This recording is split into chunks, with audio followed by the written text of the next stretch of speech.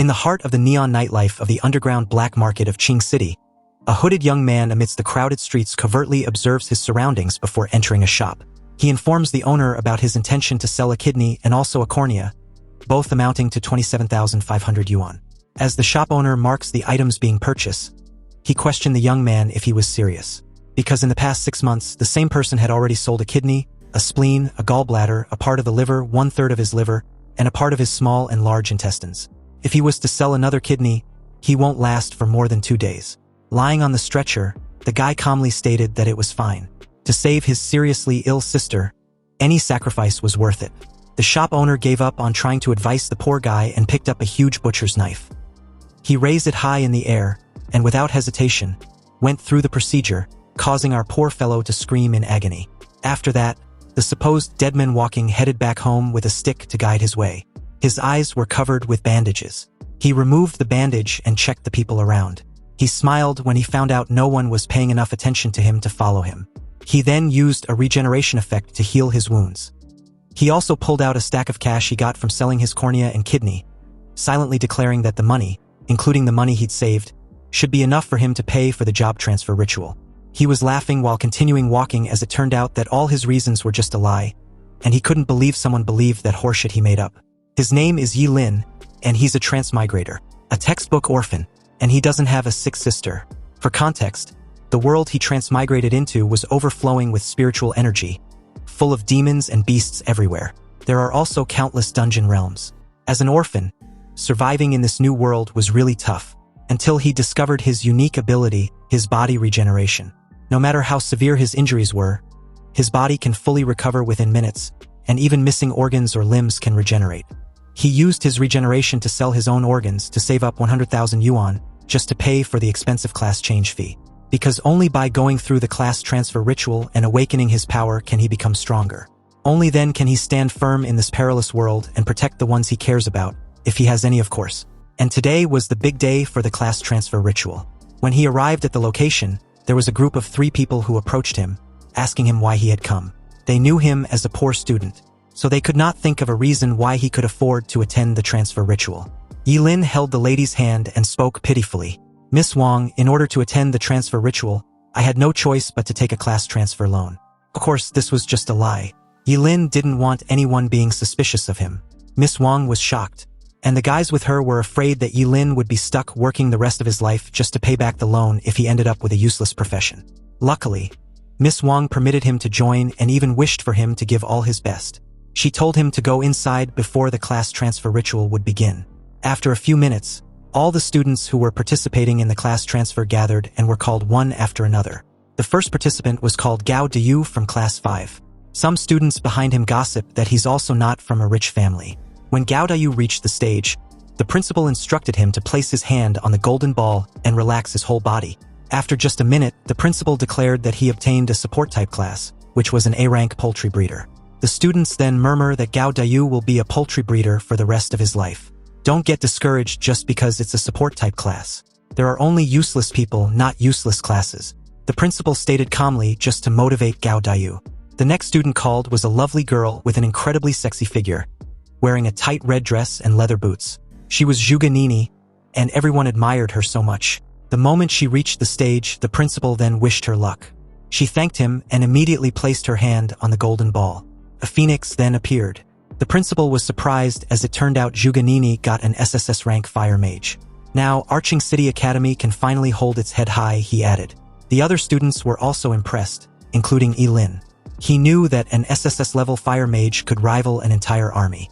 After Zhuge Nini's class transfer, the principal then informed her he would discuss her training plan later with her since her SSS class was a big deal for their school. Zhuge Nini then went downstairs, and Ye Lin's name was called. While walking, Ye Lin heard everyone talking about him for getting a class change loan just for this ritual. Ye Lin slightly looked at Zhuge Nini and assured himself he was not going to be her or anyone's side character. Ye Lin positioned himself and put his hands on the golden ball. He has waited for this moment, wondering if he would still live a miserable life or defy fate. He was excited, waiting for his new class. Shockingly, a powerful azure dragon appeared. Ye Lin was shocked while staring at it, and a blue light wrapped his body, encasing him in a powerful glow. The students cannot believe that a student who got a class loan was lucky enough to get a powerful class. Zhuge Nini was also amazed, thinking that Ye Lin's class was another SSS rank. The principal was also glad, thinking that this was another anomaly. Ye Lin asked the principal about his class, and the principal then declared Ye Lin to be a combat class SSS level Forbidden Curse Master. Today, Ye Lin had also honored Qingqing Academy, and the academy was proud of him, the principal announced. However, before he could complete his words, he finally realized that Ye Lin had a Forbidden Curse Master profession. He was shocked as he really couldn't believe the poor student's rotten luck. The other students laughed at Ye Lin when they heard this news. You see, no Forbidden Curse Master, if any, had ever lived past the age of 25. Because the Forbidden Curse Master was the kind of profession that consumes one's own life to use a skill. Due to this, someone who has this profession always die young. Ye Lin's class was considered a trash class, and the mere thought of using a loan to acquire such a useless skill was truly tragic. Zhuge Nini decided to walk away. She sighed as she was disappointed with the class Ye Lin got. Ye Lin, ever the master of deception, feigned being down. His act was so convincing that the old guy felt sorry for him. He patted him on the back and wished him good luck. Although he's such a good kid, he's unfortunate to only get the Curse Master profession. Ye Lin then asked the principal if all Curse Masters really die at the age of 25. The principal just told him not to be negative, as it was better to burn brightly than to live a meaningless life. Ye Lin thanked the old guy, stating his desire to burn brightly like the sun, and also bring honor to the school. The principal then told him that he would make a special training for him together with Zhuge Nini. Ye Lin agreed to this and smiled knowingly. He found it funny that he would die early just because his profession was a double-edged sword. Thus, of course, if he didn't have a cheat ability to counter this death threat. This dying early thing for Curse Masters has got nothing on him and his immortality. After the class transfer, everyone decided to head back home. Ye Lin was planning to head straight back to his house. He was tired and wanted to have a good night's sleep. While walking, someone called him by his name. It was Zhuge Nini.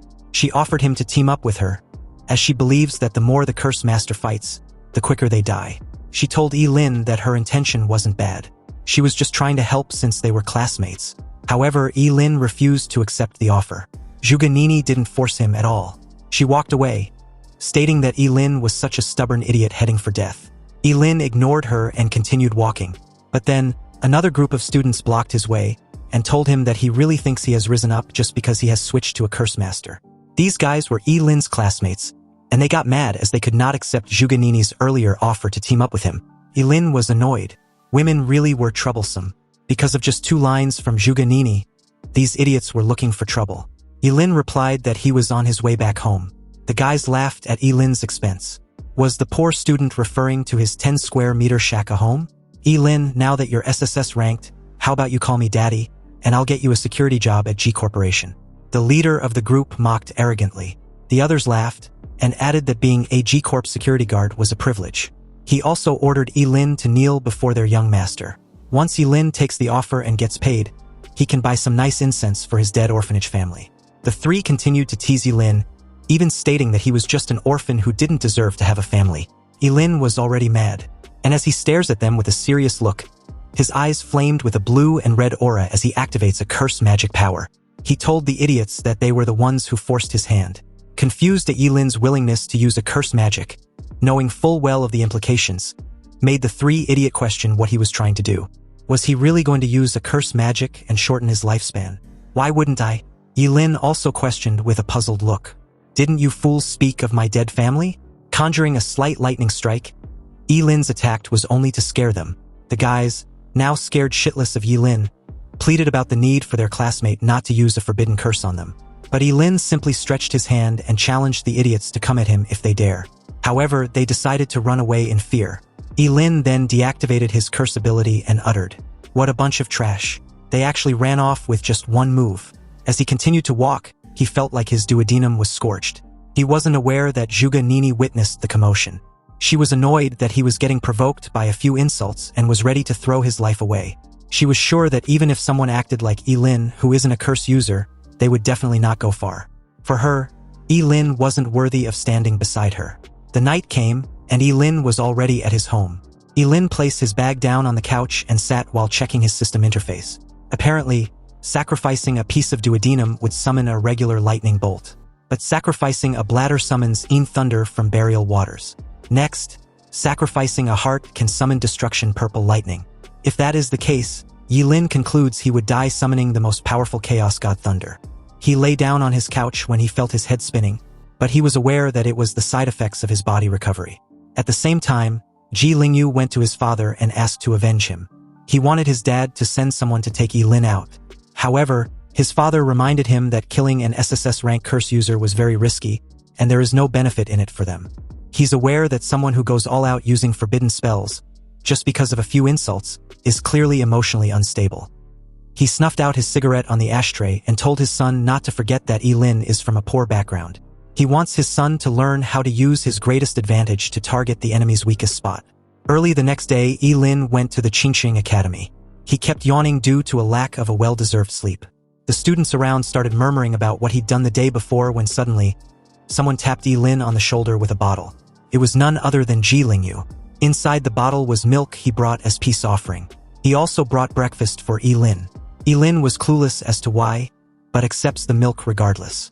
At first, he thought Ji Lingyu was trying to poison him just because he couldn't beat him. But the poor guy replied that he wouldn't dare. It was just his way of thanking him. "Thank me?" Ye Lin questioned with a skeptical look. "Yeah," Ji Lingyu replied with a forced smile. Ye Lin drank the milk and told Ji Lingyu to just say what he wants. Unexpectedly, Ji Lingyu stated that he was grateful that Ye Lin struck him like a bolt of lightning. Apparently, that lightning strike was Ji Lingyu's wake-up call. He also added that Ye Lin's appearance made him realize that he has been wasting his life in a daze. Ye Lin called Ji Lingyu on his bullshit and again, told the idiot to say what he really wants. Ji Lingyu suddenly kneeled and stated that he wants to call Ye Lin big brother. Ye Lin was shocked and questioned him if he happened to hit him in the head. But Ji Lingyu replied that he was serious, and that the beating he received the day before made him reflect on himself. He deeply reflected and wants to become a better person. But he needs a great role model. Ye Lin agreed to be his role model, but there need to be some tuition payment. Surprising enough, Ji Lingyu didn't refuse and immediately asked for Ye Lin's account number. Ye Lin headed to the field as he gave his account number. He told Ji Lingyu to transfer 2 million as a first-term tuition payment. When Ye Lin asked if it was too expensive, Ji Lingyu reassured him that it was not. He will inform his dad to send it right away. At this time, a novice secret realm opened on the field as a test for the students. The principal hopes all the candidates from each academy could perform well. Of course, everyone was wishing for their victory. Ye Lin and Zhuganini were in the front, so the old men beside the principal believed both students were from Qingqing High School, who got the SSS class profession for this year. For them, both looked extraordinary. The principal was annoyed, stating that he had already told Ye Lin and Zhuganini to keep a low profile. But these kids really don't know how to behave. 2 of them ended up getting SSS class jobs at once, and it seems to be just infuriating. Absolutely infuriating. Isn't it? He then laughed and turned to face the rest, questioning why they weren't saying anything. Were they all born mute or something? The 3 old guys walked away, saying they still had some things to do. As you might have guessed, it turns out they were annoyed by the principal for being full of himself and rubbing their faces in. Anyway, the moment entering the novice secret realm was issued, the examinees began to swamp the entrance like a tidal wave. Before Ye Lin could enter, Zhuganini asked him once again to team up with her. Still, Ye Lin refused, which made her think he was very arrogant. Since he was so eager to die, she won't stop him. Ye Lin ignored her and immediately entered the secret realm. As he landed, he noticed he was alone. No one was around, so he thought it was a random teleportation. A level 1 leopard cat then appeared. It roared, but Ye Lin wasn't scared at all, but rather excited. He believed it was a perfect enemy to test his forbidden spell. He then attacked it and instantly killed it without any struggle.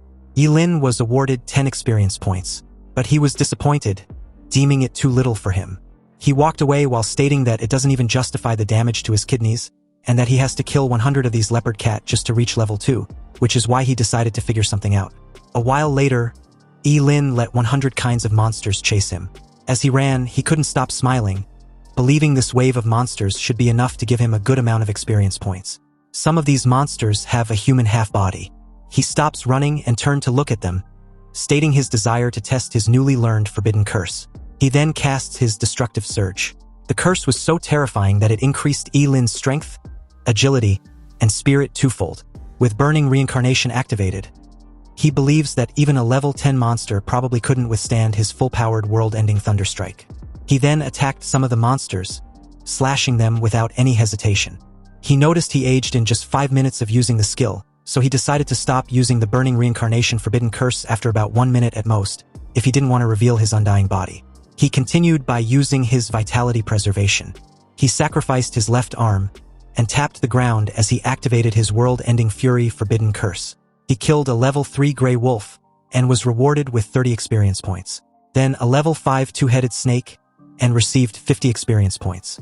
A level 6 Armored Scorpion and gained 60 experience points each for the 6 Centaur. And finally, a level 2 Killed Bee and gained 20 experience points. With that, he leveled up to level 3. He was satisfied and amazed with this development. He also learned a new forbidden curse, which was a Hellfire Scorches the Sky. An hour later, Zhuge Nini encountered the area where Ye Lin had killed all those monsters. She was shocked when she saw so many monsters incinerated to ash. She was in disbelief, wondering what had just happened. Then she noticed a hellfire. Confused, she checked it out regardless since she didn't know anyone who had the fire element in Qingqing besides her. But now there was such an intense fire element fluctuation. Also, the fire element wave might be even stronger than hers. She then saw something that gave her a hint that this commotion was surely caused by a human. Looks like Qingqing is full of hidden dragons. Zhuge Nini will definitely find out who you are. She vowed with determination. But at this moment nearby, Ye Lin was spending some time roasting some meat to eat. He once more that a Forbidden Curse Masterclass was totally not suited for solo grinding. Ye Lin was annoyed when Zhuge Nini walked away, telling him it is too late for regrets now, and following her won't help him anymore. She really assumed Ye Lin was tagging along with her, so she told him she didn't have time to team up with him anymore. Ye Lin was thinking Zhuge Nini might be missing a few brain cells. Zhuge Nini, on the other hand, looked back at him and asked him if he had seen anyone else pass the area, and she stated that that person is extremely powerful, very skilled with fire element manipulation, and likely mastered Hellfire.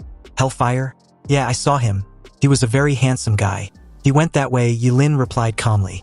He knew he could not let Zhuge Nini cling to him, so he decided not to use the Hellfire spell anymore going forward. As Zhuge Nini continued walking, she blamed Ye Lin for wasting her time. Otherwise, she would have found the Hellfire user by now.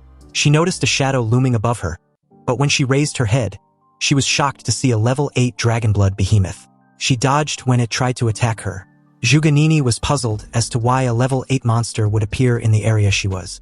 She looked behind her, deducing that Ye Lin might have run away far by now. She then attacked the monster with her Fireball Storm. However, it didn't deal much damage, not enough to kill the monster.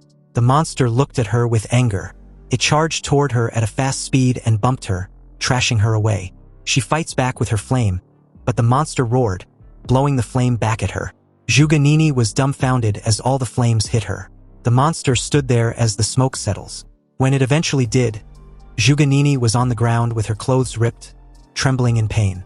She admitted that she was too arrogant to believe that she can definitely defeat a level 8 Dragonblood behemoth in this secret realm. She was afraid she would die at the hands of the level 8 monster, knowing it would be a humiliating death. Lucky for her, someone intervened and attacked the monster using a forbidden curse Hellfire. The poor monster was literally burned to ash. As expected, Zhuge Nini was shocked, knowing this Hellfire user was the one she was searching for. Turning to face her savior, Zhuge Nini thanked this mysterious person and wanted to know his name. The questionable masked individual was none other than Ye Lin. Ye Lin was standing on a tree branch with a mask. He told Zhuge Nini to call him Ling Yi, which meant early dawn and night. Ling for early dawn, Yi for night. Placing a finger on her lips, Zhuge Nini acted all pitiful and curious, asking the mysterious Ling Yi which school he was from. Although she was grateful to her savior, she also wanted to know who exactly was underneath that mask. So she concealed her intentions by stating she simply wanted to thank Ye Lin properly when they exit the dungeon. Ye Lin just stared at her like she was an idiot. He didn't need her fucking thanks. He told Zhuge Nini that there was no need to thank him. It was just the small effort after all. Anyway, the moment Ye Lin was about to bounce, Zhuge Nini pleaded for him to wait. She tried to get on her feet, but Ye Lin told her not to follow him. There are even stronger monsters ahead, and it was definitely not a place for someone of her strength to step into. Also, she might want to put her clothes back on properly before anything else. This sudden revelation drew Zhuge Nini's attention to the current state of her clothes. She blushed in embarrassment and laid on the ground to cover herself, wishing the ground could swallow her whole. When she raised her head, she realized the mysterious Ling Yi was gone. Zhuge Nini shouts Ling Yi's name, vowing to catch up to him one day. She will stand proudly by his side. Ye Lin, on the other hand, seamlessly leaped from one tree branch to the next, and after putting some distance between himself and Zhuge Nini, he believes what just happened would keep Zhuge Nini from clinging to him. He'd wasted time on her and needed to hurry up and level up. Opening his status window, Ye Lin saw that he'd gotten a new forbidden curse named Undying. He needed to sacrifice 2.5 years of his lifespan to negate one fatal injury. Seriously, what the hell? The Forbidden Spellcaster really is a short-lived class, always screwing with a person's lifespan. But this skill was practically an added bonus for Ye Lin. With this forbidden curse, Ye Lin can negate one fatal blow. That also meant even if someone stabs him in the heart from behind, he wouldn't be bothered. What's more, with this, even forbidden curses that required sacrificing the heart or his freaking head, he can actively use them once. This was just too freaking good. Now, he can grind levels recklessly without restraint. Nobody can stop his leveling pace. 3 days later, which also happens to be the last day of the test, the old guys gather at the entrance of the novice secret realm. The principal of Qingcheng Academy greeted his old mates with his usual condescending demeanor. The short-hair man among them, Principal Su, questioned what the principal was showing off for. So what if he has 2 SSS-rank job changers? Exactly, the other added. Level can be more important than class rank sometimes. The red-haired also agreed, adding that the highest record for Qingcheng's secret realm test was level 11, which still remained unbroken. He shifted his gaze towards Principal Su, stating that if he remembered correctly, that student was from Principal Su's Yutsai Academy. Principal Su replied that the red-haired principal was right. He also wondered if the record will be broken this year. The principal of Qingcheng Academy added that they will see. He believes his student can definitely surprise everyone. Just then, someone unexpected suddenly appeared at the scene and greeted the principals. He asked if he could join them. This person was Zhuge Qianxing, Zhuge Nini's father. Surprised to see Zhuge Qianxing, Principal Su stated that it had been a long time. The principal of Qingcheng Academy added that it was an honor. After all, Zhuge Qianxing was their school's astrologer. With pleasantries out of the way, Zhuge Qianxing asked about his daughter, wondering if she caused any trouble for the principal. Seeing how Zhuge Qianxing dotes on her daughter, the principal replied calmly, "No, not at all. Zhuge Nini is the pride of our Changxing Academy." But just then, they noticed someone coming out of the dungeon. The time for the dungeon wasn't up yet, but someone was already coming out. The principal of Qingcheng Academy deduced that the person must be injured. This person turned out to be none other than Zhuge Nini, who greeted the principals and was surprised to see her father. Her father wanted to know the reason why she came out early, and her principal wanted to know the level she was at. Zhuge Nini calmly stated that she was at level 12, which shocked all the principals present. With the record broken just like that, her principal was very proud. His student was worthy of being a fire mage. Zhuge Qianxing approached her daughter and stated that she was too willful. After all, if she had stayed inside the dungeon and grind some more before coming out, she would have definitely shot up to level 13. Zhuge Nini replied her father that the dungeon just became too boring. It took her ages to find monsters around level 10, and the experience reward was also pitifully small. But in all honesty, the real reason Zhuge Nini came out early was to find Ling Yi. Being the first to come out meant she could see everyone who comes out afterward. Meanwhile, back inside the secret realm, Ye Lin suddenly sneezed heavily like he already had a cold. He found this behavior strange since the area he currently wasn't cold. So why did he suddenly sneeze like that? Was someone cursing him? With level 10 area monsters all gone, could it be that he grind too hard?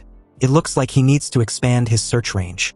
Ye Lin raised his hand and decided to try out another new forbidden curse he'd learned, instantaneous range. This forbidden curse casting sacrifices an organ based on the organ's importance.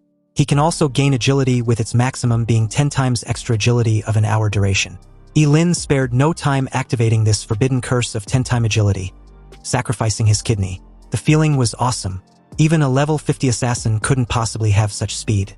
Moving like a bolt of lightning, Ye Lin made an insane dash forward, creating a sonic boom and destroying everything in his path. He was so fast that before a 3-headed storm mantis monster felt his presence, it was too late. Ye Lin sacrificed his bladder, summoning a bolt of lightning which incinerated the monster into ash. This forbidden spell was the Ashen Fierce Thunder. Back at the entrance of the novice secret realm, many students exit the dungeon in droves, some in excitement, and others in fear to finally escape with their lives. However, all this while, Zhuge Nini had been patiently waiting at the entrance, hoping to see Ling Yi. But after a long while, she found it strange that he hadn't appeared yet. There was only 5 minutes left, and all the candidates who had completed the test were asked to return to their designated school area. With the test ending soon, it looks like the highest record this year would belong to Zhuge Nini. This meant that Qingqing Academy got really lucky this year besides the acquisition of 2 SSS rank students at a go. But speaking of Qingqing Academy's SSS rank students, the other had yet to exit the secret realm, right?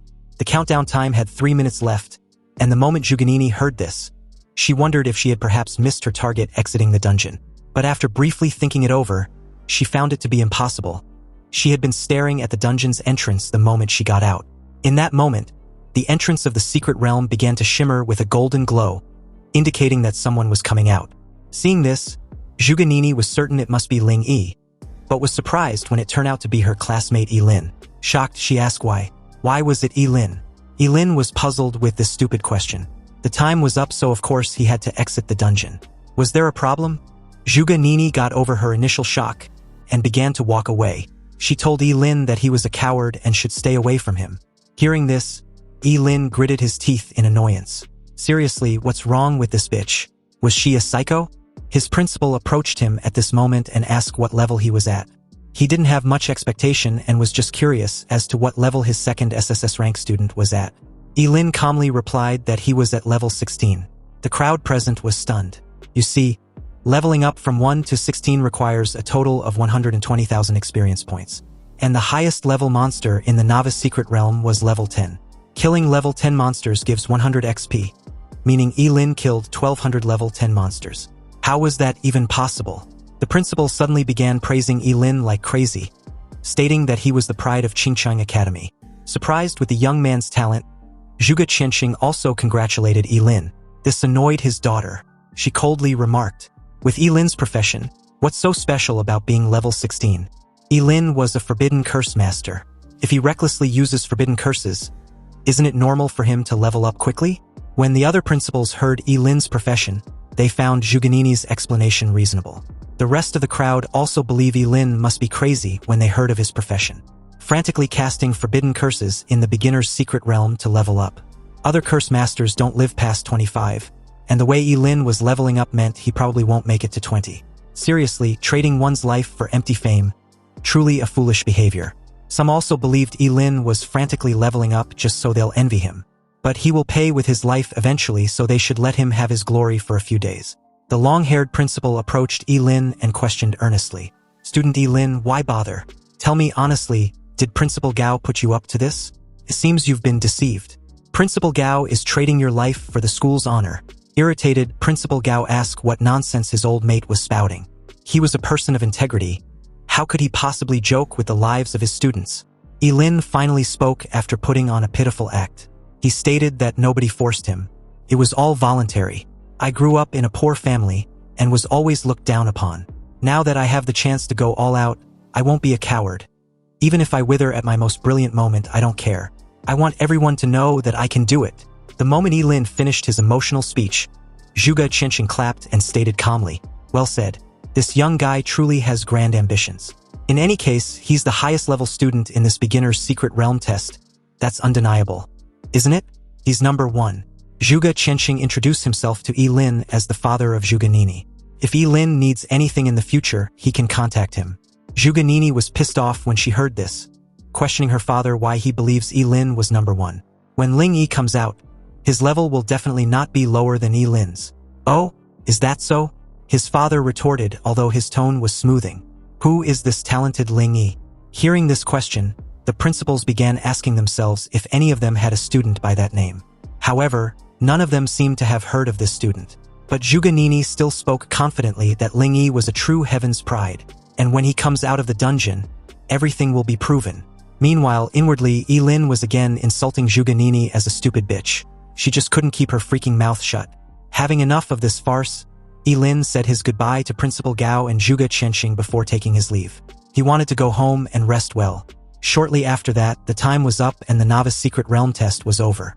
But Zhuge Nini was puzzled with this outcome. Where was Ling Yi? Could it be that while I was talking to Ye Lin, Ling Yi quietly slipped away? Cursing, Zhuge Nini started blaming Ye Lin. She believed Ling Yi's escape was Ye Lin's fault. When her father placed a hand on her shoulder, she asked if he believes him. Ling Yi was truly a genius and even saved her life. Zhuge Qianxing figured out that her daughter's early exit from the dungeon was simply to find this mysterious Ling Yi. But this was a bit strange. He asked Zhuge Nini if it was possible that Ye Lin was the mysterious Ling Yi she had been looking for. Hearing this, Zhuge Nini vehemently denied this possibility. What was her father thinking? How could that coward be compared to Ling Yi? Ye Lin saw the dragon blood behemoth she faced in the dungeon and ran away in terror like a coward. And Ling Yi's mastery of the fire element was extremely high. How can Ye Lin of all people know about stuff like that? Meanwhile, back inside his apartment, Ye Lin let out another heavy sneeze which jolted him awake. He wondered who was talking behind his back. Seriously, it must be that stupid woman Zhuge Nini. Just then, a knock on his door drew his attention. Ye Lin asked who the person was, and the moment he opened the door, he questioned the fat business guy in front of him. The fat guy introduced himself as Wang. Mr. Wang, the manager of Qingcheng Brain King Oral Liquid Limited Company. He had been searching for Ye Lin for a while, and now he'd finally found him. The moment Ye Lin led Mr. Wang inside his apartment, he questioned what he was there for. Mr. Wang replied that he's got good news for Ye Lin. He heard Ye Lin successfully changed profession and even broke the highest level record in Qingcheng's beginner's secret realm. So his company was sincerely inviting him to endorse their product. Of course, the remuneration will definitely be substantial.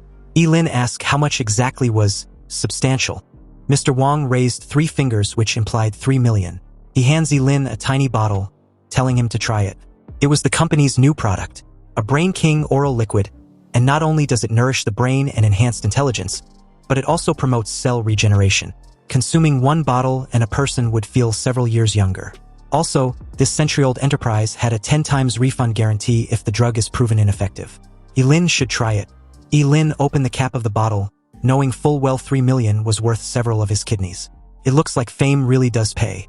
He drank the content in the bottle, which tasted a little sweet. Then he suddenly felt dizzy. Ye Lin passed out immediately after. Lying in his couch, Mr. Wang called someone on the phone and told the person that Ye Lin drank the content in the bottle. He prepared backup plans, but they weren't even needed. It seems Ye Lin was a simple fool. Mr. Wang was ordered to bring Ye Lin over. A while later, deep into the night at an unspecified location, inside an abandoned warehouse, Mr. Wang had successfully brought Ye Lin to his boss. Although he doesn't understand why his boss was going through such lengths from a mere student, he knows he didn't have the right to ask questions. His boss, who happens to be the shop owner in the black market Ye Lin used to sell his organs to, told Mr. Wang to leave. Without his orders, no one should be allowed in. If anyone violates this order, they will be killed. Mr. Wang replied he understands and left the warehouse. The greedy shop owner crouched beside Ye Lin, recalling how Ye Lin sold him his liver, coronary arteries, gallbladder, corneas, kidneys, spleen, large intestine, small intestine. And surprising enough, they've all grown back. The organs Ye Lin previously sold to him have all regenerated. Incredible. This is simply incredible. With Ye Lin, he can master the secret of organ regeneration. As he got drunk on his delusional fantasies, someone added that the old bastard will have supreme power and wealth. Even the most powerful people will kneel before him. Hearing this, the old bastard Ji Yuzhen agreed. Exactly. But the moment he said this, he realized what just happened. Turning around, he was stunned to find Ye Lin casually sitting on a chair with his arms and leg crossed. Ji Yuzhen wondered how it was possible. How was Ye Lin awake this early? His sleeping drug could keep even an elephant unconscious for 6 hours. But Ye Lin was not concerned about the stupid sleeping potion. He was more curious about how Ji Yuzhen managed to track him down. Ji Yuzhen got over his initial shock, pointed his blade at Ye Lin, and stated that since his cash cow was awake, he won't be polite anymore. He should surrender obediently, and he will guarantee Ye Lin won't lose any limb. Ji Yuzhen's profession was currently a level 20 phantom blade. Ye Lin realized Geogans also had a job change with a higher level than his own. Left with no choice, he decided to get serious. He knew using fire element would easily burn this entire place down, so it was better not to cause too much commotion. Ye Lin decided to use his eternal freezing gaze. It was a forbidden curse that sacrifices his eyeballs to freeze everything within sight before becoming blind. Petrified, Ji Yuzhen was shocked to find the entire lower half of his body frozen. Ye Lin kept the spell active as the ice around Ji Yuzhen started extending. Ji Yuzhen wondered what's going on. What kind of spell was it? He plunged his blade into the ice around him, but was unable to break it. His eyes widened when the ice finally encased his entire body, leaving only his head. Ji Yuzhen kept muttering that it was impossible. Ye Lin was only at level 16 while he was at level 20. Even if Ye Lin was a forbidden curse master, he couldn't possibly defeat him in one strike. What kind of monster was he? Now that Ji Yuzhen was trapped in place, Ye Lin can have a proper chat with him. He asked Ji Yuzhen who else knew about his organ regeneration ability. Ji Yuzhen replied that besides him, no one knew. After all, with such amazing discovery, why would he tell someone else? Hearing this, Ye Lin chose to believe the old bastard and decide to make his death quick and painless. He raised his fist and smashed the poor old bastard into broken ice lollies. Also, after consuming all the sleeping drug, he decided to sacrifice his stomach first.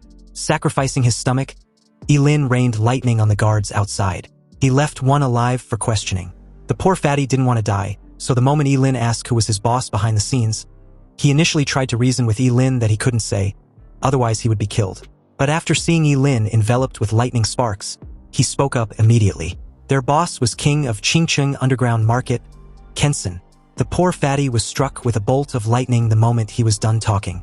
Grabbing his chin, Ye Lin walked away, trying to recall where he'd heard Kenson. The name seems familiar. It didn't take much effort to recall that Kenson was one of Qingcheng City's top 10 outstanding philanthropists. This just got complicated. Meanwhile, elsewhere at Qingcheng's underground black market, a middle-aged man with a thick cigar lounged in a leather sofa as one of his men informed him about some urgent news. This fucker was Kenson, and with his brows furrowed, he was shocked upon receiving news that all contact with his agent, Jihu, had been lost.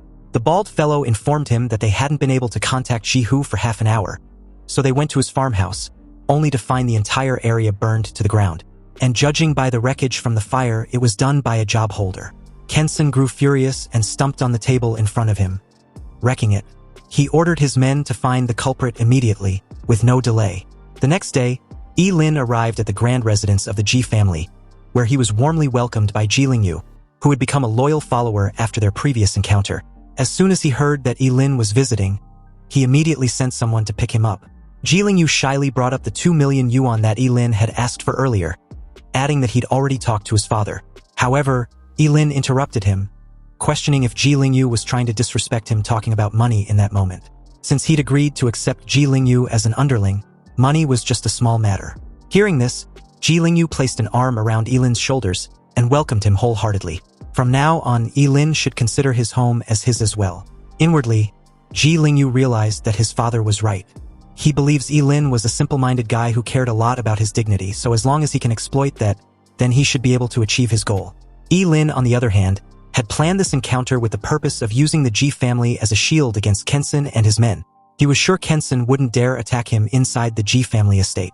Ye Lin entered the house and was surprised to find a large number of maids lined up, greeting him politely and respectfully, which left him a bit speechless.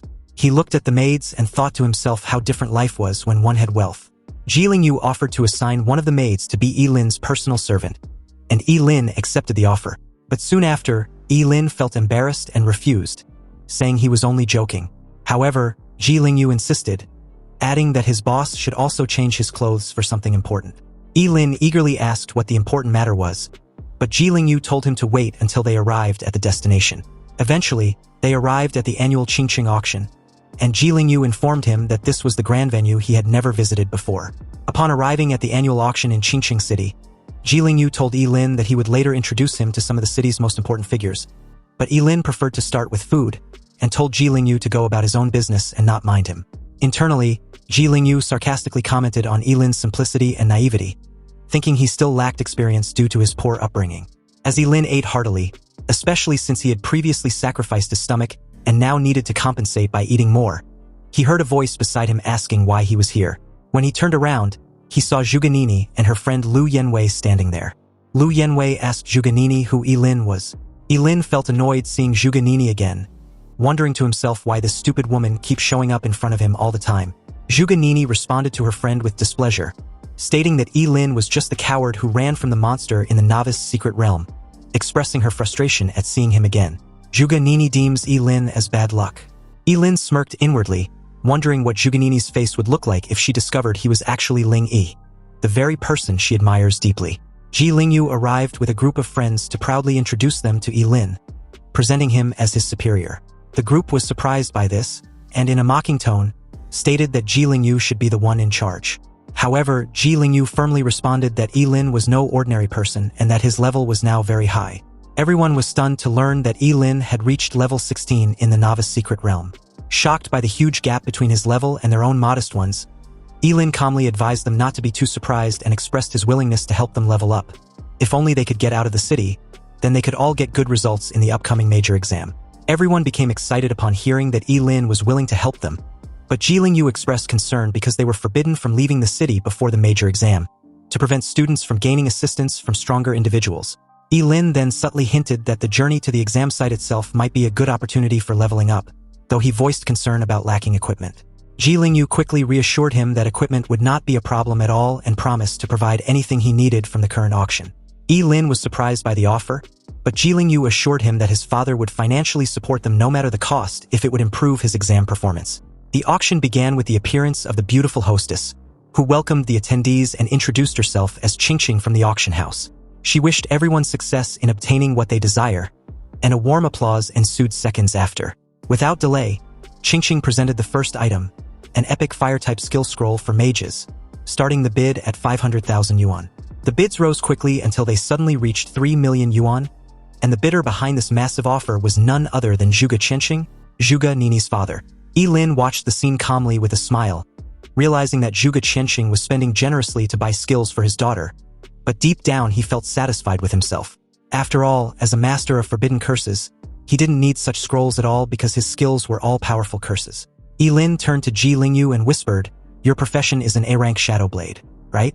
If something pops up that suits your class, don't hesitate. Bid right away. The right skill might save your life later."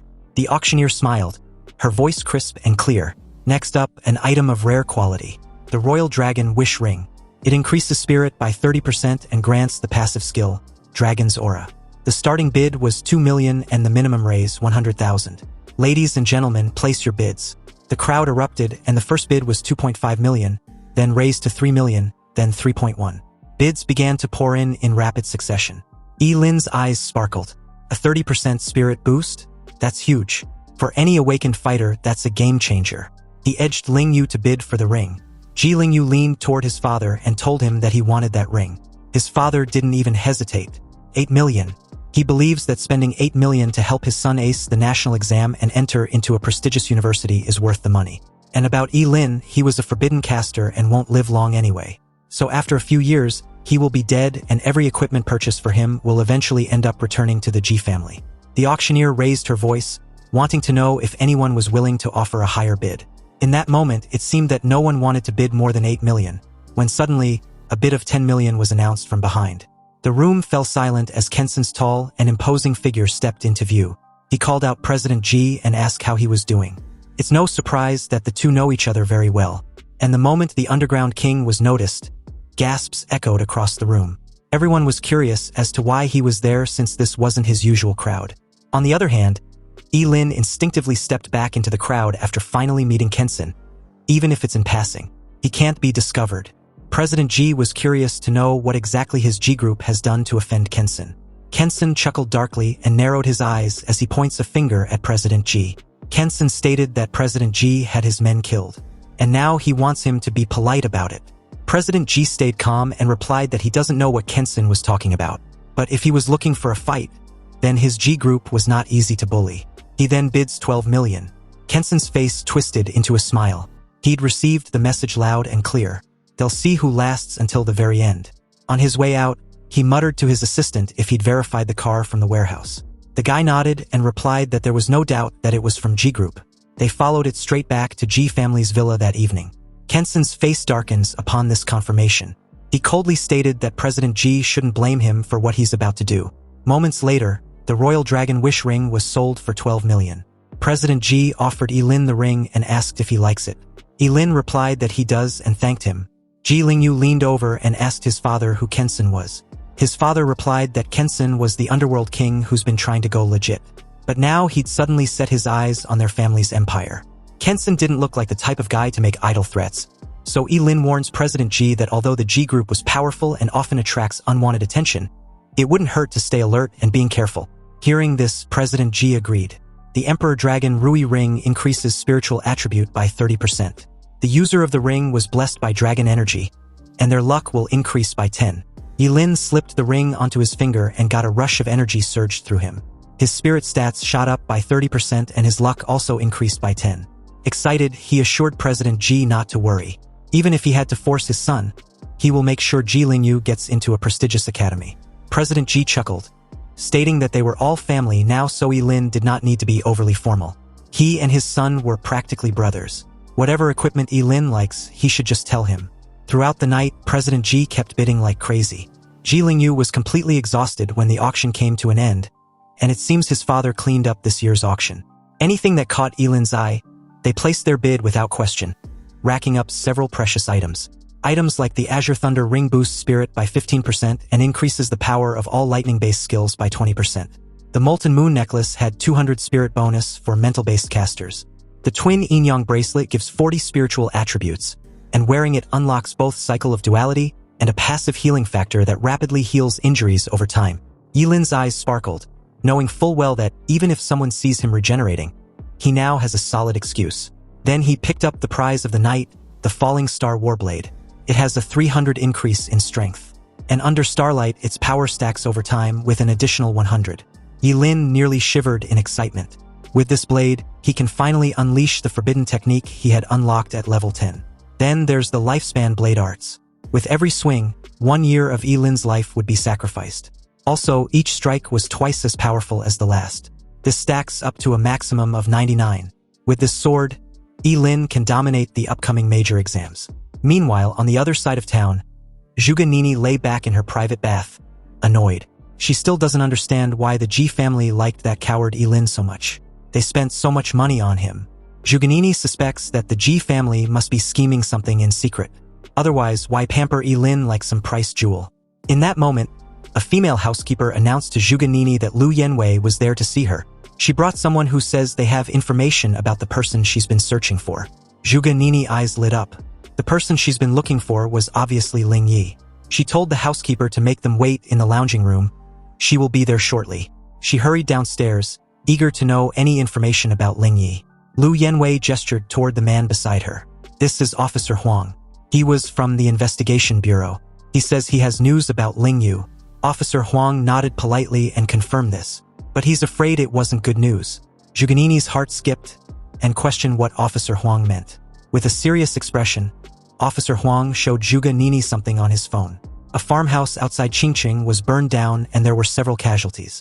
They also found traces of hellfire at the scene. And based on Zhuge Nini's previous description, they suspect the culprit might be the mysterious Ling Yi Zhuge Nini mentioned. The Bureau would like her to assist in the investigation. Hearing this, Zhuge Nini immediately jumped to Ling Yi's defense, shouting that he wasn't a killer. He saved her life. Zhuge Nini was not having it, and no one could make her believe that Ling Yi was a murderer without real evidence. Besides, why would a murderer risk his life to save her back then? Lu Yanwei quickly moved to calm her friend, and Officer Huang continued calmly. He understands her reaction, but the statement she gave was that Ling Yi used hellfire to obliterate an 8th-tier beast with a single attack. But during their investigation, there was no trace of anyone named Ling Yi. However, there's one individual who caught their attention. Officer Huang's tone dropped lower, and based on what they've gathered, this person may very well be her mysterious Ling Yi. Officer Huang added that their investigation also showed a high possibility that Ye Lin was Ling Yi. Zhuge Nini's eyes widened as the words sank in, but she immediately rejected this possibility. Ye Lin, that coward? No way. That guy always run away at the sight of danger. How can that coward be Ling Yi? And besides, Ye Lin wasn't capable of using hellfire. Activating his lie detection skill, Officer Huang's pupils shimmered with a faint blue light. He asked Zhuge Nini if she was absolutely certain. Without hesitation, Zhuge Nini answered that she was sure. She was the only one who's ever seen Ling Yi with her own eyes, and there was no way that coward could be Ling Yi. Officer Huang had never been wrong with his lie detection, so it seems Zhuge Nini was telling the truth. Ye Lin might not be their suspect after all. He nodded politely and thanked Zhuge Nini for her cooperation. If anything else comes up, she should inform him immediately. Meanwhile, Ye Lin had other priorities. It was time to test his new gear. Ji Lingyu led him to the official Awakened Association Center, the central training facility in Qingqing. A receptionist welcomed them and questioned if they would like to conduct a training for that evening. Ji Lingyu confirms this, adding that his boss wants to test his new equipment. Hearing this, she asked Ye Lin what his level was. Ye Lin replied confidently that he was level 16. The lady then explains that the facility has standard training room for under 20 awakeners, priced at 100,000 yuan per hour. It also includes basic force analysis and mana calibration. Ye Lin told her he wanted a training room for level 40 or below. The receptionist was stunned for a moment, then nodded in understanding. Ji Lingyu waited outside as the receptionist led Ye Lin into the training room. The training room was very spacious, as big as a basketball court, with a row of dummies in the middle. According to the lady, the training room was made of special materials and was built by an SS-level builder. It can withstand the full force attack of job changers below level 40. This also applies to the dummies. It's extremely difficult for job changers below level 40 to leave marks on the dummies. The moment the door was locked, Ye Lin walked around and carefully checked the training room, and after confirming that there were no surveillance cameras, he visibly relaxed, then drew out his falling star warblade. Ye Lin made a dash forward, deciding to try Yangshuo's sword technique, which consumes a year of his life with every strike. Ye Lin leaped high in the air, grasped the falling star warblade tightly, and instantly entered a mysterious state. The moment he swung the sword, his eyes became firm and deep. The first strike of the sword was followed by a deafening bang in the training room, as if something was completely torn apart. A bright light flashed on the blade of the falling star warblade, which was Ye Lin's burning life. After the first slash was made, the second slash that followed was even sharper and more powerful, and the air in the training room seemed like it's been slashed, forming an invisible sword energy. The third slash followed, then fourth and the fifth. Ye Lin's sword swinging speed was getting faster and faster, and each strike was more powerful than the last. When Ye Lin swung the sword for the 99th time, the entire training room seemed to be shaking, and strong energy fluctuations filled the air. At that moment, it was earth-shattering, and an unprecedented light burst out from the blade of the falling star warblade, illuminating the entire training room. An invisible blade energy gushed out from the blade and instantly slashed towards the dummies in front, tearing them apart. After stacking 99 layers of Yangshuo sword technique, each of his sword slash was extremely terrifying. At this moment, Ye Lin was like a god of war, after he'd slashed hundreds of times in succession. With a clang, the dummies that was said to be able to block the full force attack of job changers below level 40 laid broken on the floor. As Ye Lin carried on, testing the rest of the equipment together with his forbidden spells, a slight tremor could be felt outside. Ji Lingyu explained to the lady that there was a major exams approaching, so Ye Lin likes to get a little bit crazy when he starts training. The two were interrupted the moment Ye Lin walked out of the training room with satisfaction. With his two forbidden spells of Burning Reincarnation and Longevity Sword Technique, coupled with the sword and the rest of the equipment, he had a rough estimate of his current strength. Ji Lingyu was curious as to why Ye Lin came out so soon. Ye Lin replied that he was exhausted and needed to head back and rest. Also, he wanted to know if he doesn't need to pay for breaking things in the training room. The lady initially thought Ye Lin was joking. After all, the training room was suitable for job changers below level 40. And if Ye Lin, a level 16 job changer, can damage the things inside, then it means the quality is not up to standard. How can she ask him to pay for it? Relieved, Ye Lin quickly led Ji Lingyu out of there as the lady went into the training room to check. When she found out that almost everything in the training room was completely wrecked, she covered her mouth in shock. The dummies were slashed and charred, and not a single dummy was left standing. Meanwhile, back at the Ji family residence, the two guards stationed at the entrance were suddenly attacked by an unknown enemy. The neck of one of the guard was pierced with a thin needle coated in poison. As the guard clutched his neck in pain, the other, seeing this, was alarmed and asked what was wrong. Unbeknownst to him, a pair of hands suddenly emerged from the shadows behind him, and just like that, his neck was snapped horribly from behind. Screams and bloodshed followed shortly after as the scene pans to President Ji, who was currently at his study when he heard all the commotion outside. He wondered what was going on. But just then, the old housekeeper, a bit bloodied and bruised, opened the office door and told his master to run. He was about to explain when suddenly, a knife stabbed into his body along his lower back. He screamed in pain as his vitality quickly slipped away. The person responsible for this massacre finally came to view, and it was obviously none other than Kenson. "We meet again," he said, mocking President Ji. President Ji was furious as he took out his gun. But before he could even fire a shot, a long knife with a cold glow flashed by like lightning and under President Ji's incredulous gaze. His hands had already flown high into the air. Kenson smiled with disdain on his face. He called President Ji a fool for using a gun against a job changer. Seriously, was he having a brain glitch or something? You see, guns were okay in dealing with those who had just successfully changed jobs, but once their strength reached level 30 or above, guns were no different from toys in front of them. Kenson raised his sword and was ready to kill President Ji when suddenly, one of his men rushed over and informed him that the two boys were not at the villa. Although Kensen was annoyed upon hearing this, he decided to let President Ye live a little longer. After all, killing him would be equivalent to cutting off Ye Lingyu's weak spot. But if he doesn't annihilate everything about the Ji family, they will eventually come back and seek revenge in the future. Kensen plans to use President Ji to lure these two boys out and then eliminate them together. In less than half an hour, all the people in the Ji family villa, except Ye Lingyu's father, turned into cold corpses. When Ye Lingyu and Ye Lin returned to the residence of the Ji family, they instantly felt that something was off. The guards stationed outside were missing, the entire villa was eerie quiet, and even the lights were off like there was a power outage.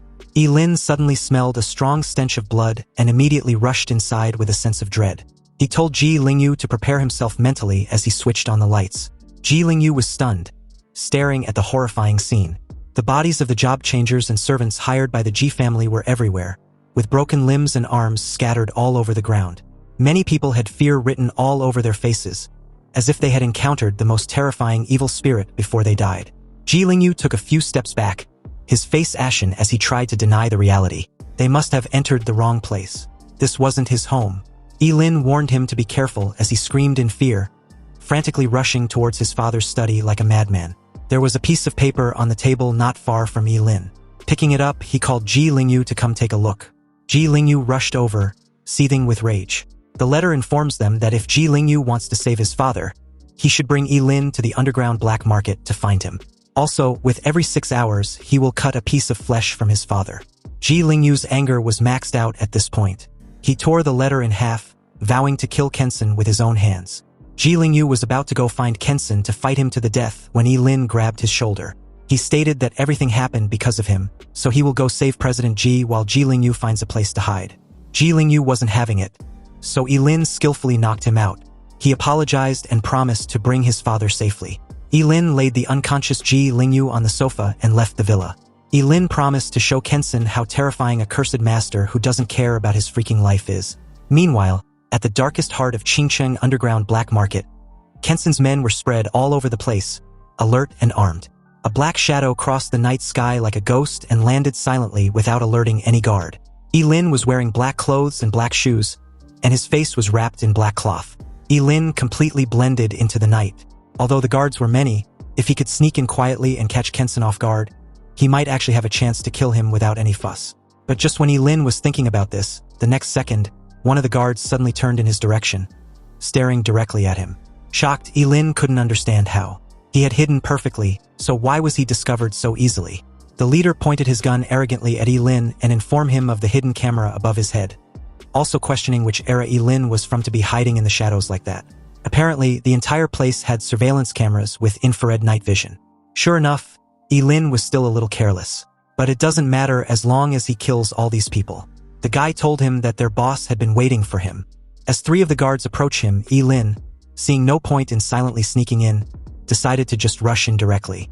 Since Ling Yi has already taken a lot of blame for his misdeeds, he was not afraid of him taking the blame for the assassination of Kensen as well. But this obviously needed to be under the premise that no one present could escape alive from the underground black market tonight, otherwise the secret of his immortality will be exposed. Also, since he's been discovered, he felt no need to disguise himself anymore. Ye Lin removed the mask covering his face and began to perform intricate signs with his left hand leisurely hidden from view. Then, very abruptly, he activated a forbidden spell, the Burning Reincarnation.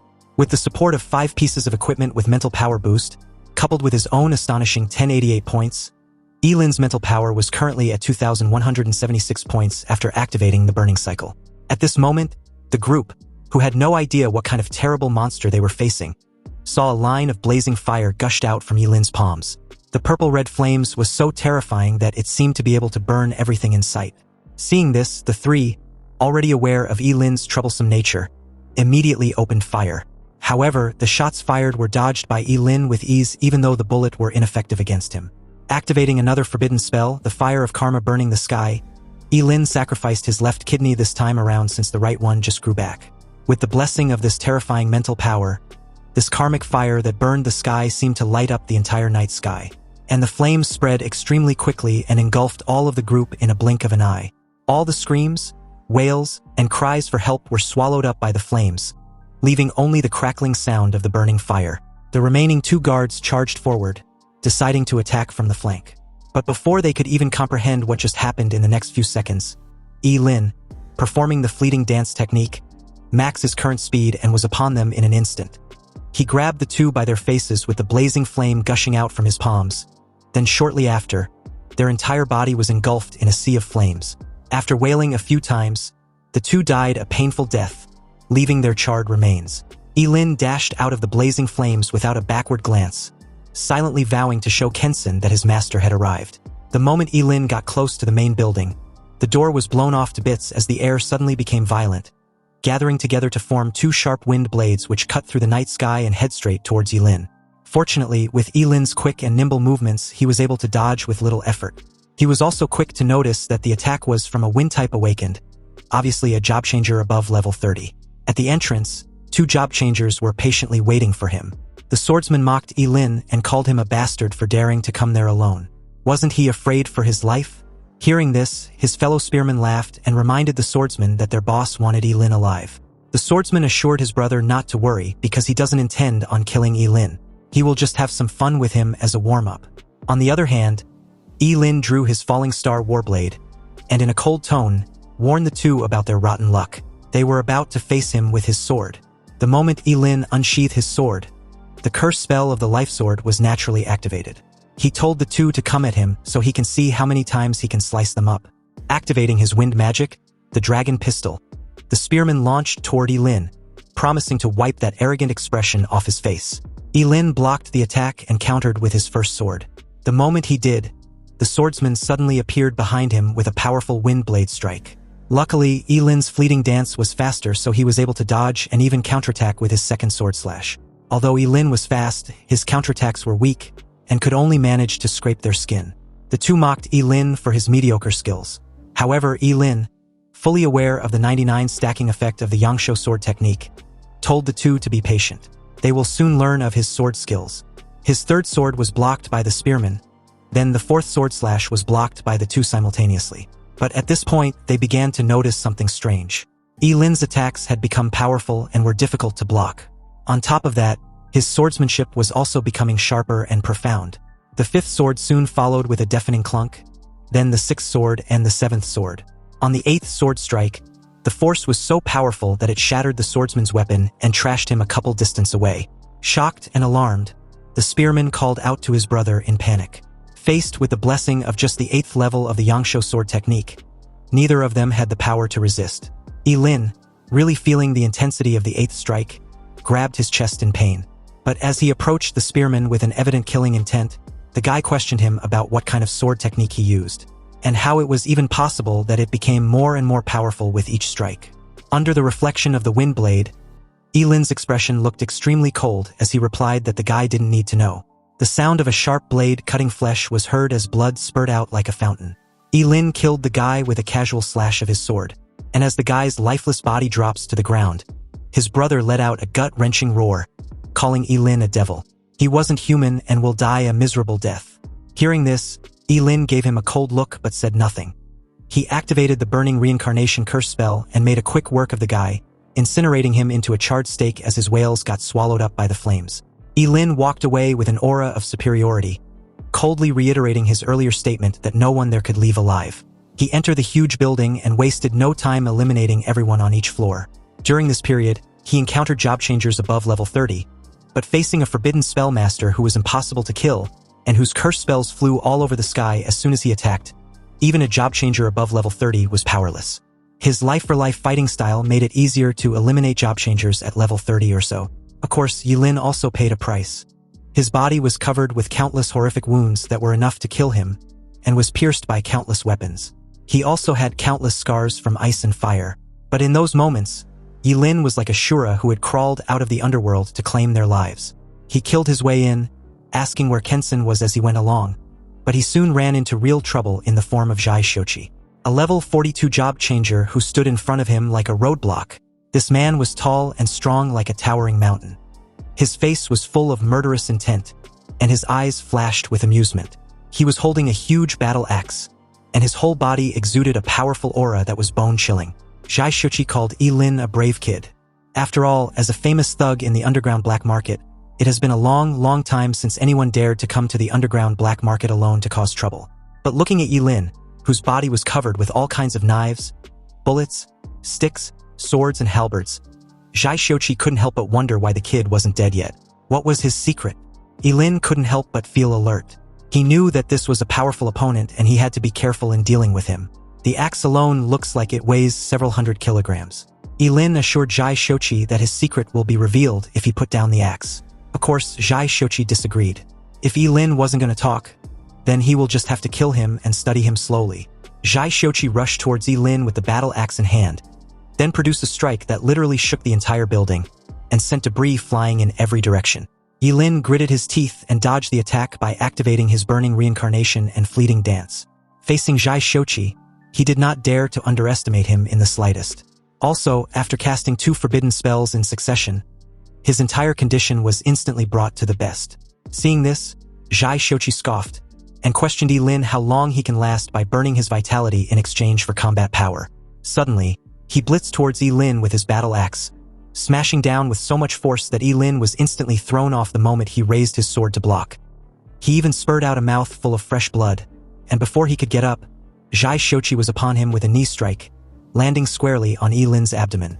However, Ye Lin still charged forward as if nothing had happened, swinging his sword wildly to stack up his attacks. But the few exchange didn't have enough power as a force even more terrifying than before burst out from Zhai Xiuqi's battle axe and swung at Ye Lin, who was attacking him. Zhai Xiuqi's battle axe continued to hammer down, disarming the falling star warblade in Ye Lin's hand. Ye Lin's face was extremely solemn at this point. As expected, a level 42 job changer was indeed extraordinary. Even with the 99 layers of Yangshuo sword technique combined with his burning reincarnation and fleeting dance, he was no match for Zhai Xiuqi. However, Ye Lin's advantage was his burning immortality. Zhai Xiuqi used his previous momentum to smash hard on Ye Lin's shoulder, producing a teeth-grinding sound of bones cracking. The sound of Ye Lin's shoulder bone and clavicle breaking under the attack made him spat out a mouthful of blood, and his whole body was trashed across the room like a cannonball, hitting the wall not far away heavily. Zhai Xiuqi approached Ye Lin's brutally battered figure, a bit disappointed. He was just warming up, but Ye Lin was already down for the count. Ye Lin agrees with this assessment. When fighting a close combat expert, his sword skills were severely lacking. Nonetheless, he still had his trump card, and Zhai Xiuqi should remember that he was the one who forced his hand. As Ye Lin slowly got up, the shoulder injury quickly recovered, along with any other internal injuries inflicted upon him. Because what happened next was so jaw-dropping that it even seemed excessive. Ye Lin did not hold back at all and attacked with all his might, sacrificing everything he could, and I mean everything. Liver, left lung, stomach, right kidney, gallbladder, duodenum, pancreas, spleen, large and small intestines, you name it, it's probably in there, just to summon the legendary world-destroying thunder. You see, forbidden spells were not omnipotent, so no matter how powerful a forbidden spell was, the person who casts it must be strong enough. Ye Lin's actual level was only 16, so naturally, if it was an ordinary thunder, it would definitely be difficult to cause too much damage to Zhai Xiuqi. However, this sacrifice made to summon the world-destroying thunder was expensive and enormous, so its power was obviously unfathomable. When the familiar chaos thunder came crashing down, Zhai Xiuqi's eyes widened with an overwhelming fear, and it didn't take a genius to know he was fucked in every way possible. Although he had his divine physique which could still resist a portion of the attack from the chaos thunder, it was definitely not even close to enough. The world-destroying thunder crushed into Zhai Xiuqi's body, wreaking havoc. It took less than a second for it to vaporize the upper half of his body to dust, leaving a hand on his battle axe and his lower half, which soon followed. Ye Lin's swordsmanship may not be good enough, but his chaos thunder summoning was a whole different matter. Now, if there was anything Zhai Xiuqi wanted to know, he can go ask the King of Hell. Groaning in pain, Ye Lin proceeded to the next floor, feeling a little lightheaded. Sacrificing too many organs at once really did a number on him. Meanwhile, in the presidential suite under the same building, Kenson, clearly unbothered, was leisurely having a fun time with one of his many women even though he'd been informed that there's been an intruder. He believes Zhai Xiuqi, being a mini-boss, was more than enough to deal with whichever nutcase dares to come to his domain, after the intruder happens to defeat all the men in the building, of course. Anyway, the important matter at hand was whether his little plaything wants to have a taste of something delicious he's got for her. The woman, Miss Chen, caught on what Kenson was implying and was fully on board. But before the two could get all naughty, Ye Lin barged into the suite like an enraged bull, and like a Kenson's personal cockblocker, he spared no time demanding where President Ji was. Pissed off, Kenson got up and approached the little brat, a bit baffled that he was able to make his way to him. Kenson asked where Zhai Shochi was, but it was clear that Ye Lin was done with the idle talk. With his sword in hand, he leaped high in the air and swung it down, declaring that his precious little pet was dead and he was next. Kenson just laughed at the sheer audacity of this little brat and casually grabbed the sword with his bare hands. After all, he wasn't the underground king of Qingcheng for show, and there was a long list of people wanting to kill him, but unfortunately, Ye Lin wasn't worthy. Kenson then grabbed Ye Lin by the neck and spared no time exerting his dominance. He told Ye Lin to learn an important lesson to never fuck with him in his next life. Kenson activated a heavy power skill named the Breaking Gasp and crushed Ye Lin's throat without breaking a sweat. He drops Ye Lin's lifeless body to the floor without a backward glance, annoyed for wasting his time dealing with such worthless inconvenience. However, to his shock, the little fucker wasn't dead, but even had the energy to get back up. And on top of that, all the injuries on his body seems to have been healed somehow. Kenson questioned how it was even possible. Ye Lin was super dead. He made sure of it. On the other hand, Ye Lin just scoffed at Kenson's temper tantrum. Why would he be dead when he hadn't even had any fun yet? Ye Lin sacrificed his left eye and activated the curse spell, the Eyes of External Freeze. He froze Kenson's legs within an ice prison, and this freaked the hell out of the so-called underground king of Qingcheng. He questioned what kind of curse spell Ye Lin used and why he couldn't move at all. Obviously, Ye Lin ignored the question and asked one of his own. He wanted to know where President Ji was. Kenson refused to reveal where he was keeping President Ji as a hostage, and Ye Lin made him pay dearly for it. Activating his burning reincarnation, Ye Lin set the poor bastard's arms on fire, and the flames burned them wildly as he wails like a woman in labor. However, during Kenson's wailing session, a dull thud sounded as knees hit the floor behind Ye Lin. Miss Chen, pointing a loaded gun at the back of a tied-up President Ji, demanded that Ye Lin let his lover go. Otherwise, she will kill President Ji. Seeing this, Ye Lin casually remarked on how Miss Chen wants to be all righteous for her man. He extinguished the flames and suggested an exchange of hostages. Miss Chen immediately pointed the gun at Ye Lin the moment he started to slowly approach her. She warned Ye Lin not to come close or she will shoot. Ye Lin questioned Miss Chen if she didn't want to exchange hostages. Arrogant as always, Kenson stated that he didn't need a woman to save him. However, he still wanted to protect Miss Chen, so he told her to get out of there. But the damn woman didn't listen and suddenly pulled the trigger, firing 3 shots that hit Ye Lin squarely in the stomach, chest, and left shoulder. He drops to the floor as Chen rushed to Kenson's side. Kenson calls her a fool for not leaving like he told her. The little brat she just shot wasn't dead. This revelation shocked her greatly, and at the same time, Ye Lin had already gotten up and made his way to President Ji's side. He then casually used the Eyes of External Freeze curse spell and froze both hands of Miss Chen together with her gun. She couldn't hide her shock as the only thing fueling her fake bravado got neutralized real quick. And the moment Kenson pleaded for her, demanding Ye Lin come at him and leave her alone, his head was cleanly severed from his body. Ye Lin's blade flashed with a starlight, and Kenson's desperate pleas stopped abruptly as Ye Lin just coldly remarked that he was being noisy. The underground king of Qingcheng died with his eyes wide opened, and Miss Chen just stared at the scene in absolute disbelief, unable to comprehend what she was seeing. With tears in her eyes, she let out a scream. Ye Lin just straight up ignores her as he made his way to President Ji's side with an expressionless face. Miss Chen, in a defeated tone, questioned if Ye Lin plans on killing her too. Hearing this, Ye Lin just sighed, carried an unconscious President Ji on his shoulder and walked off. He told Miss Chen to not have such silly thoughts because he doesn't kill women, and if her lover hadn't kidnapped President Ji, he really wouldn't have been his enemy. He then tells her to leave the building. Miss Chen was speechless upon hearing this, and it's unclear whether she listened to Ye Lin and left the building, because shortly after cleaning house, Ye Lin incinerated the entire building with his hellfire, leaving no evidence which could be traced back to him. The entire black market was shrouded in karmic fire, turning into a sea of fire. And with that, the once largest sinful city in Qingcheng officially came to an end. The very next day at the Ji family's residence, President Ji finally woke up after his treatment. Lying in bed with his whole body wrapped in bandages like a mummy, President Ji was fortunate enough to have his severed hands also reattached and healed. Ji Lingyu burst out in tears seeing his father finally awake.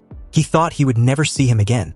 President Ji comforts his son, reassuring him not to worry. As long as he was still alive, the Ji family will be fine. Then, his gaze shifted to Ye Lin with evident doubts and curiosity. He was comatose during the whole incident and didn't know what really happened. President Ye wanted to know just how on earth Ye Lin rescued him.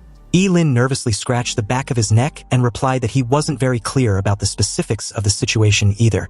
The entire rescue mission was done by his good friend Ling Yi.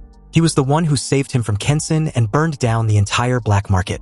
Upon hearing about this mysterious Ling Yi, President Ji, although grateful and lucky to still be alive, wondered where Ling Yi came from and why he had never heard of him.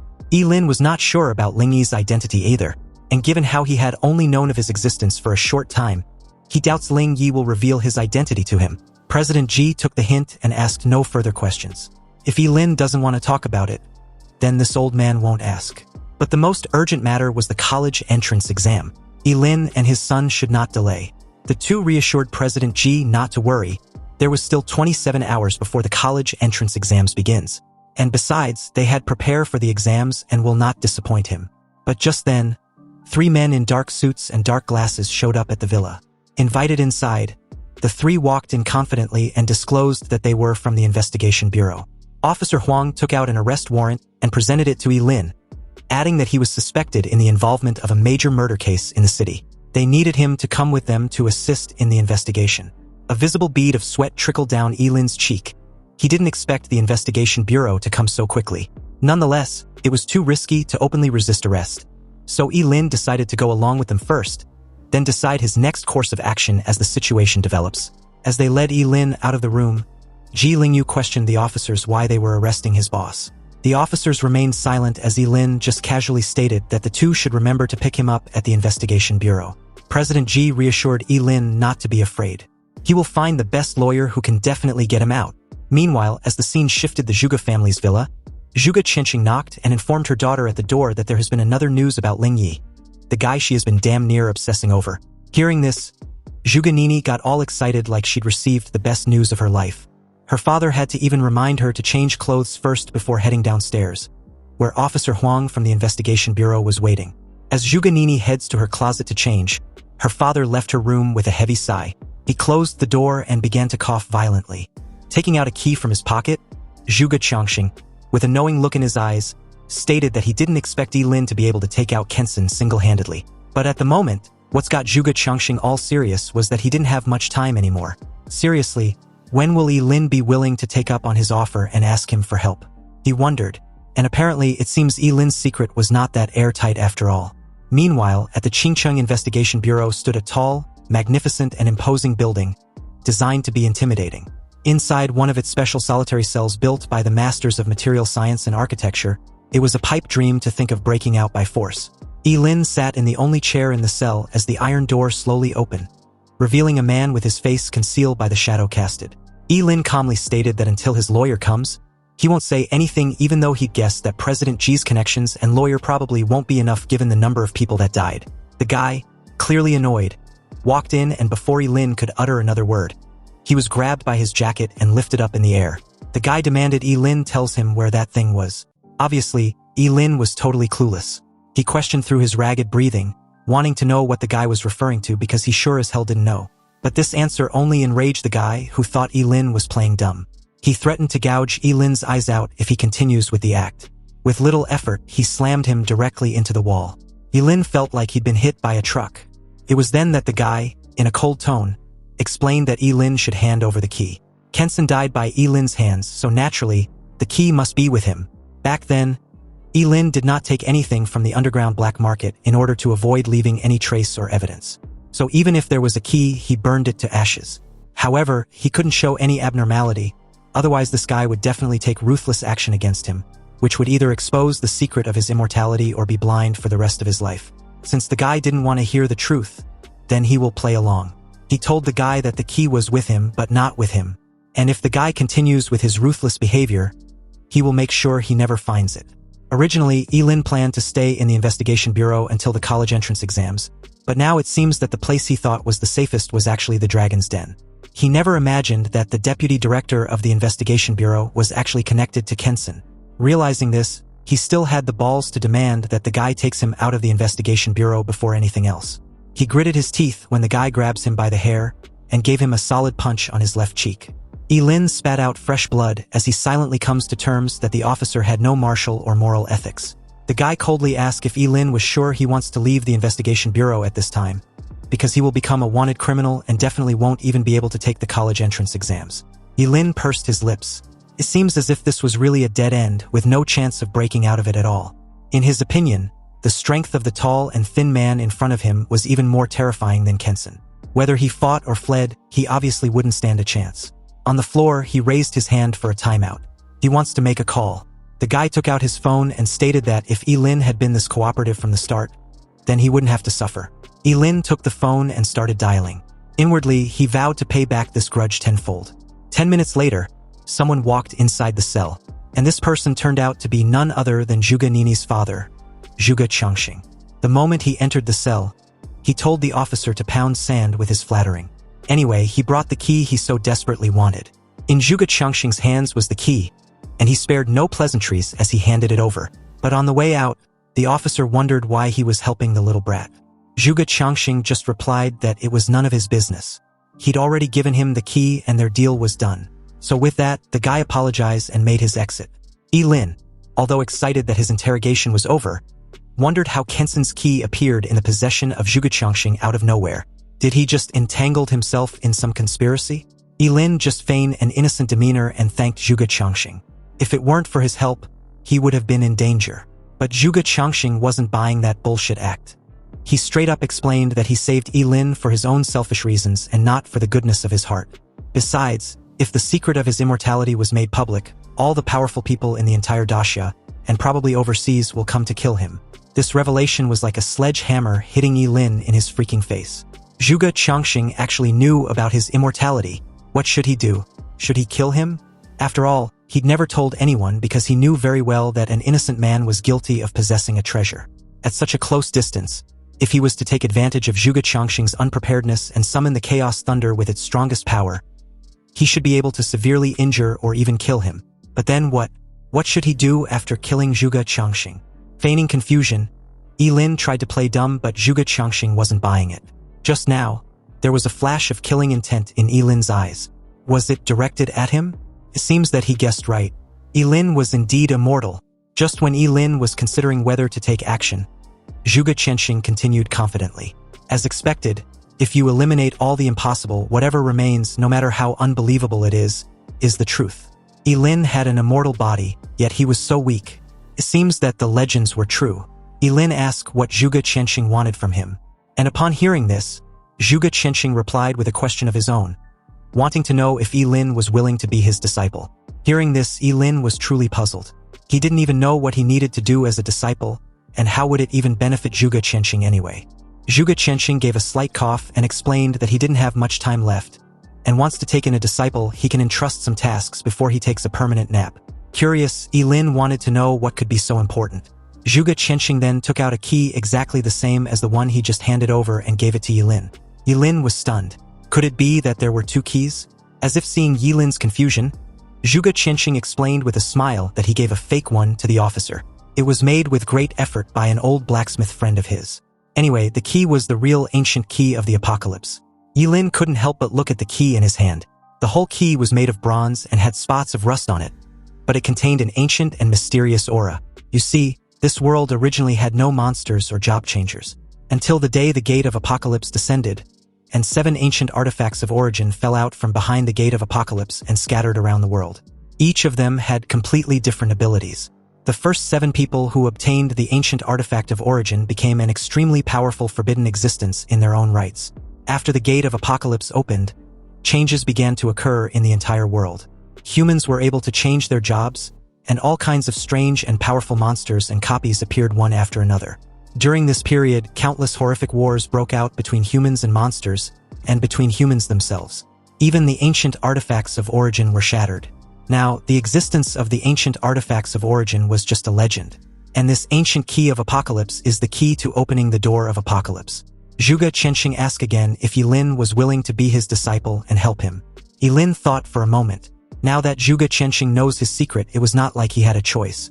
Ye Lin accepted to be Zhuge Changxing's disciple, but he was not sure he could accomplish the task his master just asked. Zhuge Changxing laughed and placed a hand on Ye Lin's shoulder. When did he become so humble? With his current strength, if he enters the Supreme Academy to further his studies, his future will be immeasurable. But before anything else, there was one more thing Zhuge Qianqing want to entrust to Ye Lin. What is it? Ye Lin asked with evident curiosity in his eyes. Zhuge Qianqing gave a slightly awkward smile and wants Ye Lin to take good care of Zhuge Nini after he dies. Ye Lin should protect her from getting bullied. Upon hearing such a request, Ye Lin was a little taken aback. He even wondered if there was anyone who could actually bully that female Tyrannosaurus-like daughter of this cunning middle-aged man. He scratched the back of his head nervously and tried to reassure his new mentor that he will definitely live long, possibly passing a 100-year-old mark. Zhuge Qianqing just laughed at this words of encouragement as he left the solitary cell, with Ye Lin following in tow.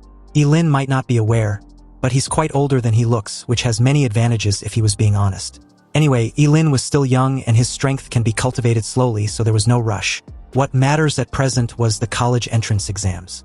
He needed to get good results, and apparently so does her daughter. A while later, as the scene shifted to the Zhuge family's villa, Zhuge Nini was stunned to see the person she hated the most in her home. And to make the matter even worse, she just found out that her father had taken Ye Lin as his disciple. To her, this was impossible and only made her furious. How could her father accept a coward like Ye Lin as his apprentice? It seems that her classmate was not only a coward, but also full of lies. She insisted Ye Lin leaves her family's home, but obviously, her words doesn't carry that much weight. Ye Lin just casually folded his arms and was too lazy to explain anything to this spoiled princess. He would gladly leave if her father wants him to. After all, it wasn't like he wanted this arrangement anyway. If Zhuge Nini had any problem with him being there, she can go ask her father. Wondering why her little princess was throwing a fit the moment she got home, Zhuge Qianqing came downstairs. But the moment Zhuge Nini saw her father, she gave him a helpless look and asked anxiously why Ye Lin of all her classmates was doing inside their home. He was a coward and full of lies. He should hurry up and kick him out because there was no way he was his disciple, right? Zhuge Qianqing replied her daughter that he did indeed accept Ye Lin as his disciple. So her classmate was telling her the truth. But before Zhuge Qianqing could explain the reason for his decision, Zhuge Nini, incredulous, cut her father off and asked if he was crazy. Was he getting old and confused? How can he want such a person as his apprentice? And even if Ye Lin's character was put aside, what of his talent? Ye Lin was a forbidden spellmaster who cannot live past the age of 25. So what could her father possibly teach him within this limited time? He was going to die very soon anyway.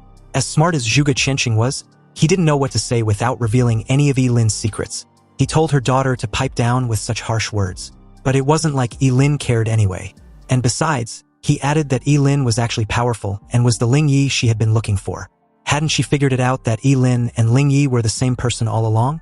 Zhuge Qianqing thought that her daughter would change his opinion of Ye Lin after hearing this. But unexpectedly, Zhuge Nini just sneered and glanced at Ye Lin with cold eyes. She never thought that her classmate was not only cowardly and full of lies, but also a fraud. He can even fool her father. But she knows damn well what she saw on that day. Ye Lin ran away like a coward he was when she needed help, and if it wasn't for Ling Yi showing up and saving her, she would probably be dead. How could these two people be the same person? They look and behave nothing alike. You see, for people like Zhuge Nini, once they determine something and becomes obsessed over it, it's almost impossible to get them to realize otherwise even when it smacked them in the face. As Zhuge Nini walked away, she promised to find the real Ling Yi and expose Ye Lin's hypocritical mask. Ye Lin walked over and asked Zhuge Qianqing whether he should follow her daughter and protect her from a distance. Zhuge Qianqing smiled bitterly and shook his head. There was no need. No one would dare to touch her in Qingqing. Also, Ye Lin shouldn't take her daughter's words to heart.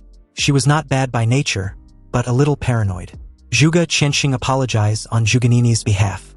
This was also his fault for usually doting on her too much. Anyway, with the college entrance exams a few hours away, Zhuge Qianqing took out a wooden box and handed it to Ye Lin. Ye Lin opened the wooden box and found a mask as thin as a cicada's wing. Looking at the mask in the wooden box, Ye Lin felt his scalp tingling. This was not a mask at all, it was clearly a human face, a lifelike face, as if it had just been peeled off.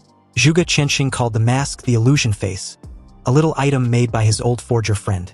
As long as Ye Lin puts on the illusion face, he can become another person entirely, with both his voice and aura also becoming completely different. With this, if his disciple wants to attack with all his strength in the future, he can just put on the illusion face and go all out without the fear of being exposed. Ye Lin's eyes suddenly lit up. Although this item did not increase his combat power, it could indeed be of great use to him at critical moments. He thanked Zhuge Qianqing, and in that moment, Ye Lin felt that being a disciple wasn't so bad after all. The very next morning, which happens to be the day of the college entrance exams, Ye Lin walked into Qingqing Academy and came to the waiting area, an open field where all the candidates had gathered to be taken to the exit of the city gate by the school leaders.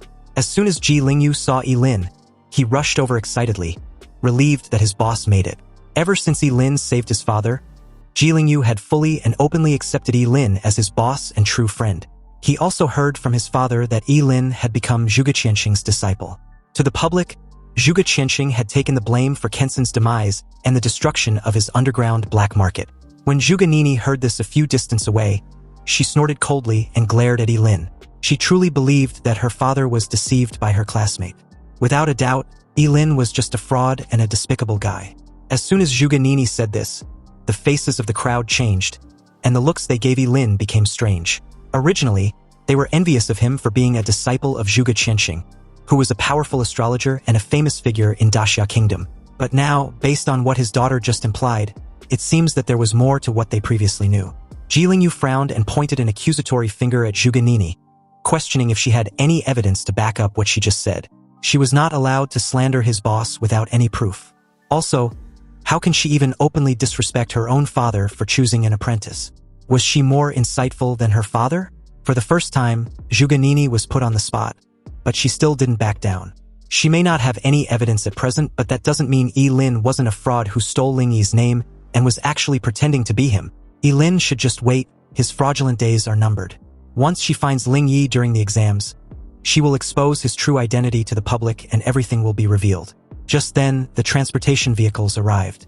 More than a dozen buses were neatly lined up in a row and parked in front of the gate of Qingqing Academy. These buses would take them to the city gate. The moment Principal Gao alighted, he welcomed and congratulated everyone for becoming a powerful job changer. Whether they can enter a good university will determine their future prospects. The rules of the college entrance exams were the same as in previous years.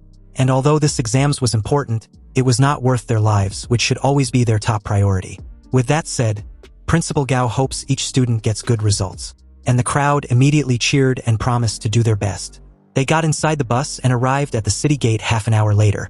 A huge city wall with a massive gate dozens of meters high and wide enough for several buses to pass through simultaneously. It was majestic and solemn, with intricate lines and patterns carved on it. Every stroke looked deep and mysterious. Under the sunlight, the outline of the city wall was clearly visible in the sky, which made most of the students do a double take when they saw it for the first time. This was the Great Wall that separates Qingcheng from the wilderness, keeping all those powerful and terrifying monsters outside the city gate.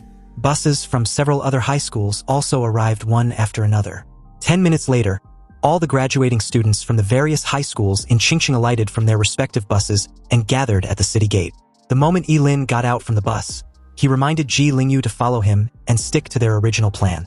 A guard stood in front of the crowd and reminded the students that the entrance to the exams was outside the city gate. Once the city gates are open, all the candidates needed to cross about 10 kilometers of uninhabited wilderness to reach the entrance to the college entrance main exams.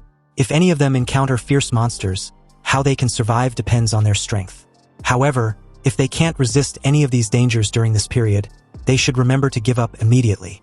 With a creaking sound, the huge city gate slowly opened to both sides like two walls, and as soon as the city gate was opened, many candidates rushed out impatiently, including Ye Lin and Ji Lingyu. In order to defeat Ye Lin and win a bet she made with her father, Zhuge Nini was among the first batch of candidates to rush ahead, as some of the candidates stayed at the back and waited quietly, not in a hurry at all. The first batch of candidates rushing out may not necessarily reach the entrance faster, but they will definitely encounter ferocious monsters sooner. Several principals of Qingqing stood on top of the city wall, looking at this group of candidates who were radiating vitality like the rising sun. One of them issued a challenge, which was to guess how many students from Qingqing will be admitted to Daxia College this year. There were 5 last year, so another guessed that there will be at least 7 this year. Apart from anything else, the 2 SSS-level students of Principal Gao will definitely be admitted to Daxia College unless something unexpected happens. Principal Gao stroked his short beard and laughed with pride, thanking Principal Wang for his insightful observation. Back on the open field outside the city wall, the group were greeted by a foul smell emanated from monsters. This stench was mixed with the smell of fermented blood. Many candidates even vomited when they smelled it for the first time. Suddenly, a roar of a monster resounded nearby, and with that sound, a giant lizard more than 3 meters tall, covered with hard red scales, suddenly appeared. It had bloodthirsty eyes, and its long tongue constantly moved in and out of its mouth. This was a level 11 bloodthirsty demon lizard. Most of the candidates were immediately frightened and panicked, running around in all directions, trying to avoid the monster. The bloodthirsty demon lizard was incredibly fast, so it could cover a distance of several meters with one leap. It caught up with several fleeing candidates in the blink of an eye. Its claws were as sharp as steel knives, and as it tore through the fearful crowd, blood splattered everywhere with just a single swing of its claws. Sharp screams echoed throughout the field. The principals on top of the city wall seemed extremely calm, staring at the candidates running away or being scared silly. They were a bit disappointed that their students were scared of just a level 11 bloodthirsty demon lizard, and started comparing them to subsequent years. With so many people, if everyone were to use a skill, the bloodthirsty demon lizard could be bombarded to death with an overwhelming attack. Anyway, it was in this moment that Ye Lin rushed towards the bloodthirsty demon lizard with the falling star warblade in his hand. He activated the Yangsho sword technique, and 4 bright sword slash flashed in succession. The bloodthirsty demon lizard that had scared everyone and made them flee everywhere had its limbs cut off, turning it into a wriggling flesh worm. The principals were stunned upon seeing such a terrifying sword, which was at least a rare level equipment, and was even more amazed to see Ye Lin, the Forbidden Spellmaster. At just level 16 with a rare piece of equipment, he easily dealt with a level 11 bloodthirsty demon lizard. However, they were also curious as to why Ye Lin didn't kill the monster. Just when everyone was confused, Ye Lin calmly called Ye Lin over. Ye Lin rushed over excitedly with a sword in hand. Obviously, the bloodthirsty demon lizard had no ability to resist at all, and was killed by Ye Lin without any trouble.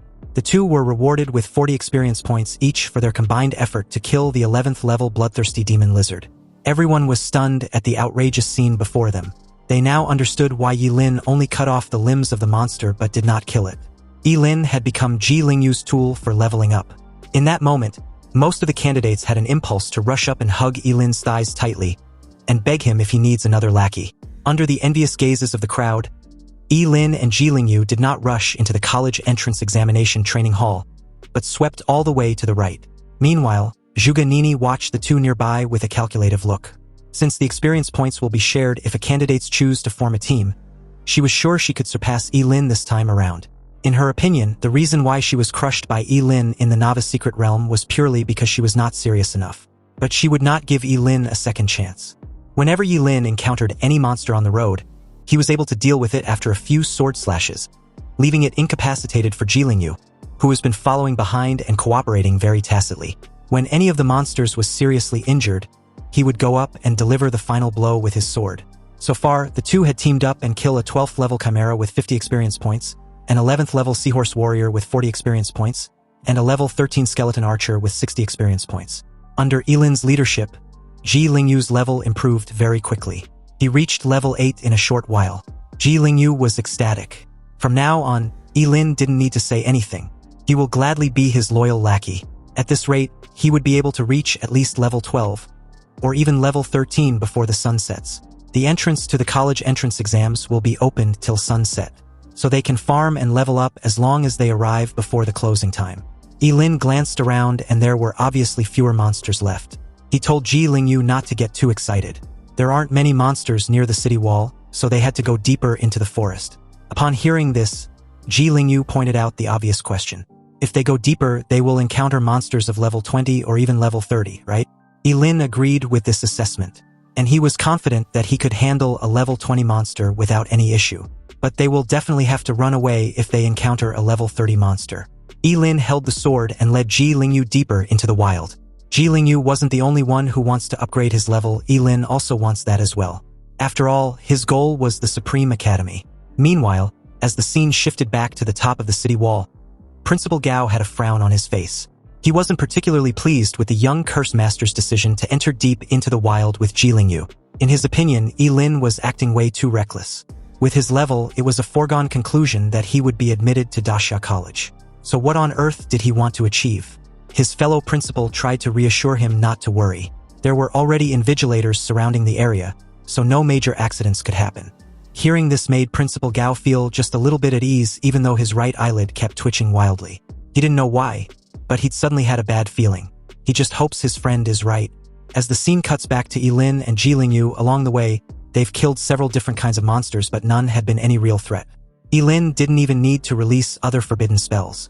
With just the Yangshuo sword technique, he had been able to deal with every monster they've encountered, which were all below level 20. At most, it would just be a matter of a few sword slashes. Ji Lingyu followed behind him and had leveled up to 9. But on the other hand, Ye Lin was still at level 16. They soon encountered 2 level 20 monsters. Ye Lin warns Ji Lingyu to be careful. One wrong move from him and any of these 2 monsters could kill him instantly. Ji Lingyu promised to stay clear so Ye Lin shouldn't worry. He valued his life too much, so he will leave everything to him. The Yangshuo sword technique cannot be used indefinitely, and had already consumed too much of Ye Lin's lifespan, so he decided to sacrifice an organ to summon the Chaos Thunder. Since the enormity of the Chaos Thunder depends entirely on the degree of the sacrifice, sacrificing just an organ was enough to deal with the 2 level 20 monsters. Amazed, Ji Lingyu saw the charred state of the monsters and asked Ye Lin if this was how he had been killing them. Although it was efficient and can kill a level 20 monster instantly, it seems way too brutal, doesn't he think so? Ye Lin simply replied that this level of brutality was nothing, and there were even more brutal things to come. Just when they were about to proceed forward, a man wearing an invigilator's uniform suddenly appeared in front of them and blocked their way. He told the 2 they could not leave the exam's perimeter without permission. It was too dangerous. Hearing this, Ye Lin frowned slightly but had no issue with this restriction.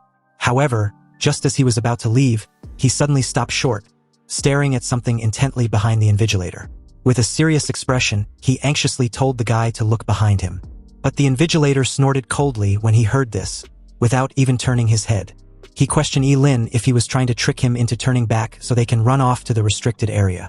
If he wasn't mistaken, Ye Lin and Ji Lingyu had arranged to meet up with someone outside the exam perimeter to help them level up.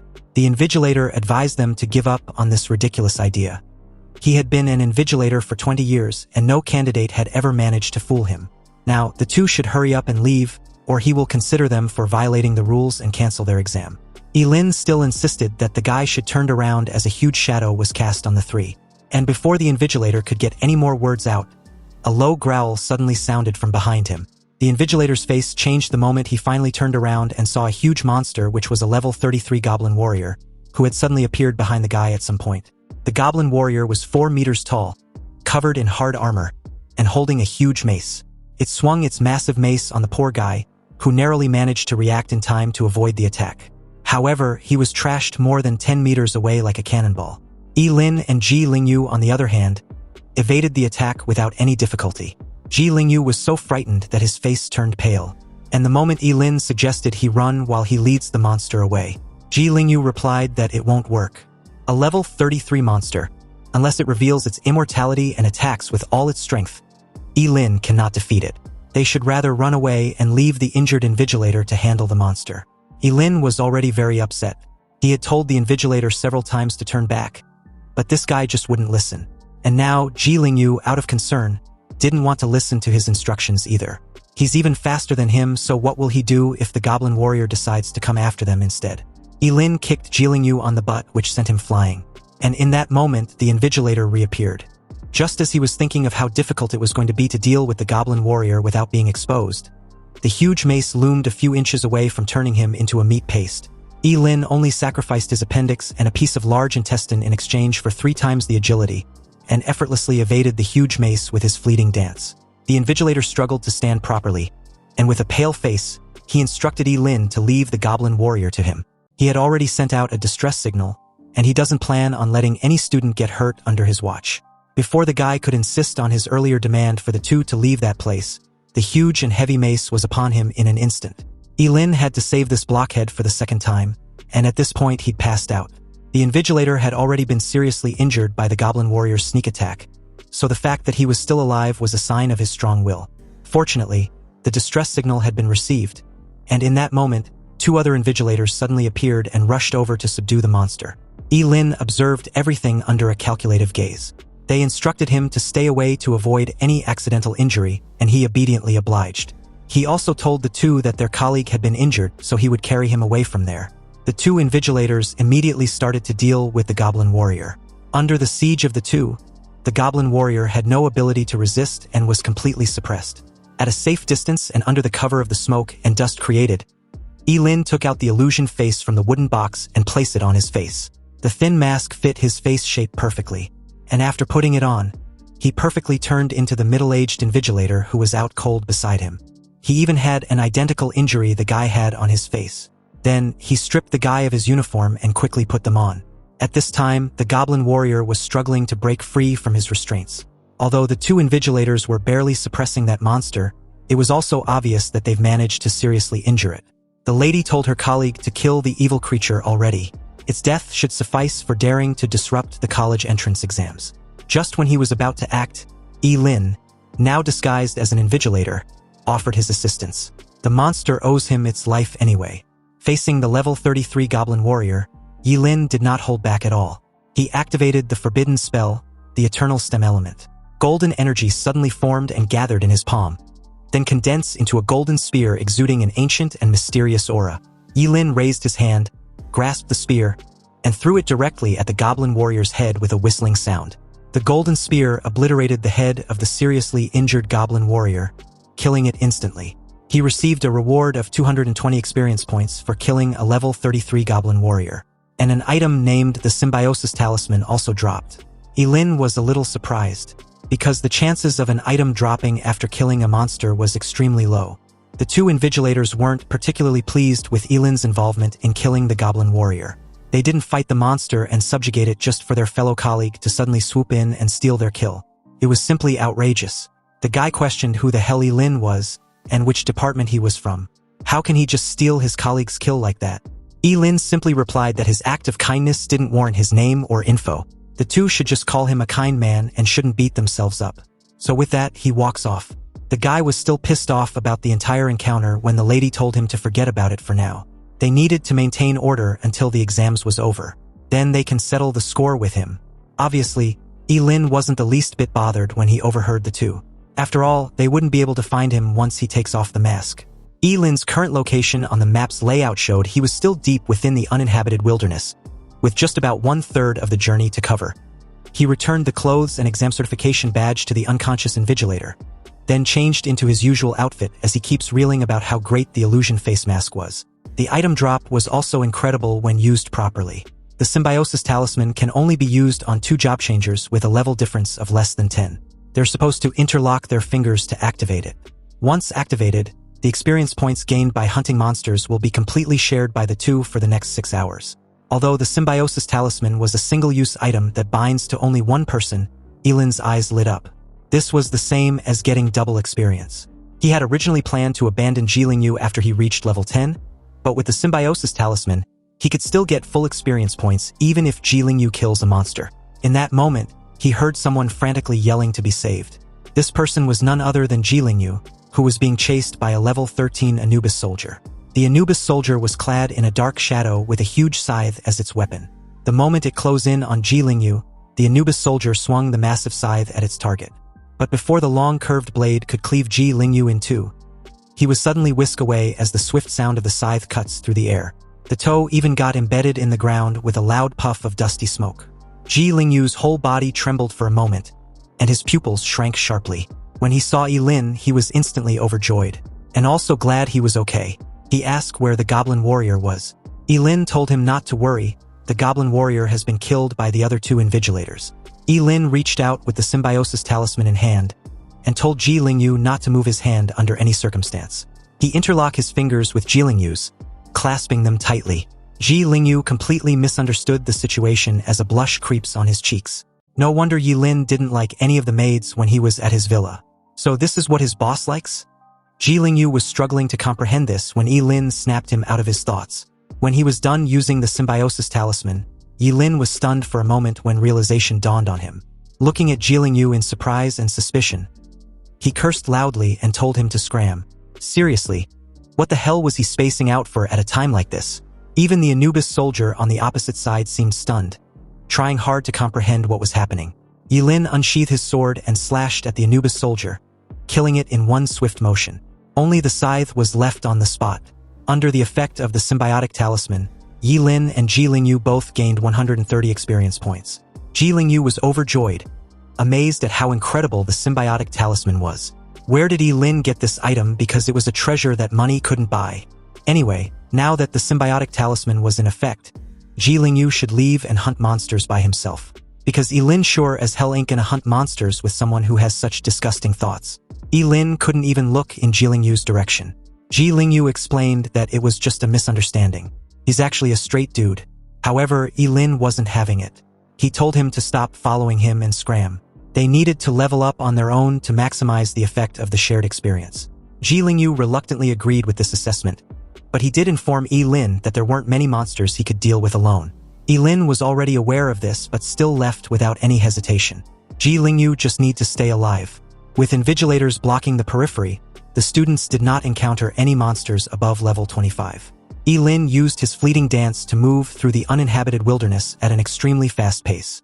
And with his falling star warblade and the Yangsho sword technique, he started a massacre. He did not need to use other forbidden spells. Just the Yangsho sword technique combined with the 300 points of strength added by the falling star warblade was enough to make him dominate the entire exams. He was also mindful not to do anything too conspicuous. When he encountered a monster of a lower level than him, he would kill it with one strike. When he encountered a monster of a higher level than him, he would pretend to fight with it and then kill it with 2 to 4 strikes depending on the level. He suffered a lot of injuries during this period, but under the cover of the healing skills of the twin yin-yang bracelets, he directly used his immortal body to recover without any suspicion. Even under the presence of other students, he continued to kill monsters and used his immortal recovery. While other students run for their lives when facing monsters above level 15, Ye Lin did the opposite. He even charged in against a level 20 Minotaur which could kill him in an instant. He was actually excited that the Minotaur and any other monster of higher level was being left like a plague. Ji Lingyu on the other side was stunned, because from the beginning of the exams till now, his level has been rising rapidly.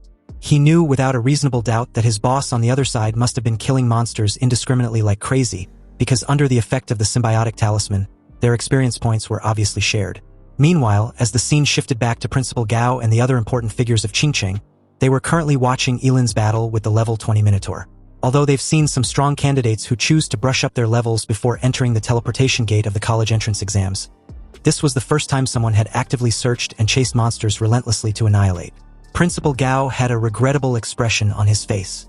He was sure if only Ye Lin wasn't a forbidden spellcaster, the city of Qingqing would have had another peerless genius.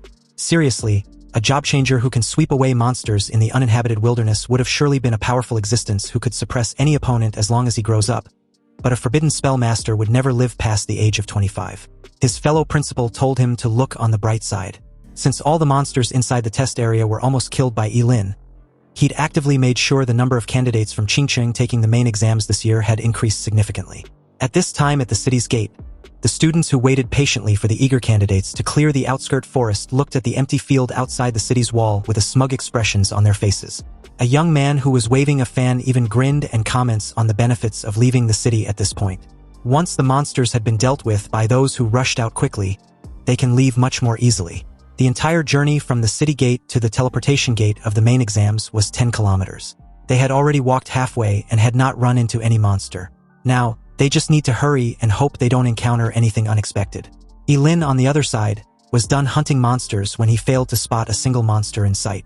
He decided to head inside the teleportation gate. Although his level was now at 18, he was a bit disappointed he couldn't get to level 20 before the main exams. Anyway, the portal for the college entrance examination was like a huge gate of light, quietly suspended in the sky, emitting a soft light. As he approached the portal, he could feel a mysterious force fluctuating. It was the fluctuation of space magic, which could instantly teleport anyone to another place. Ye Lin stepped in, and the scene in front of him disintegrated. When everything came back into view, he had appeared in a huge bluestone square. 10 towering stone pillars stand around the bluestone square, each of which is engraved with ancient runes, revealing a sense of vicissitudes and mystery. In the center of the square, there was a huge stone tablet with the words, College Entrance Examination Training Ground, largely engraved on it. The handwriting was simple and ancient. Ye Lin looked around and saw that the square was crowded with so many people. When Ji Lingyu saw Ye Lin, he rushed over, all excited, and even tried to hug him. Ye Lin immediately pushed him away with disgust. But Ji Lingyu didn't care. He was so excited that he was incoherent. His current level was 15. Ye Lin would always be his one and only dear boss. He was just so awesome. If nothing unexpected happens with his current level, it was almost certain that he will be admitted to Daxia College. A while later, Zhuge Nini appeared there with a gloomy expression. Her current level was 14, so she thought she was only 2 levels short when compared with Ye Lin. Anyway, it wasn't a big deal because she could make up for it with her skills and abilities. As time passed, the sun cast its last rays of light, and the teleportation gate was closed completely. At the same time, hundreds of invigilators appeared in every corner of the square, monitoring the movements of all candidates in there. As a middle-aged man appeared silently in front of the stone tablet in the center of the bluestone square, he ordered everyone to pipe down. He then warmly welcomed all the candidates to the 886th college entrance examination. He was the chief examiner, Lin Yuan. His tone wasn't loud, but everyone in the bluestone square could hear him clearly, and his words seemed to directly resonate with the candidates. He confirmed what the examinees already knew, that the outskirt forest was just an entrance pass to the final exams, and only those who survived the journey and made their way there were allowed to take the final test. Anyway, the college entrance exams was divided into 2 parts, the comprehensive ability assessment and the ring battle, which will be carried out within the day. The comprehensive ability assessment has a total of 10 stages, and the maximum points for each stage was 10. Also, each candidate will be assigned different assessment content according to their profession. They can quit early or complete all of them. The examiner will give scores based on their performance in each level. Only candidates who have passed with a score of 85 points or above are eligible to participate in the ring battle. A victory in the ring battle will earn the candidate 10 extra points, with a maximum of 150 points. The competition will determine the top scorer in this year's college entrance examination. In the comprehensive ability assessment and the ring battle, they can use any equipment, but they are not allowed to use any special item. Also, any violators will be disqualified from the assessment, and that's all for the rules of this assessment. The expressions of all the candidates became extremely solemn as they queue up into groups of 10 and enter the assessment room. The comprehensive ability assessment was about to start. As soon as Lin Yuan was done, the 10 towering stone pillars standing on the bluestone square each opened a portal. All the candidates entered the stone pillar one by one. When it was Ye Lin's turn, he took a step forward and appeared in a closed all-metal room with numerous electric sparks sweeping across him. The time of the main exams had finally come, and it was up to him to write his fate how he chooses. The chief examiner, Lin Yuan, stood quietly on the bluestone square, looking at the 10 stone pillars. Behind him stood several middle-aged men with powerful auras. They were all deputy examiners of this year's college entrance exams. Among them was a woman in a blue long dress. Although she was old, the woman was well-maintained, with a slender figure and a short hair which gently fluttered in the wind. Her name was Su Changxin, and she was a supervisor from Dasha College. She walked over to Lin Yuan's side and apologized for being late. Lin Yuan smiled slightly, looked at the woman with respect, and replied that there was no need. She was just in time actually. Su Changxin asked if there has been any outstanding candidates so far. Lin Yuan replied that there's been a few, especially a student named Ye Lin who was already level 18. Lin Yuan pulled Ye Lin's info and showed it to Su Changxin. She was quite impressed with Ye Lin's level, and stated that he was already qualified to be enrolled into Dasha College. However, when she saw Ye Lin's profession, she couldn't help but frown. It was quite a shame. At level 18, even if the profession level was only A-class, she could still be flexible with the conditions and allow the candidate to enter Dasha College. But that's not the case when it comes to Forbidden Spellmasters. Although it's an SSS-level profession, everyone knows that a Forbidden Spellmaster will not live past the age of 25. Lin Yuan agrees with Su Changxin. It's indeed a shame. If Ye Lin wasn't a Forbidden Spellmaster, a real dragon would have appeared in Qingqing. Just as the two were discussing Ye Lin's score, a mechanized voice announced that the candidate Ye Lin was done with the first stage of the comprehensive ability assessment. His level assessment was a full score. The second stage of the comprehensive ability assessment was the three-dimensional attribute assessment, and candidate Ye Lin was instructed to place his hand on the test ball. When he did, his strength was displayed as 480, agility of 270, and mental spirit of 1199. An examiner couldn't help but complain. He couldn't comprehend how a Forbidden Spellcaster had a strength of 480. He then wondered if Ye Lin had an equipment that increases his strength. And if he did, why would he need that much strength as a Forbidden Spellcaster? Did he want to brawl with other candidates? Another agreed that 480 points of strength was indeed weird because it already exceeds a lot of warrior class professions.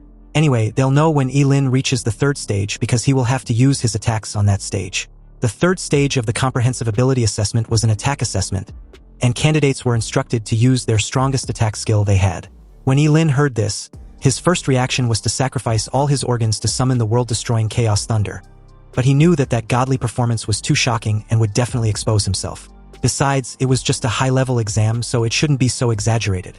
But the power shouldn't be too small either, because he wanted to be enrolled into Dasha College with full marks in every stage. After thinking about it, Ye Lin made a decision and sacrificed his tonsils to summon the most ordinary thunder. A bolt of lightning struck, and the dummies were blown into pieces. This was already his least powerful forbidden spell, yet the dummies had been destroyed. He wondered if they were just too fragile. Meanwhile, back at the Bluestone Square, all the examiners were genuinely stunned to see the wrecked dummies which were capable of withstanding any attack from job changers below level 25. Ye Lin was just level 18, yet the dummies exploded from one hit just like that. It's obvious at this point that Ye Lin used a forbidden spell, and since forbidden spells were known to be powerful, it made sense that the dummies would be wrecked. Lin Yuan couldn't help widening his eyes. He believed Ye Lin was being too reckless with his life just to cast a forbidden spell in his final exams. Nonetheless, his performance deserves the full points. After he passed the third stage, the next 4 stages were assessments on agility, explosive power, sustained damage output, and escapability. But none of these stages could stop Ye Lin at all. Under the astonished gazes of the examiners, Ye Lin quickly passed all the stages with full marks. Lin Yuan continued to watch Ye Lin's performance with a regrettable expression. He was truly baffled that Ye Lin was still using forbidden spells like they were nothing. At this point, it will be a miracle if he even lives up to 20 years old. An examiner asked him if he wants to raise the difficulty level of the final stage for Ye Lin.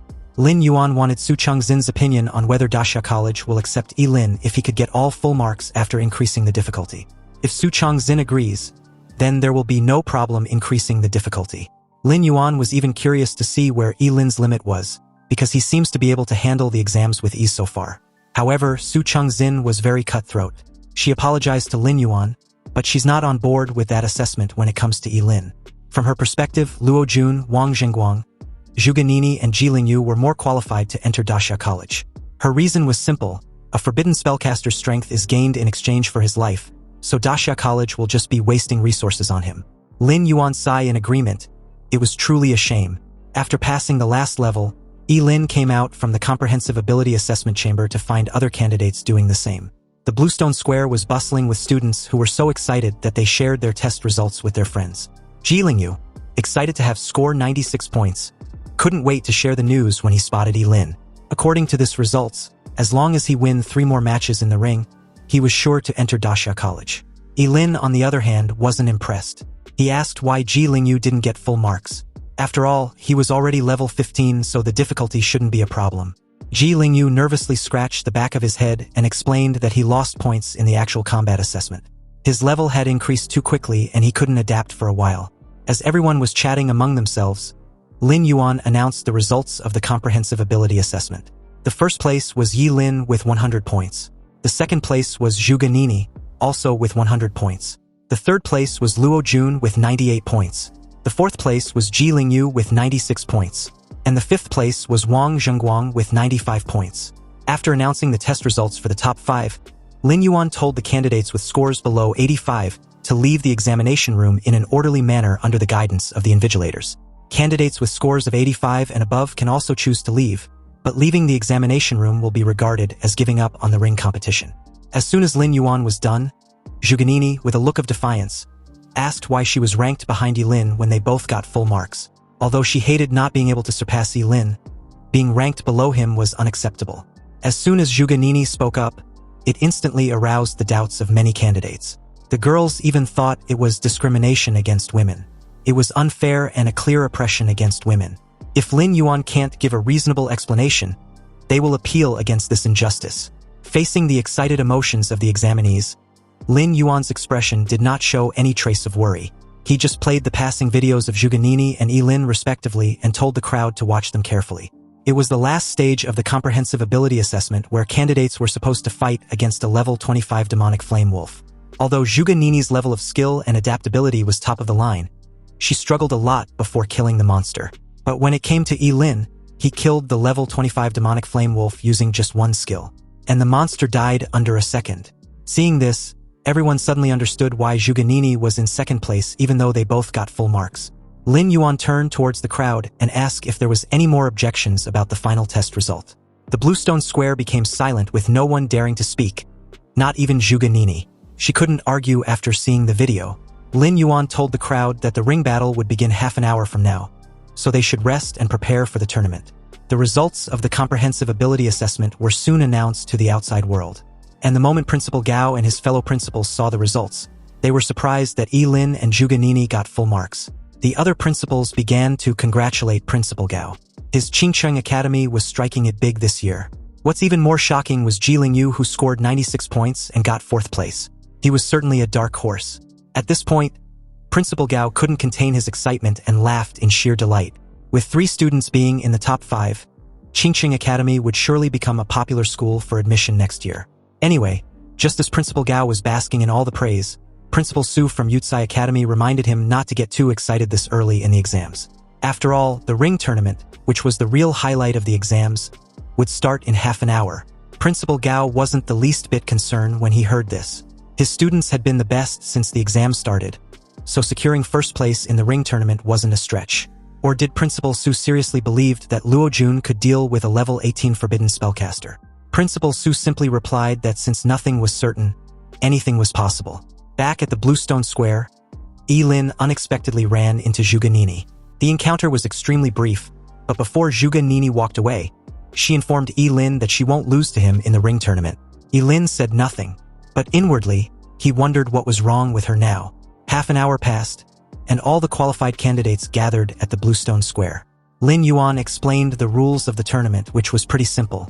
It will be held based on a lottery format, and winning a match earns a candidate 10 points. Then he or she would be promoted to the next round. Before the lottery starts, there are a total of 104 candidates. So the sum between 2 candidates' serial numbers, which tallies to 104, will be fighting against each other. By some coincidence, Ye Lin drew the number 18 and was matched up against a female candidate named Bei Bei Bei, who was number 86. Ji Lingyu was relieved to know he wouldn't face Ye Lin anytime soon. He was number 24, and as long as he doesn't run into Zhuge Nini or Luo Jun in the early stages, his level would be enough for him to secure a good result. Soon, it was Ye Lin's turn to face his opponent. Ji Lingyu wished him the best of luck as he walks off. As the two face off in the arena, their profession and levels were displayed for each to see. Bei Bei Bei was a level 10 water mage, and Ye Lin was a level 18 forbidden curse master. Before Lin Yuan announced the beginning of the battle, Ye Lin advised Bei Bei Bei to surrender. But of course, she didn't listen. She told Ye Lin that she won't surrender. Even though he was stronger than her, she won't be looked down upon. Bei Bei Bei's expression was very stubborn, and her palm-sized face was full of determination. Ye Lin just smiled and commended her for her bravery.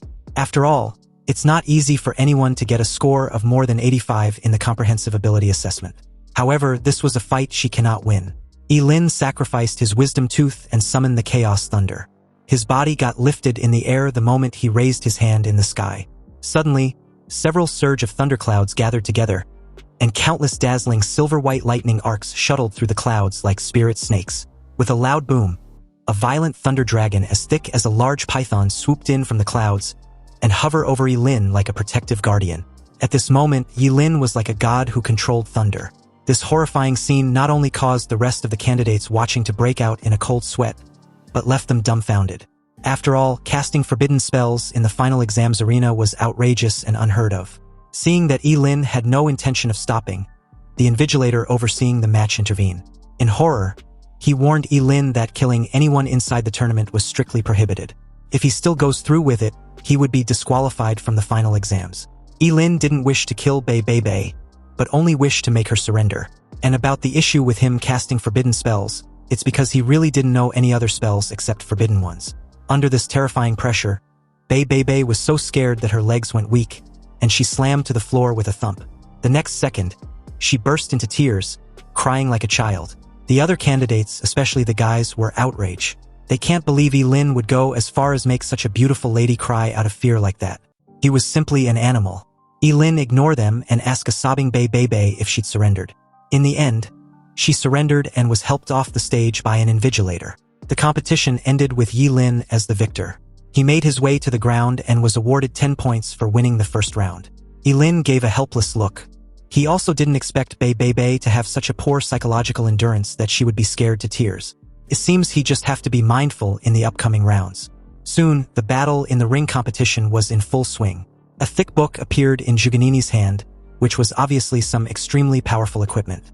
As the pages kept flipping, terrifyingly hot flames roared up and forced her opponent to retreat. Each of her skills was released with extreme precision, leaving no room for her opponent to operate. Soon Juga Nini defeated her opponent and won the first round. Luo Jun from Yutsai Academy held a black spear with a lifelike shadow dragon wrapped around the spear.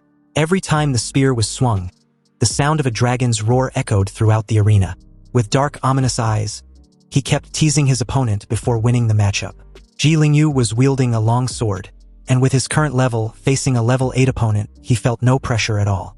So after a few sword strikes, he made the opponent surrender on the spot. With an SSS-level Rainbow Blade profession, Wang Zhengguang from Experimental Academy was as fast as a ghost and could easily defeat his opponent in a flash. After a 10-minute break, the second round of the competition officially began. In this round, Ye Lin's opponent was a sword cultivator with several long swords on his back. The guy, Chen Chengqin, had sharp eyebrows and bright eyes, a slender figure, and a weird temperament. But the moment he saw Ye Lin as his opponent, his expression changed slightly.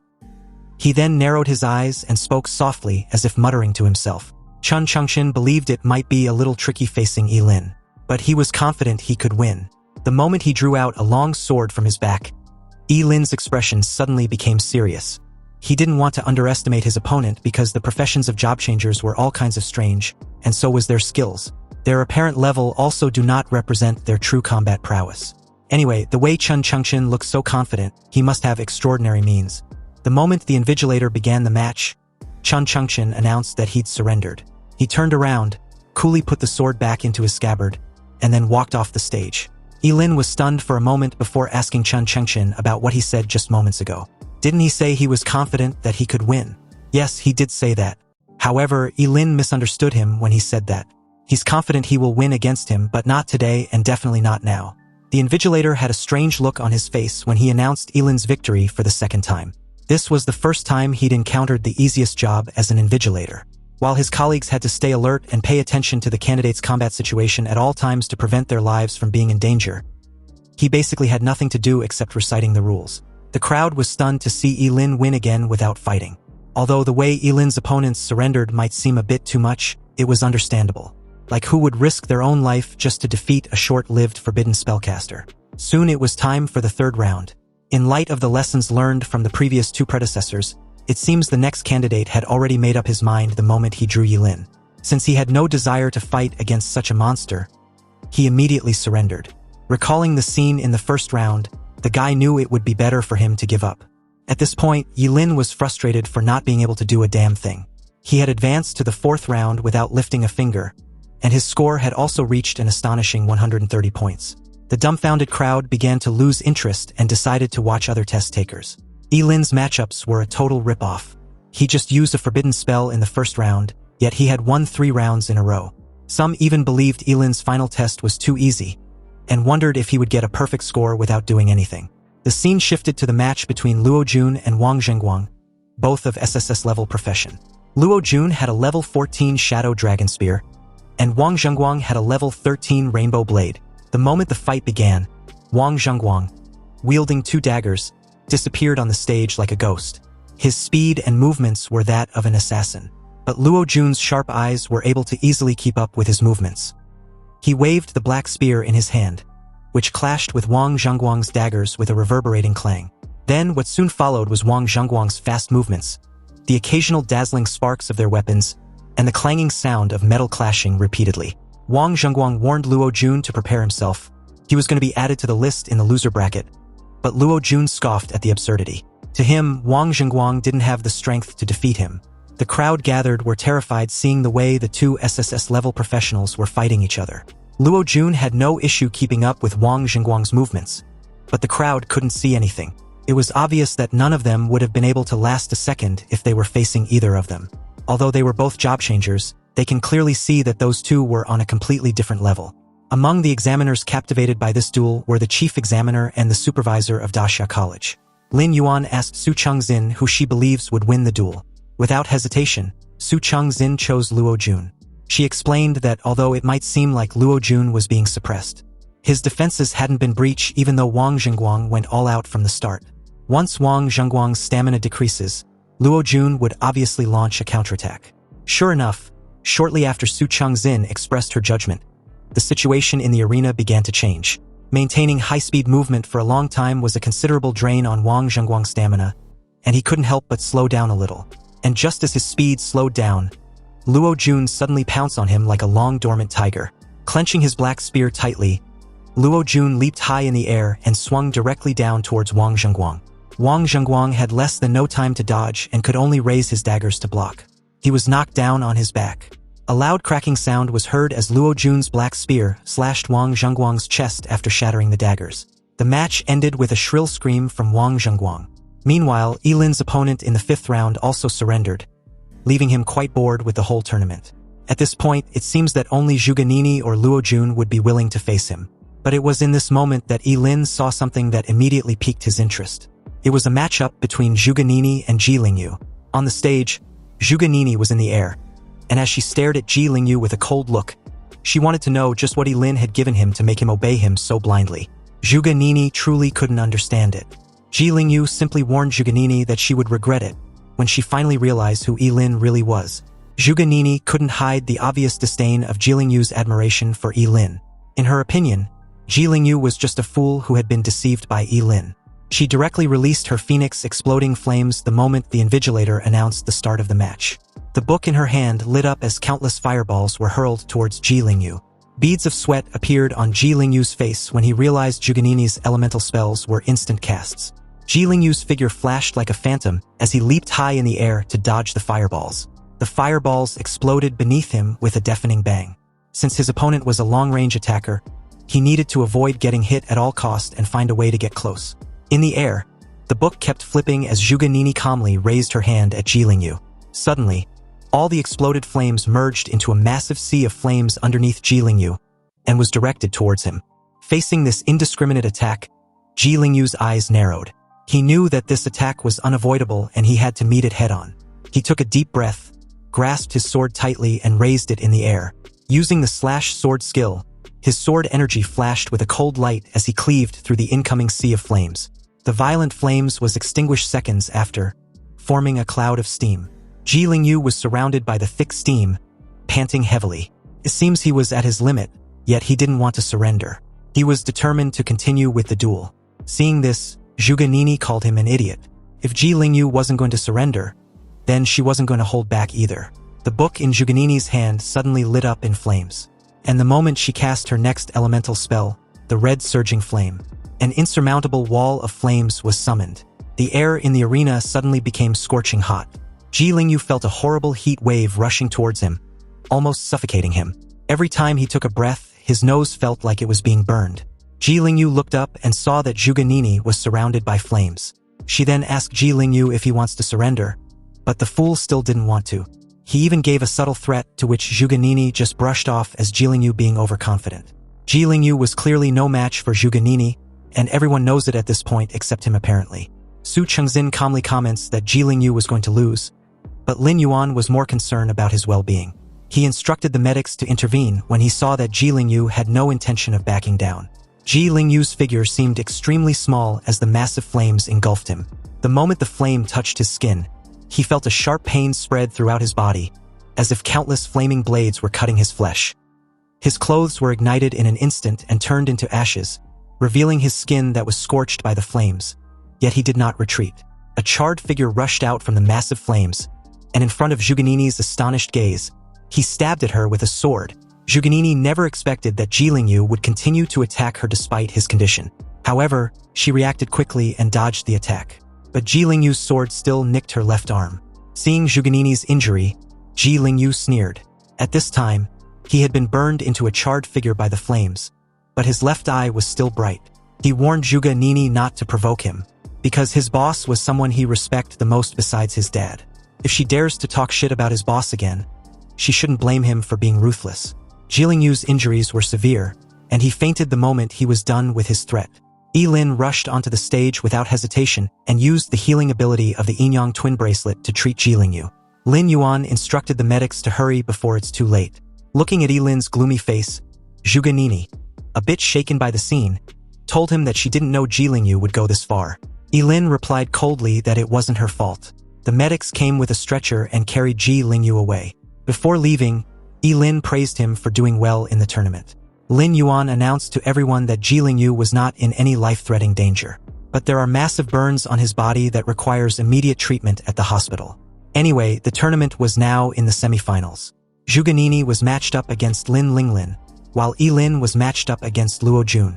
Lin Yuan was quick to add that this year's top scorer will be one of these 4 candidates. Back outside, a fellow principal questioned Principal Su whether he believes Luo Jun would win against Ye Lin. Principal Su replied that Luo Jun was a genius from Yutsai Academy, so he had full confidence in him to win. Another added that Yutsai Academy might get another top scorer this year. Principal Gao disagreed. He believes there's no way Luo Jun can win against Ye Lin, a level 18 Forbidden Spellcaster. But Principal Su simply pointed out that since it was just a tournament, Ye Lin won't really use forbidden spells continuously without disregarding his own life. Hearing this, Principal Gao pointed out that 2 of the 4 finalists were from Qingchang Academy, so Principal Su shouldn't get ahead of himself. And besides, a single spell would be enough to deal with Luo Jun. Principal Su wasn't the least bit concerned when he heard this. They will soon see who gets the last laugh. The 2 finally stopped arguing when someone announced that the match was starting. In the arena, Ye Lin and Luo Jun were about to face off. Luo Jun's dark eyes were full of surging fighting spirit, and the black spear in his hands shimmered with a faint dark aura, as if a real dragon was lurking around it. He pointed his black spear directly at Ye Lin, and a faint sound of a dragon's roar could be heard. Luo Jun, who apparently had been wanting to fight Ye Lin ever since the results of the comprehensive ability assessment was announced, finally had the opportunity. Of all the candidates, Ye Lin was the only one he considers as his rival. So as long as he defeats him, the top scorer in this college entrance exams would definitely be him. Of course, this was an insult to the other 2 remaining candidates, but Luo Jun didn't give a shit. Ye Lin just silently unsheathed his sword and readied himself. Luo Jun's figure suddenly dashed forward with an incredible speed, intending on landing a critical hit before Ye Lin could cast any forbidden spell. Unexpectedly, Ye Lin, who had decided not to use any forbidden spells but rather evaluate his sword proficiency, countered with a sword slash, his blade drawing a half-moon in the air. With his current level, it was not impossible to match Luo Jun's speed. Luo Jun, shell-shocked, was caught totally off guard by this. He had only seen Ye Lin use his Chaos Thunder, and was expecting something similar or another forbidden spell. Instead, Ye Lin was using a sword, and not only that, he happens to be skilled in close combat as well. This unexpected development certainly was absurd as a forbidden spellcaster. Anyway, after the 2 exchanged a few strikes, Luo Jun grew uneasy. Although the Yangshuo's swordsmanship may seem simple, each of the sword strikes contains immense power, and this terrifying power was constantly accumulating. Ye Lin's warblade kept colliding with Luo Jun's black spear, creating a series of crisp metallic clang and sparks.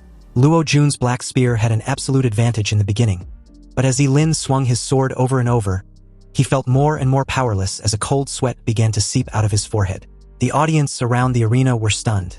The duel clearly didn't look like a forbidden spellcaster fighting against a warrior, but a warrior fighting against another warrior. One of them questioned if all forbidden spellcasters fight like Ye Lin, and another replied that they don't. Although Ye Lin was indeed not using any spells unlike what a forbidden spellcaster should, it was still unclear whether he planned on winning against Luo Jun with this strategy. They all expected Ye Lin to be casting forbidden spells like crazy, but the situation they were witnessing was so confusing that no one had an answer. Nonetheless, their curiosity was piqued. As the scene cuts back to the principals watching the live broadcast, they were also dumbfounded as the battle seemed to be different from what they had imagined. However, they also noticed something peculiar and wondered if Ye Lin's sword skill was a forbidden spell. Principal Gao informed the rest that Ye Lin's long knife was a lifespan sword. Basically, it consumes lifespan to make each strike stronger than the previous one. Shocked upon hearing this, Principal Su's expression was extremely ugly. He never thought Ye Lin would actually go as far as risking his already shortened lifespan. He asked Principal Gao how many times Ye Lin planned on swinging his sword, and whether winning the match was worth sacrificing his lifespan. Principal Gao calmly replied Principal Su, reminding him how he confidently stated that Luo Jun wouldn't lose. But judging from the current situation, it seems he was bound to. Principal Gao's arrogant tone made Principal Su advised his friend not to get too excited just yet. His tone carried a subtle threat to which Principal Gao brushed off. Back inside the arena, Ye Lin's Yangshuo swordsmanship has been superimposed to the 15th level, and each sword strike carried a terrifying force. Luo Jun began to feel an unprecedented pressure that even made his knuckles cracked and bled. The power of each sword slash had increased exponentially as if it was endless.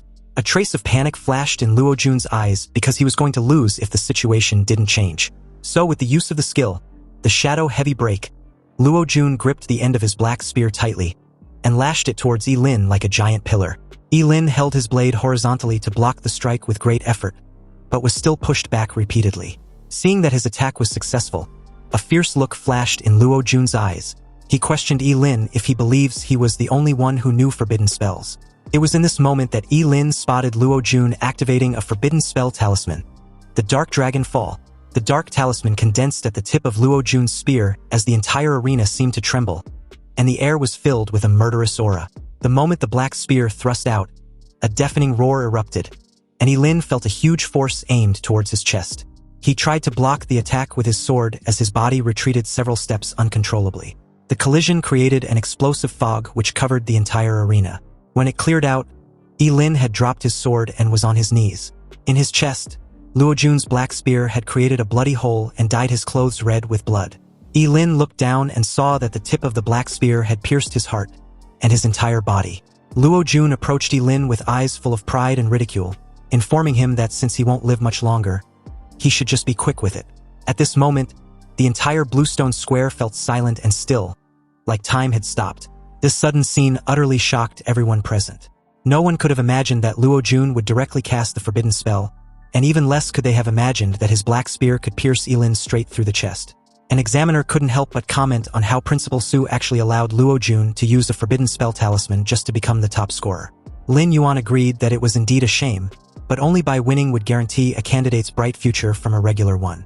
He then called for the medics to go treat Ye Lin. Furious, Principal Gao called his friend an old bastard. He was truly shameless to actually allow his student to use a forbidden spell talisman just to win. Did he not have a conscience anymore? Or did he forget that casting forbidden spells puts a huge burden on the body, especially since Luo Jun was an SSS-level job changer with unlimited future? But in order to win the top spot, he actually chose to sacrifice a future genius, which was obviously contrary to their philosophy of teaching and educating students. Principal Su calmly questioned what the matter was since Luo Jun himself agreed on its use. And besides, there was no rule that prohibits teaching forbidden spells to students. Was his friend going to acknowledge his loss as a loss, or was he going to bitch about it? Zhuge Nini stared blankly at the arena, feeling indescribably complicated at the moment. She didn't expect that Ye Lin would actually lose to Luo Jun. However, that strike from Luo Jun was indeed extremely terrifying, and she wasn't even certain that she would have been able to dodge it. Originally, she was eager to defeat Ye Lin, but with his current state he might even die. Zhuge Nini couldn't help but sigh. If Ye Lin had listened to her advice back then, he wouldn't have ended up in his current situation. Zhuge Changxing saw her daughter's demeanor and told her not to be so anxious because the match wasn't over yet, not by a long shot. Back inside the arena, Luo Jun was sweating bullets, gasping for breath with a pale face. It was obvious that using the forbidden spell talisman had taken a huge toll on him, but who cares? The result was totally worth it. So what if Ye Lin's level was 18? He still lost to him. It was in this moment that Ye Lin raised his head and calmly asked the proud idiot what made him believe he had won. Seeing that fierce look in Ye Lin's eyes, Luo Jun was unable to comprehend what he just heard. Ye Lin's heart had been pierced, yet he was still acting tough. Pissed off, Ye Lin pulled the black spear from his freaking chest like it was nothing. It seems like a forbidden spellcaster hadn't appeared in so long that the world has forgotten how terrifying they really were. No one can kill them, and they can only die by their own forbidden spells. A mysterious power burst forth as Ye Lin cast a forbidden spell, Undying, and at the same time, the yin and yang bracelet on his wrist lit up, and a powerful energy started to rapidly restore his body. The bloody hole caused by the black spear healed at a speed visible to the naked eye until it disappeared completely. This sudden scene caused an uproar among everyone. They had never seen a job changer alive after being stabbed in the heart. Was this guy immortal? Only a few people figured out what was going on, including Lin Yuan and the other examiners. The undying forbidden spell had long been lost, and they were surprised that Ye Lin had learned it. They never thought they would see it with their own eyes in their lifetime. Seriously, Ye Lin definitely has great potential if he wasn't a forbidden spellcaster. Using his lifespan in exchange for immunity to a fatal injury, and an equipment to heal this injury, Ye Lin was too calm to the point that his demeanor was bone-chilling terrifying. In the air, Ye Lin raised his hand and coldly declared to Luo Jun that it was his turn. Since this fucker likes forbidden spells so much, he might as well show him what it's like to be at the receiving end. Summoning the world-destroying thunder, Ye Lin pressed his palm forward, and the sky was suddenly covered with dark clouds. Thunder flashed wildly, as if to submerge the entire arena. With a crackling boom, a thick bolt of lightning fell directly from the dark clouds and headed in Luo Jun's direction. This was clearly the same forbidden spell as before, but it seemed terrifyingly powerful. Scared shitless, Luo Jun realized too late that he fucked up. Ye Lin's heart was pierced, yet he still had such a terrifying strength after healing himself. He was truly a monster. Luo Jun tried desperately to dodge, but the lightning was so fast that he had no time to react. As the bolt of lightning struck him directly, Luo Jun screamed in agony like a pig being skewered alive. His entire body was charred black as the audience comments on how brutal the attack was. Staring at his miserable appearance, the sudden reversal felt unreal and left everyone at a loss as to how to react. Luo Jun was winning just moments ago. Then the very next second, he'd lost after being charred into charcoal. The invigilator officiating the match rushed over and called for the medics as Luo Jun's body slams to the floor. Ye Lin stood calmly in the arena. Then, as if he suddenly thought of something, he coughed up blood and fell to the ground, his face extremely pale. If he wants to put on an act, then he has to act convincingly to the very end. This scheming fucker had just released a powerful forbidden spell. If he acts like nothing happened, wouldn't that arouse suspicion? Back to the principals watching the live broadcast, except for Principal Su, the rest immediately got alarmed seeing Ye Lin's forbidden spell backfired. They believed his internal organs might have been damaged due to how powerful the spell was. Principal Su, who could not accept Luo Jun's defeat despite using a forbidden spell talisman, raised his hand and wanted to make a report. According to him, Ye Lin of Qingcheng Academy, who was a level 18 job changer, deliberately used a powerful forbidden spell against a level 14 job changer, intending on killing him. Principal Su wanted Ye Lin to be disqualified with all his scores cancelled because Ye Lin's forbidden spell directly falls under attempted murder. Principal Gao called his friend out for having no dignity. And besides, Luo Jun was the first to initiate the use of forbidden spells in the duel. If it was a different scenario, Luo Jun's miserable dying state would have definitely persuaded the crowd and the examiners. But when they thought about how ruthlessly he had just pierced Ye Lin's heart, no one was buying Principal Su's BS report. If anything, Luo Jun's case was the real attempted murder. Ye Lin would be crippled or probably dead if he wasn't a forbidden spellcaster. Principal Su gritted his teeth, then turned and left, unwilling to continue watching. Principal Gao stared at him as if he were a clown when he declared his intention to report the incident to the Ministry of Education. Anyway, back in the arena, Luo Jun's charred state was being carried away by the medical staff. The battle ended with Ye Lin's victory, and his score reached 140 points. Ye Lin was already bored with the whole exams and wanted it to be done already. According to him, it was more tiring than killing the underground king of Qingcheng. And to make matters even worse, he had to duel that annoying bitch in the final. Yup, you heard that right. Zhuge Nini won her match with ease and was up against Ye Lin in the final. Prideful as always, Zhuge Nini approached Ye Lin and offered him a moment of respite before their duel. Zhuge Nini didn't mind waiting until Ye Lin recovered. She didn't want to take advantage of his situation. Ye Lin reassured her that there was no need. The prideful bitch didn't know that Ye Lin's current predicament wasn't about his physical condition, but a way to defeat her without hurting her. It was bad enough that he couldn't use his sword to attack her, but also didn't know any forbidden spell which could do the job. And on top of that, he was keenly aware that the bitch wouldn't give up either, even when it's blatantly obvious she should. It didn't take long for 30 minutes to pass by like a bullet, and inside the main arena was the long-awaited final round of the college entrance exams. Obviously, the winner would become the top scorer of that year's final exams. The moment the invigilator officially announced the beginning of the duel, Zhuge Nini's book opened as she was lifted up in the air. The fight between Ye Lin and Luo Jun had made her realize that forbidden spells were extremely dangerous. And while Zhuge Nini was thinking of how she couldn't afford to be hit by any forbidden spell, Ye Lin was visibly distressed, still thinking of a forbidden spell to use. He was sure that Zhuge Qianqing wouldn't let him off if he badly hurts her daughter. A look of determination flashed in Zhuge Nini's eyes the moment she initiated the first attack. The exploding phoenix flame. In the air, dozens of flames were instantly conjured up and turned into balls of fire with terrifyingly high temperatures, whistling towards Ye Lin. Facing the incoming fireballs, Ye Lin immediately sacrificed a kidney to use his fleeting dance with 5-fold increase in its agility. Since he couldn't fight without hurting her, he planned on dragging the fight out until Zhuge Nini's mana was exhausted. Ye Lin's figure flashed quickly in the whistling fireballs like a ghost, his movements extremely fast as he kept changing his position every time. His body accurately evaded everything Zhuge Nini launched at him. This scene amazed the crowd who were watching. It was unbelievable that a forbidden spellcaster could have such high agility. But they soon realized that Ye Lin was just dodging and not attacking. It was blatantly obvious that he could have won the match by simply using the Chaos Thunder spell he'd casted earlier. Some wondered if perhaps the Forbidden Thunder spell consumes too much energy, and Ye Lin couldn't use it for the third time in just a day. That has to be the case, right? Otherwise, how could he only dodge and not attack? Someone even guessed that Ye Lin must have felt pity for Zhuge Nini, but another called that BS.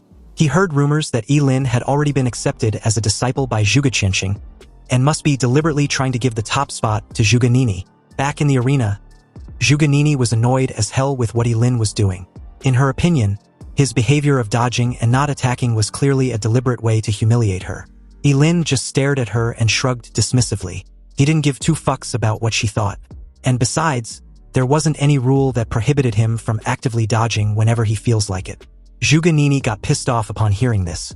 Her whole body engulfed in flames, displaying an extremely dazzling red-gold color. She raised her book with the intention of launching an attack that Ye Lin couldn't dodge. Zhuge Nini summoned the red surging flame, the same insurmountable wall of flames she used against Ji Lingyu. In an instant, the air above the arena became extremely hot and the temperature rose rapidly. The red-gold flames formed a sea of fire and surrounded Ye Lin. Frowning, Ye Lin decided to teach Zhuge Nini a lesson. He sacrificed half of his liver and again increased his agility. The sudden increase caused his already extremely terrifying speed to increase at a monstrous rate. Although those red gold flames were terrifying, Ye Lin's current speed was so fast that he plunged straight through and was upon Zhuge Nini in an instant. Zhuge Nini's eyes widened in shock, incredulous that Ye Lin could actually increase his agility to this extent. She had no time to react at all and was hit playfully on the head with the back of Ye Lin's sword. The hit on the head was so painful that she began to tear up. Ye Lin informed Zhuge Nini that she'd lost and should admit defeat. But as the spoiled child she was, Zhuge Nini had never been humiliated like this, and this instantly broke down her psychological defenses. How could she suffer such injustice? Zhuge Nini refused to admit defeat to a disgusting person like Ye Lin. She would rather be carried off the stage like Luo Jun than accept such a humiliating defeat. She instantly conjured several fireballs and hurled them at Ye Lin, who dodged effortlessly. Ye Lin frowned slightly. He didn't expect Zhuge Nini to be so stubborn and dumb. In that case, he would just have to forcefully kick her off the arena.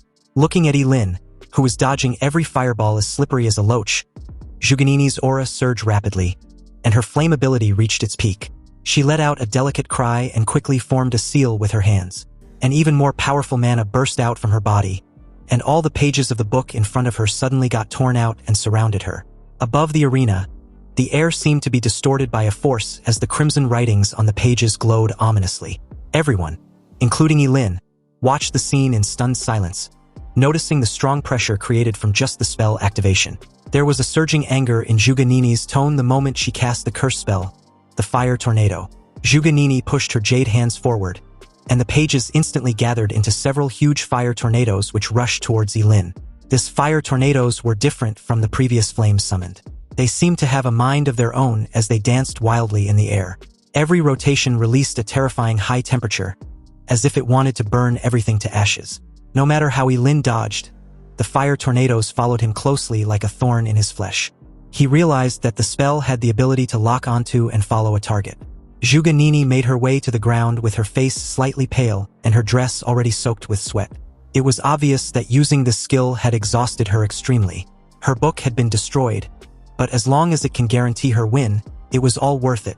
She firmly believed Ye Lin had nowhere to hide from the attack and should admit defeat. Upon hearing this, Ye Lin was baffled. Was this bitch really dumb as rocks? You see, Ye Lin had already thought of a solution the moment he realized the spell had a homing skill. With his incredible agility, he appeared behind Zhuge Nini in an instant. Zhuge Nini should have realized this simple truth when she casted her spell. Thus, releasing a spell with a homing skill without teammates to protect her when facing off against a fast opponent was tantamount to suicide as a mage. Had she not heard of this in class? Speechless, Zhuge Nini's eyes widened upon realization. And at this moment, the fire tornadoes were like raging storms, rushing towards them at a high speed. Ye Lin calmly instructed her to end the skill and admit defeat. But this bitch, with tears in her eyes, replied that she would do no such thing. She won't lose to Ye Lin, even if it means dying together. Instead of canceling the release of the curse spell, Zhuge Nini increased the output to the max, making the fire tornadoes even more violent. she truly intended on dying together with Ye Lin rather than being humiliated again. The moment the crowd realized what Zhuge Nini had just done, her father shouted desperately, pleading for her not to do something so stupid. At the same time, the invigilators and the medics rushed towards the arena with urgency. Ye Lin stretched out his hand and pulled Zhuge Nini to his side, then raised his hand as a terrifying force burst out from his palm. The arena under his feet trembled instantly with a deafening roar, and a stone wall suddenly rose from the ground between the two and the incoming torrent of flames. The stone wall, being one of the forbidden spells Ye Lin just unlocked after upgrading, had an ancient and ominous aura with complex mystery, as if it was not made of solid material. The effect of this skill was as straightforward as its name, the Wailing Wall. It can be summoned from the deepest depths of hell by sacrificing a lifespan. The Wailing Wall can nullify any attack if the attacker isn't 20 levels above the spellcaster. Anyway, like a gate of the abyss, the Wailing Wall opened up and swallowed the overwhelming torrent of raging tornadoes of flames without making any sound. Some of the audience recognized the Wailing Wall and was shocked that an examinee was actually able to cast such a forbidden spell. The Wailing Wall dissipated shortly after as Ye Lin thanked the heavens for being lucky to have unlocked this defensive curse spell. Otherwise, he really wouldn't have known what else to do. In an affectionate manner, Ye Lin brushed Zhuge Nini's messed up hair in place and gave her a reassuring smile which snapped her out of her daze. Although Zhuge Nini finally realized how terrifying their gap in strength was, she also couldn't stop blushing. Zhuge Nini felt her heart beating way too fast than her normal heart rate, especially when she also realized that Ye Lin might not be as bad as she initially thought. The crowd watched the heartwarming scene on the stage and couldn't help but smile. They felt that something was going on between the two and were interested to know more about their relationship. They were convinced that Ye Lin was just afraid of hurting Zhuge Nini, hence why he never attacked but kept dodging. Then, like splashing cold water on their faces, Ye Lin unceremoniously kicked the prideful bitch off the arena, reiterating that there can only be one top scorer. Zhuge Nini, who was completely unprepared, fell headfirst onto the ground with a dull thud. There was even a large shoe print on her perky behind to which the live broadcast gave a close-up shot. The speechless crowd just watched in stunned silence. How can a sweet hormonal atmosphere a second ago turned into an abrupt ass-kicking the next? Although Zhuge Qianqing was relieved that her daughter was okay, he couldn't help feeling embarrassed by the whole situation. Zhuge Nini sat up and declared her intentions to get back at Ye Lin for this humiliation. The invigilator announced Ye Lin as the winner of the final round of the ring tournament, totaling his points to be 150 and declaring him as Qingqing's champion. As the crowd praised and congratulated him, Ye Lin hoped these achievements would be enough to enter the Supreme Academy. A lady among the crowd asked Ye Lin which academy he planned on attending. Ye Lin's answer was obviously the Supreme Academy, and the crowd shared his excitement and enthusiasm. But as the supervisor of the Supreme Academy made her way inside the arena with Principal Gao and Lin Yuan, she apologized and informed Ye Lin that he'd been rejected. Principal Gao and Lin Yuan, already aware of Su Chengxin's decision, remained silent with a gloomy expression. Although Ye Lin had a fair idea of the reason, he couldn't help asking why.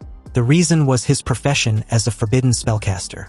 Since the appearance of job changers, there has been 11 Forbidden Spellcasters, and their average lifespan was 22 years.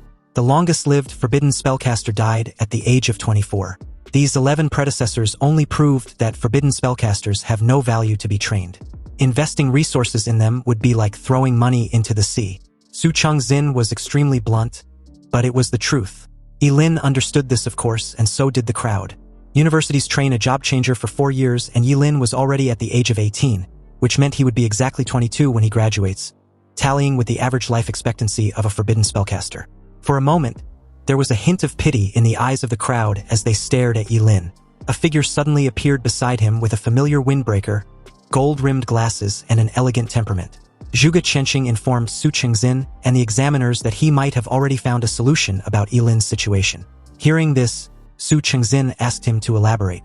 Since Ye Lin was his disciple, Zhuge Qianqing explained that he had developed a method that greatly reduced the impact of casting forbidden spells on his disciple. But if any of them didn't believe him, they can do a physical examination on Ye Lin's body. With the exception of Su Chengxin, everyone, especially Lin Yuan and Principal Gao, were shocked.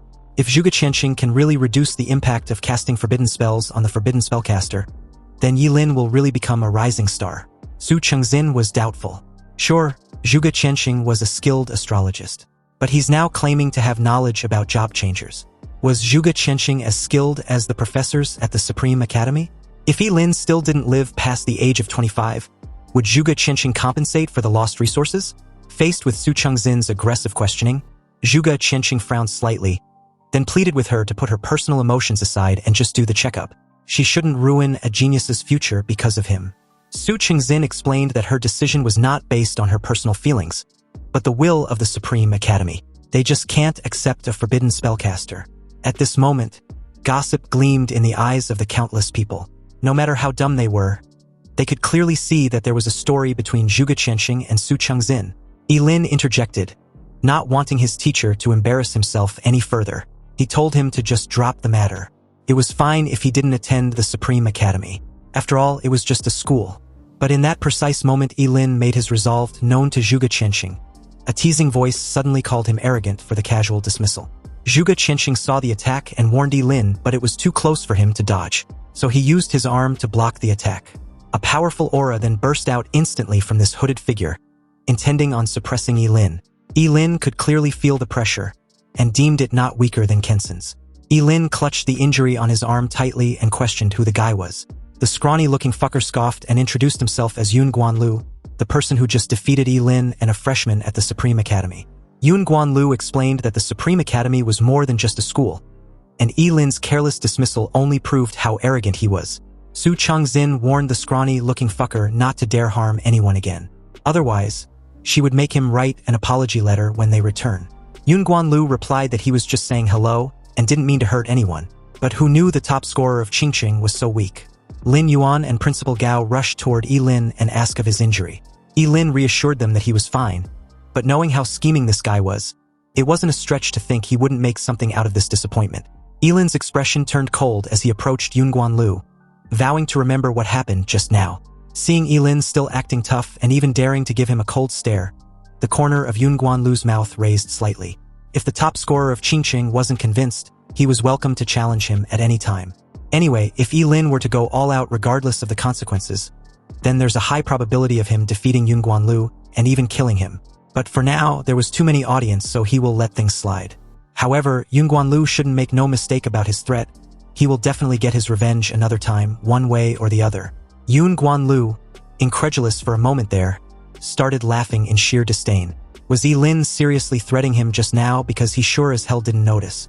And talk about a loser, did he really think he would amount to anything that was worth his attention?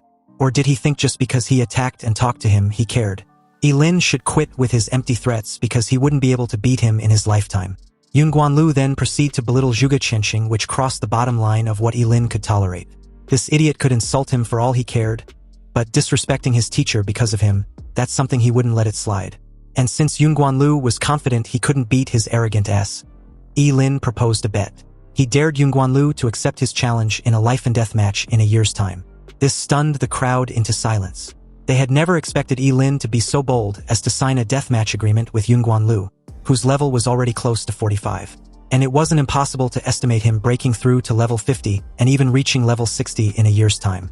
Zhuge Qianqing, on the other hand, wasn't worried that Ye Lin might lose, but was rather alarmed that he might accidentally expose the secret of his immortality. He warned him not to be impulsive, but Ye Lin reassured him that he wasn't. He was very much aware that Yun Guanlu, although arrogant and infuriating, had the strength to back it up, but it wouldn't matter in the long run.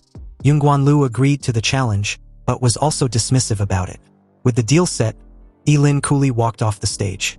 To him, this death duel is to determine who's better, and he intended on using it to crush the pride of the Supreme Academy.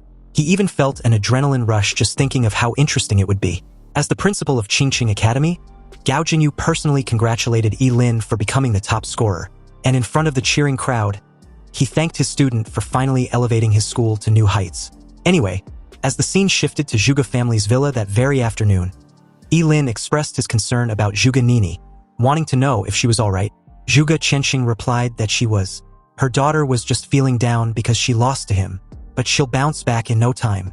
Ye Lin then moved to the next obvious and a bit intrusive question. He was curious about the relationship between Zhuge Qianqing and Su Qingzin. Zhuge Qianqing was already expecting this question, so he wasn't exactly caught off guard with this open secret. He explained that Su Qingzin was his first love.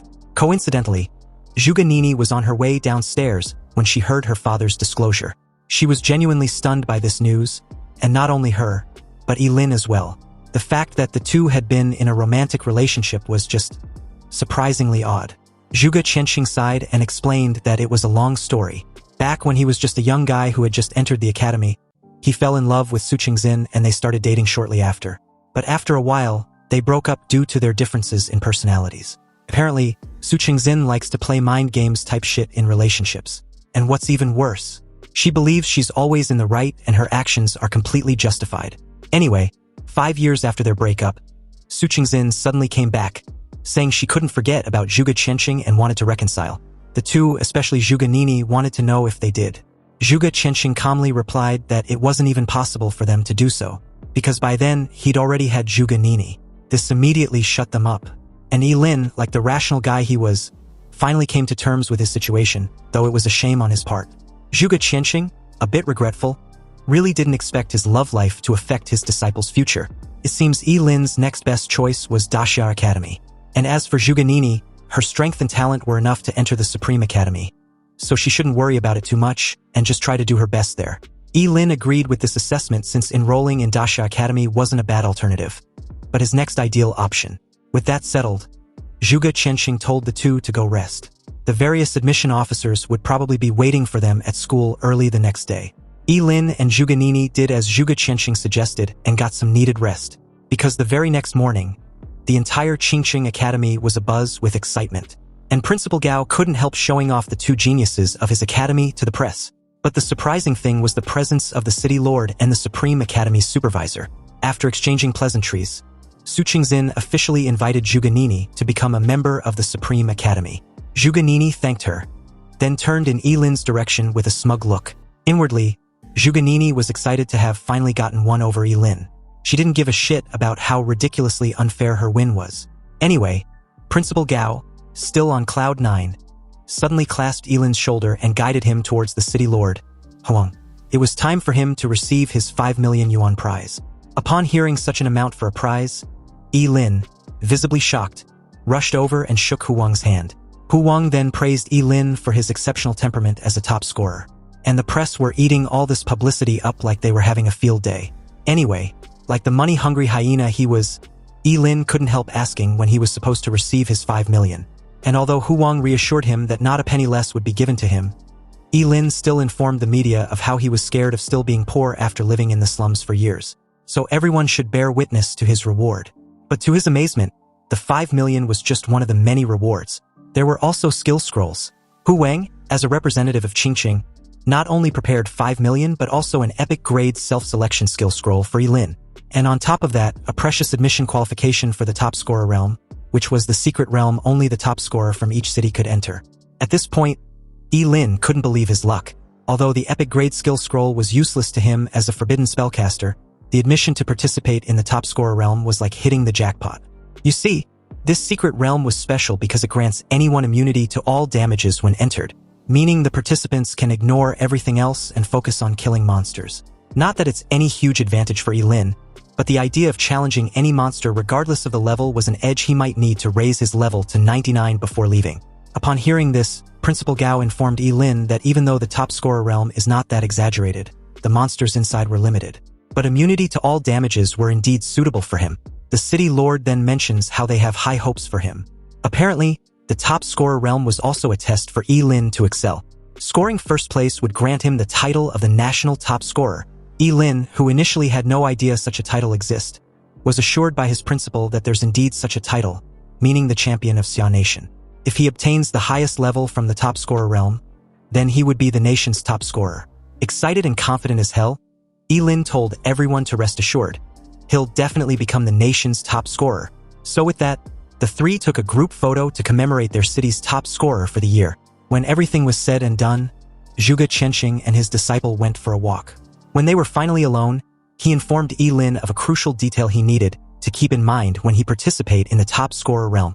Zhuge Qianxing warns Ye Lin to never use any of his lifespan-consuming skills inside the top scorer's secret realm. But surprising enough, Ye Lin had figured this out a while ago, so he was very much aware of this predicament. And the reason was simple. Although the secret realm gives immunity to damages, it can't stop age progression. Zhuge Qianxing confirmed this assessment. Ye Lin was indeed a smart kid. Zhuge Qianxing informed Ye Lin that he has other urgent priorities to deal with in Qingcheng, so Ye Lin would have to be careful on his own. Also, he should return to Qingqing the very moment he comes out of the top scorer's secret realm. Zhuge Qianqing was recently informed that those researchers may soon find the Gate of Apocalypse. With the help of the city's teleportation array, Ye Lin arrived in the city of Shenzhen without any hitch. But as he traversed through the streets of this big city, he couldn't help being amazed as to how different and refreshing everything seems. This was his first time outside the city of Qingqing, and it was a shame he didn't have time to explore. Ye Lin made his way to the registration building to report in. There, at the entrance, he met a female receptionist who introduced herself as Bai Lin. After confirming Ye Lin's identity, Bai Lin instructed him to follow her. Hu Wang had already made preparations. On the way, Ye Lin was informed that the top scorer realm hadn't been opened yet, so he had time to rest. Also, if he encounters any problems during his stay, he can contact her at any time. Bai Lin brought Ye Lin to a high-rise building where he completed his registration and check-in procedures at the front desk. Shortly after, he found his room and flopped onto his bed with his skill scroll in hand. Since the top scorer realm hadn't been opened yet, he might as well go and explore this city he had never been to before. But in that very moment, a sudden noise and muffled voices at the door reached his ears. This person, whoever it was, kept whining on the other side about how strange it was that the room's keycard wasn't working. Ye Lin made his way to the door, wondering who was trying to barge into his room. Or perhaps the rooms were meant to be shared. He didn't even get a word out before the door was forcefully pushed open with a bang, destroying the locks and startling him. Then an innocent-looking petite girl wearing a blue dress appeared at the door. She carried a teddy bear backpack, and her blonde hair was tied with 2 cute bows. She blinked her big eyes and stared at Ye Lin with confusion, questioning who he was. And why was he in her room? Ye Lin was left dumbfounded. Shouldn't he be the one asking her these questions? But upon seeing Ye Lin's shocked expression, this petite girl suddenly misjudged him as a pervert. She'd even convinced herself on the spot that Ye Lin was hiding in her room after targeting her as an easy mark. Suddenly, with bulging veins, her arms instantly swelled up as she threw a punch in Ye Lin's direction. Ye Lin reacted quickly with his fleeting dance, sidestepping to the side and narrowly dodging this terrifying punch. Just the whistling wind from the release was enough to rattle the windows. Ye Lin, shell-shocked, was a bit incredulous that this little loli actually had such powerful strength. He hurriedly explained that he wasn't a pervert. But the little loli refuses to believe him. She claims that a pervert wouldn't actively admit to being a pervert, so Ye Lin was spouting lies. At this point, Ye Lin realized that he's left with no choice but to take action. He sacrificed his appendix and summoned the realm of woods. In the small room, countless woody vines emerged very abruptly and wrapped around the girl's fist like tentacles. She tried to break free with brute force, but the vines were so resilient that all her struggles were for naught. You see, the Descent of the Wood Realm was a forbidden spell that mainly restrained forceful movements, so it took a while for the girl, Manhwa, to finally relent. Ye Lin then took out his room card and showed it to her. But upon seeing the matching number 6099, Manhwa couldn't help exclaiming that it was impossible. Her room card was also 6099. Ye Lin released her from the spell and demanded she show her room card. Manhwa, although puzzled, confidently took out her room card from her bag and showed it to Ye Lin. But to her dismay, the card number turned out to be 6609. At this point, it was obvious that she turned the card upside down and got the number wrong. So with the misunderstanding out of the way, Manhwa started apologizing profusely for acting the way she did. But Ye Lin was more concerned about reminding her not to forget about informing the staff to fix the door on her way out. Manhwa nodded in understanding, but still insisted of treating Ye Lin to a meal as a form of compensation. Ye Lin replied that there was no need. However, since she's still insistent, how about she accompany him for a walk down the streets? So as the two explore the streets outside, Ye Lin learned Manhwa's name and her profession. She was an SSS-Class berserker, which explains her sudden explosive strength. Manhwa was the top scorer of Haiqing. Ye Lin then informed her of being from Qingqing. And of course, he was also a top scorer. Since Ye Lin was able to subdue her with a terrifying skill, Manhwa believed Ye Lin must have been admitted into the Supreme Academy. Hearing of the Supreme Academy, Ye Lin calmly explained that that's where he initially planned on attending, but unfortunately, the Academy rejected him. Manhwa's excitement turned into confusion. She couldn't comprehend why. With the strength Ye Lin had just shown, getting in should be easy. But Ye Lin shrugged dismissively and stated that his fate was decided elsewhere. And to clear her confusion, he added that he was a forbidden spellcaster. So with his short lifespan side effect of a sort, it's understandable. Hearing this, the guilt in Manhwa's eyes became evident. A forbidden spell master had a short life to begin with, Yet not only did she unknowingly made him use a forbidden spell, but she tore down his door, mistook him for a pervert, and tried to beat him up. She really needs to make things right. And the first thing they needed to do was to stop talking about such depressing stuff. Mi Shui grabbed Ye Lin's hand and dragged him along. She'd heard of a place nearby with amazing food. It was Xinqing's most famous restaurant. A well-established place with amazing view and high-end service. Ye Lin took a good look around and was impressed. The place indeed looks amazing. But just before the two could find a spot to take a seat, someone suddenly called out to Mi Shui and coldly remarked about how a brute like her was able to find a guy to eat with. Mi Shui's face suddenly darkened the moment she turned and saw Ye Ning, her half-sister. Ye Ning was in a black revealing strap dress, her high heels creating a clattering sound as she walked towards them. Beside her was his boyfriend Wu Shaoqi. Ye Ning mocks her half-sister for finally being in a mating season, yet still having nothing to offer. So she wondered what exactly Ye Lin likes about her anyway. Mi Shui, visibly upset, warned her half-sister that she wasn't interested in fighting her. However, her concern was dismissed as Ye Ning informs Ye Lin that she could introduce him to some of her beautiful friends, but only if Ye Lin agrees to come with her right now. Ye Lin told the intrusive bitch to back off his personal space because she had a very bad breath. Mi Shui had to hold back her laugh upon hearing this, whereas her half-sister kept murmuring what she just heard on repeat. Seething with rage, Ye Ning couldn't fathom the sheer audacity of someone she deemed as a nobody humiliating her like that. Moving past Ye Ning, Ye Lin suggests they go eat somewhere else. A place that wasn't suddenly smelly like the one they were in now. Mi Shui agreed in sheer delight. But before the two could proceed further, someone blocked their path. Wu Shaoqi, pissed off, declared that the two didn't get his permission to leave.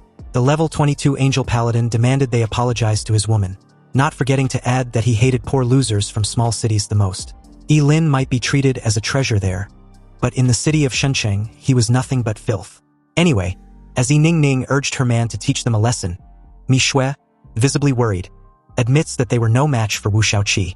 Ye Lin brushed this off, highlighting how much of a coincidence this entire farce was, because he also happens to hate rich punks such as Wu Shaoqi who reek just as bad. Wu Shaoqi's aura suddenly condensed, and a powerful pressure emanated from him, instantly filling the entire restaurant. Behind him, a brilliant angelic figure slowly condensed into shape, bathed in holy aura. Subsequently, Ye Lin raised his hands slightly, condensed lightning arcs gathering around him. He expressed his intention to fight Wu Shaoqi. The atmosphere became tense as a crowd immediately gathered to watch the scene. The two were moments away from throwing hands when an investigator reminded them that job changers weren't allowed to fight in the city, and violators would be fined 30,000 yuan and detained for 30 days. With the top scorer realm just hours away from its grand opening, Mi Shui reasoned with Ye Lin that fighting with Wu Shaoqi wasn't worth it. Ye Lin agreed, and so did Wu Shaoqi, who warns Ye Lin as he walks off. Ye Lin better not cross path with him inside the top scorer realm. Although he may not be able to kill him in there, he sure as hell can make him suffer a fate worse than death. Quite pleased, Ye Ning gave a smug look as Wu Shaoqi took her hand and led her out of the restaurant. The moment the two were far from earshot, Mi Shui lets out a heavy sigh and apologized for the trouble. Ye Lin eventually asked who Ye Ning was and why she was so against her. He learned that she's Mi Shui's half-sister, born to her stepmother, and always been trying to compare herself to her in everything, and she means everything. Career level, skills, equipment, looks, body, you name it. She was even afraid of being outclassed by Mi Shui in the final test, so she demanded to be transferred to a smaller city. There, she met Wu Shaoqi for some reason, and has been acting arrogantly ever since. A bit down, Mi Shui reiterated her apology. She just wanted to repay Ye Lin by treating him to a meal, but she'd inadvertently gotten him into trouble instead. Ye Lin reassured her that it was fine. He even feels a bit hungry all of a sudden, so they should just find a spot to eat. Mi Shui was a bit surprised that they were still going to eat there after what just happened. But Ye Lin reminded the little lowly that she was the one who recommended the place, so why let those two idiots ruin their appetite? Early the next day, all the top scorers in the entire province gathered at a massive square near the outskirt of Shenzhen City. There, an enormous red gate about 40 feet loomed over everything, and the entire event was being monitored with dozens of drones. On the platform, a middle-aged man introduced himself as Zhang Kenqi, the supervisor for this year's top scorer realm, which would be opening soon. Zhang Kenqi welcomed and urged everyone to ready themselves. Somewhere amidst the crowd was Ye Lin and Mi Shui, who were busy doing a last-minute checkup. Ye Lin checked his backpack to find it full with so many food. When she asked Mi Shui about it, she replied that since they were staying inside the secret realm for a few days, she thought it was best to pack everything they could eat in case of any emergencies. Back to Zhengqi, he calmly stated that before the secret realm officially opens, there were a few things he needed to inform them. The first thing was the rule of this secret realm. Although all test takers would be immune to damages, this effect was available only inside the secret realm. If any test takers take continuous or lethal damages, they should remember not to leave the secret realm. They had prepared priests above level 50 to heal anyone unfortunate at the entrance, so they should get healed before exiting the secret realm. Otherwise, the consequences will be severe. The second thing was in case any of them lose a limb or leg, they should bring it along if they can. Then find a priest to reattach it before exiting. This was far better and less difficult than finding the means to regrow a new limb or leg. The third thing was to remember not to get eaten by a demonic monster, because having their torso get digested was not a pleasant feeling to have. Just the imagination was unpleasant, and the very idea of it was very terrifyingly painful to think about. However, from this intel, Ye Lin deduced that their body would just be immune to all damage taken inside the secret realm, not blocking it. Zhengqi then proceeded to wish all the top scorers to come back safely with good grades. He instructed for the teleportation portal to be opened. Also, everyone had 10 minutes to form a team or find their teammates. But if anyone had the confidence to enter alone, there are no rules against it. Mi Shui proposed forming a team with Ye Lin. Ye Lin agreed to the team up, but she needed to carry his bag. The little lowly had no problem with this arrangement. After all, such light weight was nothing to her as a berserker.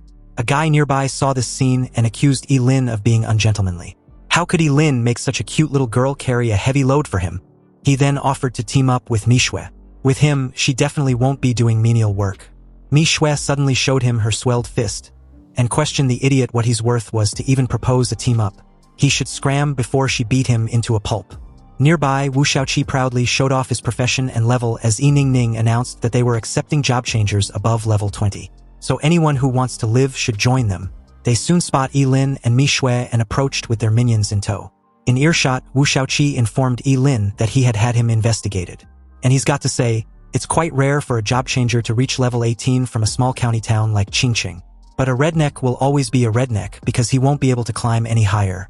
Wu Shaoqi offered Ye Lin one last chance to kneel down and kowtow to him 3 times. Only then will he forgive him for what happened the day before. Otherwise, when they enter the secret realm, who knows what will happen. Ye Lin just laughed and basically told the idiot to fuck off. Pissed off, Wu Shaoqi was about to throw hands when Zhengqi appeared from nowhere and intervened. He warned Wu Shaoqi that they weren't in the Wu family, so if he dares to cause any trouble, his examination qualification would be revoked immediately. Zhengqi raised his voice and reiterated what he said about breaking the rules to all the test takers. With the secret realm now opened, any violation would immediately get the culprit disqualified.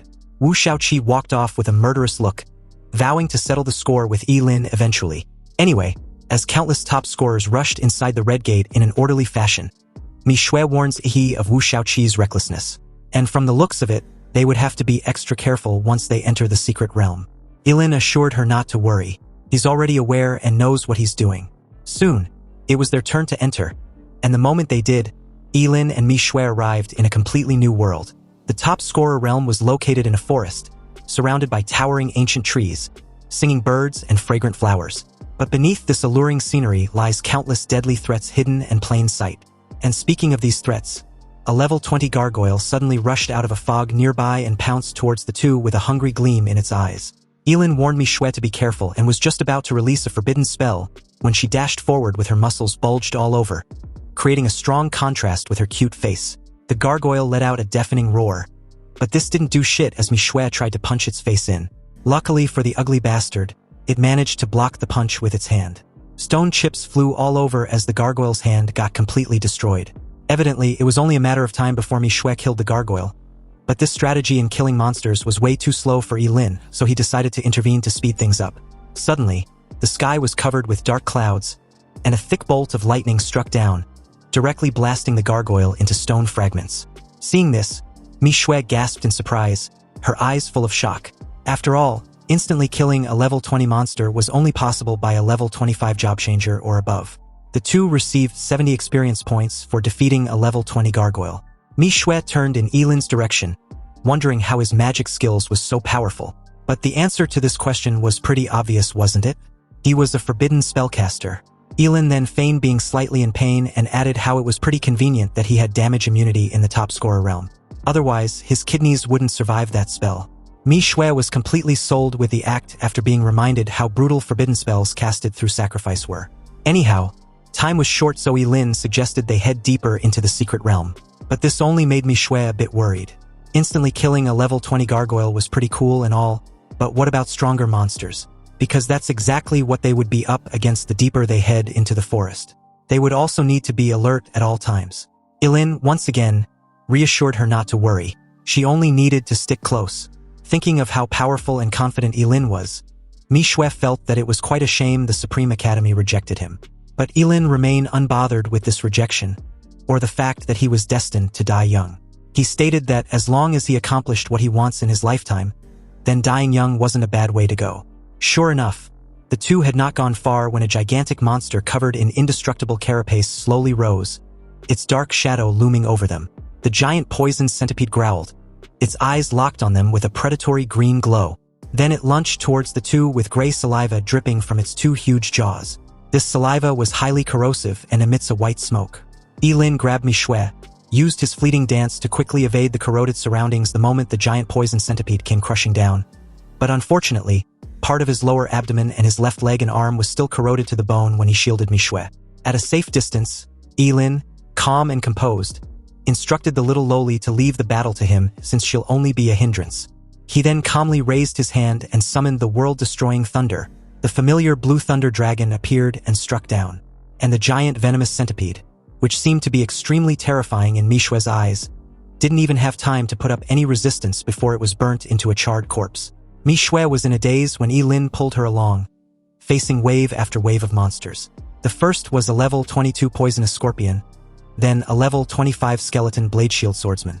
The two monsters were killed in the same manner after being struck by a bolt of lightning. Mi Shui was left speechless watching Ye Lin instant kill one monster after the next with his lightning attribute without breaking a sweat. Then, out of nowhere, a level 28 abyss ratman suddenly grabbed his leg and tried to launch a sneak attack from underground. Ye Lin swiftly freed himself, raised his hand and cast the forbidden spell, the eternal thunder element. Golden energy suddenly formed and gathered in his palm, then condensed into a dazzling golden spear. Ye Lin grasped the spear and threw it directly at the abyss ratman, killing it instantly. Ye Lin was ecstatic to have finally leveled up to 20. But after killing the level 28 abyss ratman, Mi Shui suddenly realized something and looked surprised, as if she had solved a historical problem. Since Ye Lin was a forbidden spell master, he was immune to any damage inside this secret realm, which was why he could use forbidden spells at full strength. Ye Lin was a bit baffled. Hadn't she known this until now? It seems this girl has well-developed muscles, so her brain doesn't seem to be very useful. Anyway, after reaching level 20, it was time for him to unlock his second talent. Scrolling through his attribute window, he learned that his second talent was the ultimate sublimation. With this talent, he can sublimate all the skills he'd used into forbidden spells. This was a massive upgrade since he previously couldn't use skill scrolls, whether they were common, rare, epic, or legendary. Ye Lin instructed Mi Shui to hand him the dropped fireball spell skill scroll. Although it was just a regular spell, Ye Lin, eager to test out this new feature, learned it without any moment of hesitation. Immediately after doing so, the class talent ultimate sublimation was automatically activated, upgrading the regular fireball spell to Flame God's Breath. This new forbidden spell burns Ye Lin's life force to summon the flame of the god's divine fire, capable of incinerating everything in its path. Accompanied by a dazzling golden light, a powerful energy wave spread out instantly. The surrounding air seemed to be ignited by this energy. The temperature rose rapidly, and a huge fireball was formed. The fireball continued to expand, emitting blazing golden light and high temperature the moment Ye Lin injected his own fire into it. He then hurled the massive ball of fire into the air, and with a deafening boom, the sky was lit up with a thunderous explosion so destructive that it felt like an actual sun had exploded. Ye Lin curled his fist excitedly. After all, having more forbidden spells will undoubtedly allow him to have more adaptability and tactics when facing opponents stronger than himself. And now, with this new talent, no matter what type of forbidden spell he wants, he can just find the corresponding type of low-level skill scroll which cost a few thousand yuan. In a good mood, Ye Lin and Mi Shui left that place to continue leveling up. Meanwhile, on a massive tree branch somewhere nearby, Yi Ningning and Wu Shaoqi saw the explosion and were baffled. When Yi Ningning questioned what skill could cause such an explosion, Wu Shaoqi guessed that it might be an invigilator, because there wasn't anyone else among them who had a skill of that magnitude. Elsewhere, Zunkin-Chi was also watching the explosion through his monitoring screen, wondering what could have happened to trigger a skill with such destructive strength. It was soon nightfall, and Ye Lin proposed they find a place to settle and eat. Hearing this, Mi Xue had no issue with this suggestion since she was basically the one responsible for everything else besides hunting monsters. Nonetheless, she enjoyed her role since she'd been leveling up like crazy. Anyway, in the meantime, Ye Lin, still fully alert of any possible danger, decided to scout around when he spotted something that made his eyes widen with a hint of excitement and shock. In a whisper, he called Mi Xue over to take a look. Not far away was a clear spring with its water constantly flowing in like a small waterfall. And on a huge black rock beside the spring was a golden toad. Its skin sparkled brightly in the nightlight, as if it was coated with a golden thin layer. This extremely large monster was the treasure toad. It was about 4 or 5 meters tall with a pair of bright vertical pupils. And its specialty was hoarding treasures in its stomach. The higher the level of the toad, the more valuable the treasures it contains. And luckily enough, this treasure toad was level 25, so it would definitely drop good rewards if caught. Ye Lin motioned for Mi Xue to be extremely quiet. They couldn't risk scaring it off. Ye Lin planned to approach it quietly and control its movement to Mi Xue to catch it. It took about half an hour for the two to silently make their way behind the treasure toad. But just as they were about to enact on their plan, a sinister voice suddenly came from behind them, arrogantly declaring how annoying it had been in searching for Ye Lin. Wu Shaoqi and his group's sudden appearance alerted the treasure toad. And by the time Ye Lin tried to restrain it by summoning the realm of woods, it was too late. The treasure toad had already fled away. Ye Lin's face darkened as he cursed through his gritted teeth. The idiot had ruined their plans. And to make matters even worse, he was still running his mouth. Wu Shaoqi informed Ye Lin that it was time for him to settle his debts. He was going to make sure Ye Lin experienced a life worse than death. A crowd nearby heard the exchange and pitted Wu Shaoqi's nest victim. In their eyes, Ye Lin was unfortunate to run into Wu Shaoqi and his minions even though the secret realm was vast. They also blamed him for bringing this misfortune upon himself. However, at this moment, Ye Lin's facial expression was extremely cold with no trace of fear. He was on his last nerve, so he sure as hell wasn't going to let this slide. If a life worse than death was what these fools were expecting, then they should rest assured because that was exactly what he planned on letting them experience. Ye Lin calmly raised his hand and summoned a fireball. But upon seeing this, one of Wu Shaoqi's minions smiled even more disdainfully. After all, fireballs were the lowest and most common skill, and anyone who changes their job can learn it. But Ye Lin actually wants to use a fireball to deal with them, which was simply a pipe dream. However, his smile froze on his face the moment Ye Lin raised his finger slightly. The seemingly ordinary fireball suddenly expanded several times, turning into a dark golden sun several meters in size. It carried a terrifying high temperature as Ye Lin hurled it towards the minion beside Wu Shaoqi. The guy didn't even have time to scream before he was turned into a charred corpse, barely clinging to life. This sudden scene left everyone stunned with their mouths wide open, not knowing what to say. With horror, Wu Shaoqi reluctantly pieced together the person responsible for the massive explosion a while ago. But how was it possible? Yi Ning, realizing the shit they were in, pleaded with Ye Lin. They were all future of Daxia prospects after all. Plus, he wouldn't dare make an enemy of the Wu family, right? Ye Lin picked up another skill scroll in his hand, and at the same time, replied calmly that he was a fair guy and won't stand any impartiality.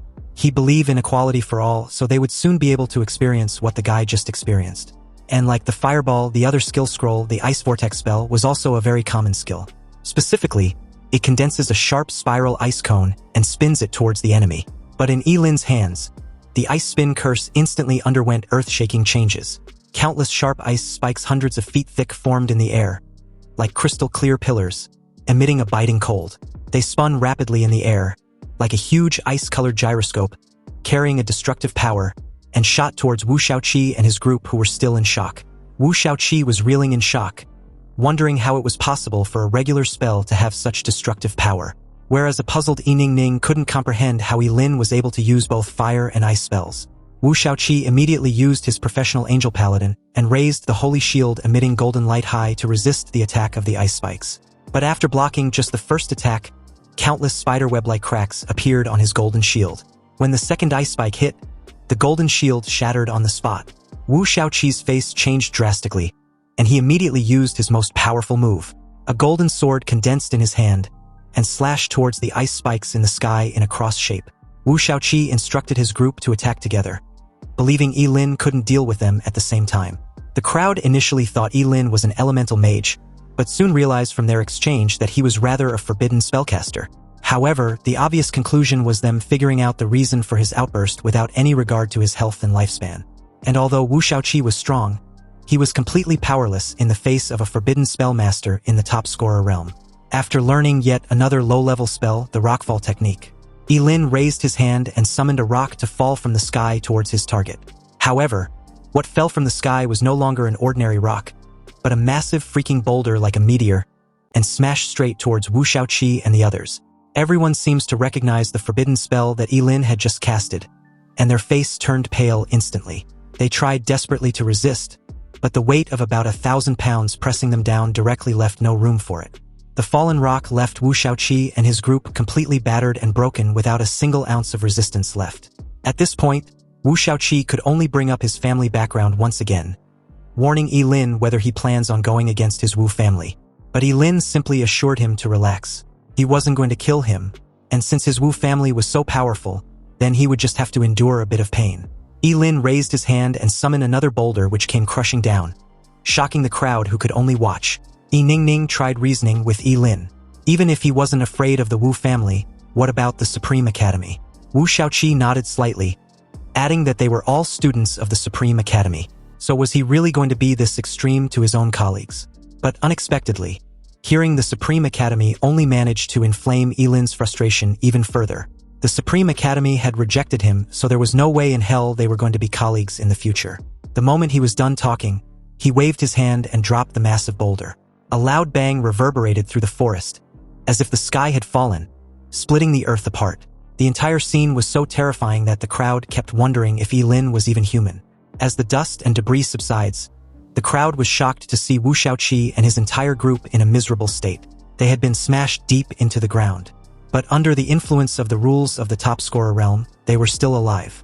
At this moment, the whole place was silent, and those who had been watching even begun to regret why they came. They held their breath and dared not even fart, for fear that Ye Lin would target them. Ye Lin called them over, instructing them to send Wu Shaoqi and his group to get healed. They cautiously used their abilities to excavate the bruised bodies beneath the rumble. Ye Lin felt that the secret realm was finally quiet after he dealt with the flies. Now they can go hunt the treasure toad. Meanwhile, near the exit of the secret realm, the supervisor of this year's top scorer realm, together with 3 priests and more than a dozen professional medical staff, were patiently waiting on high alert. Zhang Kenqi believed the top scorers this year were strong, and although it hadn't been long, not a single person had approached them for medical treatment. One of the priests agreed with this assessment. After all, in previous years, they would have been very busy by now. But in that moment, a group of students urgently rushed in with some severely injured. Zhang Kenqi examined the wounds, and after ordering the priest to heal their injuries, he asked what happened. Did they encounter a high-level monster? One of the students replied sheepishly that it was actually an encounter against one of their own. He explained that Wu Shaoqi and his entire group fought against a forbidden spellcaster. Zhang Kenqi couldn't believe what he just heard. How can a single student be responsible for such brutality? Back to Ye Lin and Mi Shui, they have been busy following the direction in which the golden treasure toad fled, but to no avail. If Wu Shaoqi and the others hadn't caused trouble, the multi-treasure golden toad would never have been able to escape from their hands. In resignation, Ye Lin had to give up the idea of continuing to pursue the treasure toad. And besides, it was already nightfall. He didn't even touch his meal, and explained that he was already full. He just wanted to rest as much as he can because he plans to level up more the next day. Mi Shui had never met anyone who levels up as fast as Ye Lin does, so she also vows to work harder. However, when she lifted her head, she was shocked to see 3 pairs of red eyes staring at her from afar. Then a huge dog figure leaped out from the darkness. It was burly and covered with red flames. Its red eyes flashed with a ferocious glow in the dark, and had a foul-smelling and corrosive saliva dripping from its mouth as it exposes its fangs.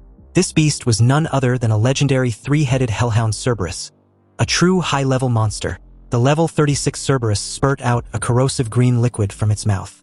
Luckily, Mi Shui was quick to act.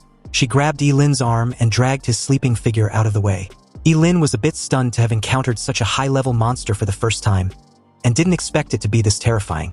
Ye Lin took the lead and directly used his Flame God's Breath skill. A huge dark golden flame was hurled towards the 3-headed dog of hell. But the middle head of the hellhound opened its mouth wide and bit the dark golden sun released by Ye Lin. And with a gulp, It actually swallowed it. Both Ye Lin and Mi Xue couldn't help but gasp. The freaking beast swallowed the forbidden spell in one gulp. There was even a hint of mockery in the eyes of the three-headed hellhound as the first head opened its mouth and spewed a thick green foul-smelling liquid towards them. The two managed to dodge to the side as the extremely corrosive fluid destroyed everything it touched. Ye Lin suddenly felt an attack from behind and quickly leaped sideways with his fleeting dance activated. He barely avoided the fatal blow, and while in the air, he raised his hand as bits of golden light gathered in his palm, condensing into a bright and dazzling golden spear. The golden spear was like a meteor streaking across the night sky, stabbing fiercely at the three-headed dog of hell with unstoppable power.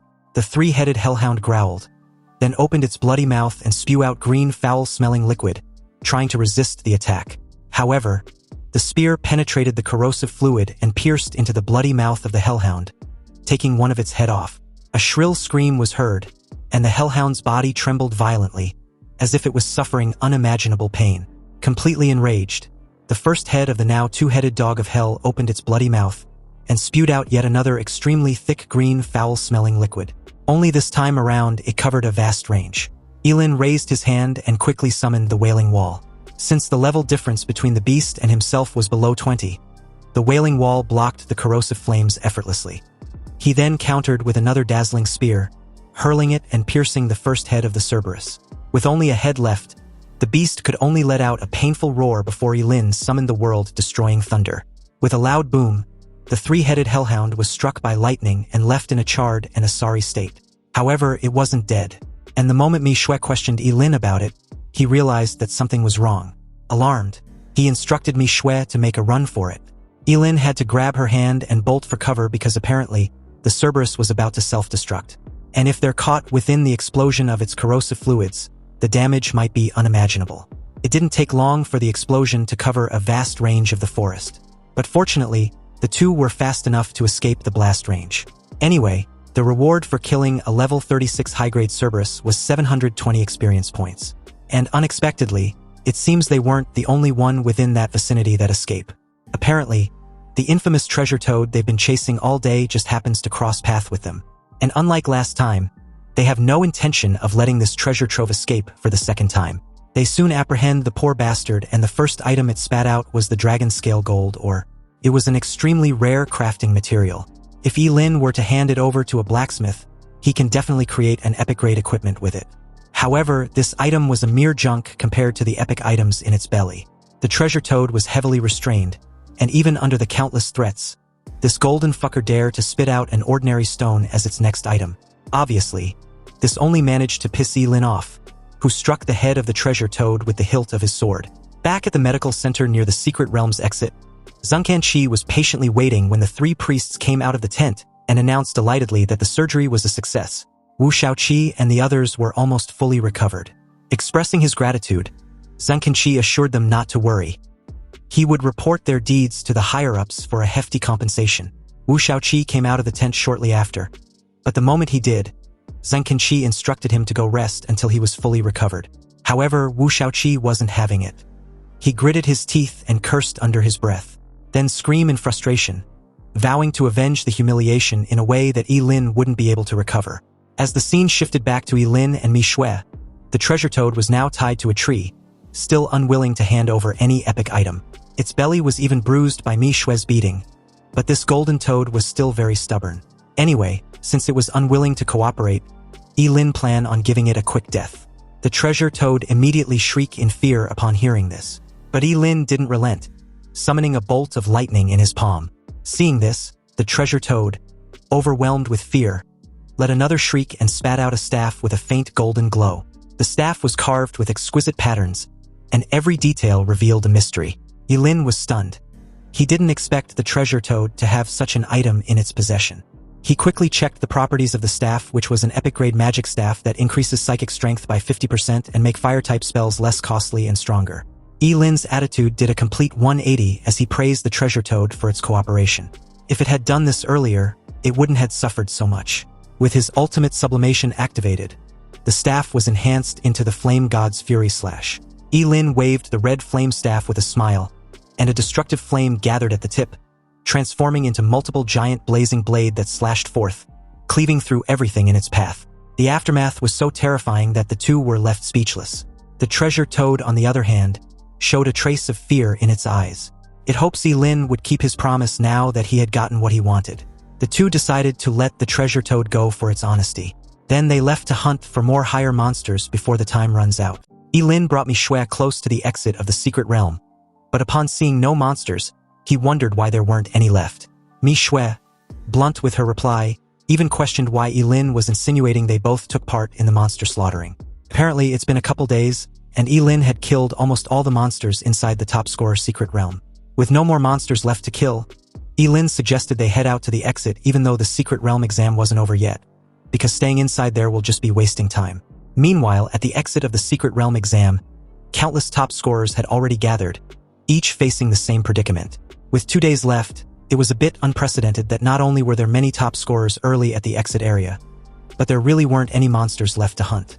You see, some started hunting in the outer area for a day, but when they went into the inner area after they got their levels up, there was nothing left except fire scorches on the ground. Anyway, in that moment, someone remembered Wu Shaoqi and his group, wondering if they were able to level up unlike the rest after recovering. But a sudden commotion caught his attention, and apparently, it was just Ye Lin who was evidently being avoided by everyone after learning what he did to Wu Shaoqi and his group of minions. They were absolutely terrified of the guy. Zheng Qinqi approached him, wanting to know if Ye Lin was really sure about leaving the secret realm. After all, the top scorer secret realm would only close in 48 hours, and exiting means that he had officially finished his trial. Ye Lin, without any hesitation, replied that he was sure. However, before exiting, every top scorer had to record their level. The assistant supervisor nearby asked him to show his level so she can record it. Ye Lin proudly displayed his level and profession, but downplayed this achievement as nothing. However, to the crowd and the officials, this was completely mind-boggling. Seriously, leveling up 7 times in just a few days, even Zheng Qinqi, the supervisor, had never seen such leveling speed. The crowd was also thinking the same since most of them clearly recall him being level 18 before entering the top scorer realm.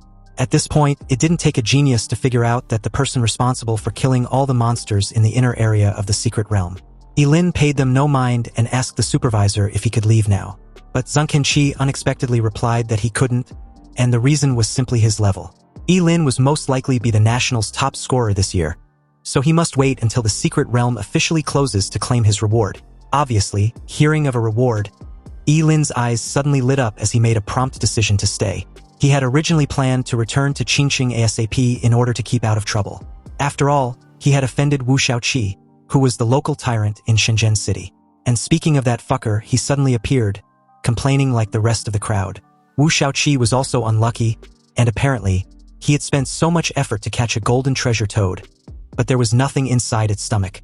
And on top of that, he saw no monsters despite searching for an entire day. Anyway, like everyone else, his attention was immediately drawn to the commotion nearby. Wu Shaoqi wondered curiously what was going on, only to be informed that all the monsters inside the secret realm were wiped out by Ye Lin. And to make matters even worse, Ye Lin was now level 25. Wu Shaoqi's face instantly morphed with an expression of eating a huge chunk of shit as he cursed loudly. And upon seeing this reaction, Manhwa spared no time rubbing his face in. After all, it was a bit embarrassing that the infamous young master of the Wu family entered the top scorer realm with level 22 and was now exiting with the same level.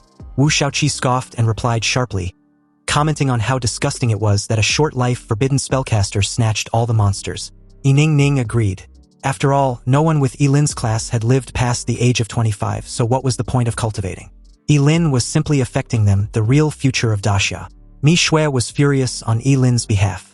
She believes it was Wu Shaoqi and his group's own incompetence that their skill wasn't enough to kill high-level monsters in time. And yet they have the audacity to mock Ye Lin. Suddenly, the sky over the top scorer realm instantly became gloomy, as if all the light was swallowed up. Everyone's heart tightened, and an inexplicable fear spread. At this moment, a deafening roar came from the center of the secret realm, as if something was awakening underground. Immediately afterwards, the entire secret realm began to shake violently, making them dizzy. Their face changed drastically the moment they saw that the exit of the top scorer secret realm had been closed at some point, and no matter how Zheng Qinqi tried, he couldn't reopen it. Then a scarlet light shot up from the depths of the secret realm, breaking through the shackles of darkness and illuminating everyone's face. In the light, huge monsters could be vaguely seen. They had different shapes, some had horns, others had wings, and the rest were covered with scales. emitting a strong evil aura. Zhang Kanqi's pupils shrank sharply, unable to maintain his composure. His voice even trembled slightly. It was a demon invasion. You see, monsters are divided into low and high levels. High-level monsters can even command low-level monsters. And above these monsters, there was an even more terrifying existence, the demon clan. No one knows where the demons came from. The only thing known was that every demon was extremely terrifying. Not only do they possess intelligence that was no less than that of humans, but they could even speak human language. Every time demons appeared on planet Blue Star, it was an unparalleled catastrophe. Yet, at this moment, Zhang Kanqi could clearly see them in their vast numbers. He suddenly calmed his nerves and faced the demons. He even got pissed off that they dare trespass in human territory. How bold, he shouted. However, the demons ignored him. They all bowed and knelt on the ground, as if they were welcoming someone important. And under the shimmering dark purple portal, a mysterious tall figure with incredibly white skin slowly came out. The only difference from this figure, this demon leader, and humans was his strangely deep dark and cold colorful pupils. The demon leader stared at the humans below with contempt. After all, humans were just food to them. But not only did humans dare hold his kind as slaves in captivity, but they hunt them as well. They were truly courting death.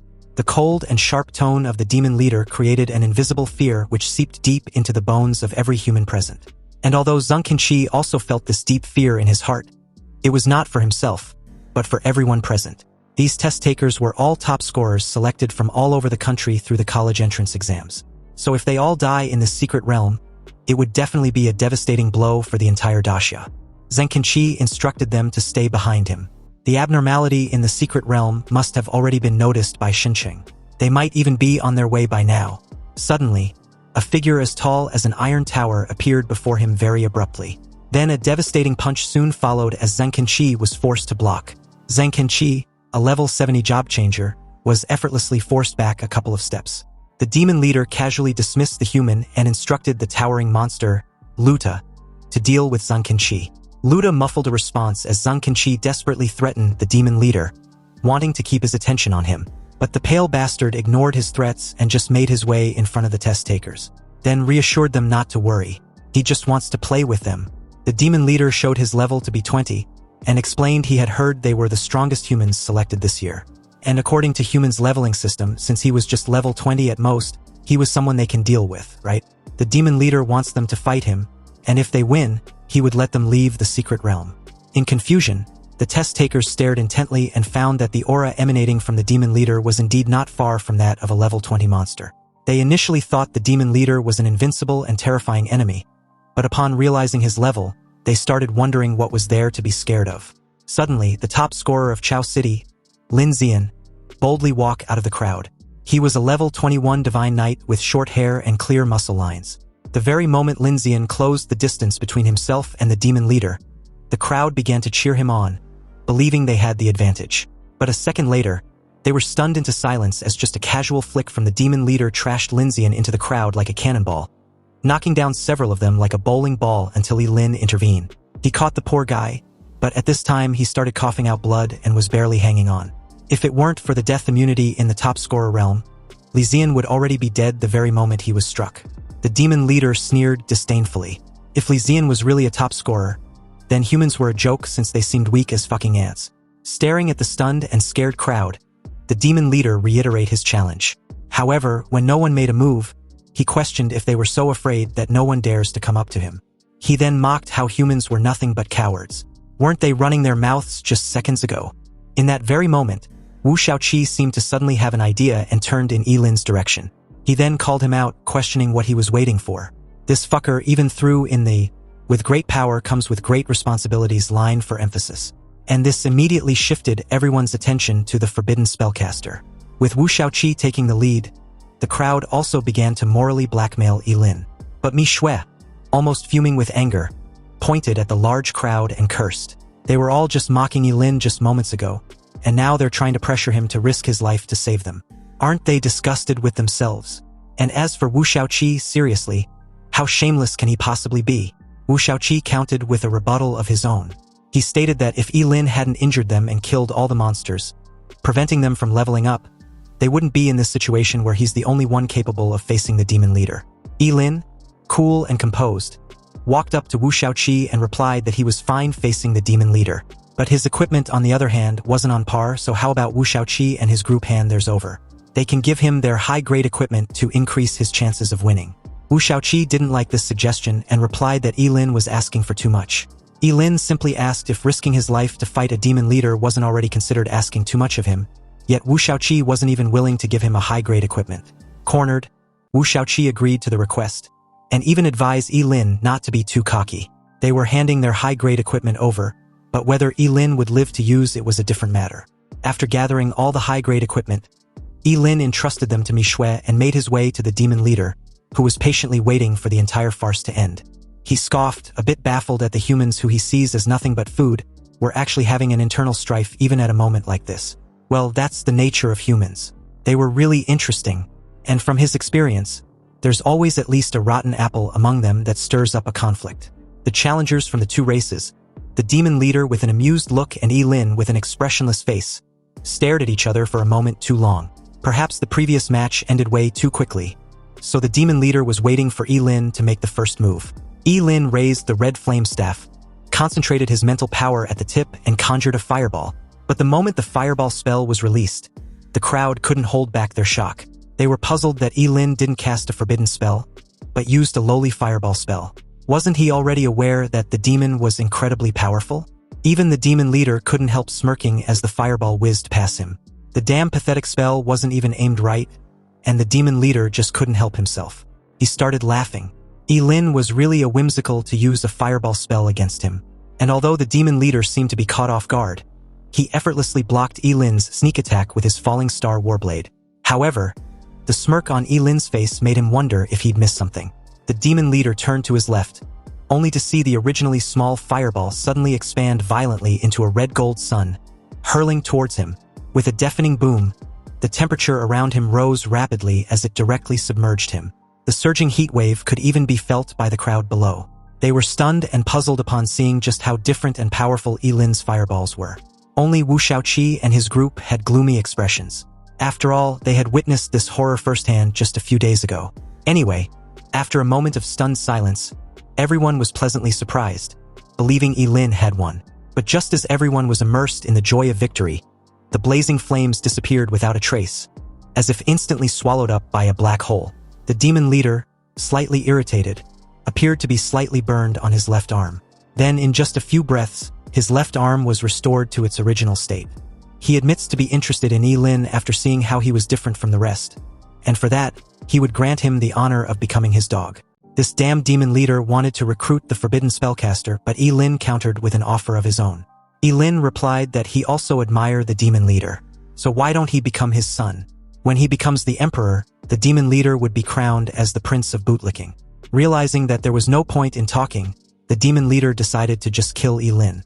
The very moment Ye Lin used the spell, Illumination, the demon leader was upon him in an instant, interrupting him.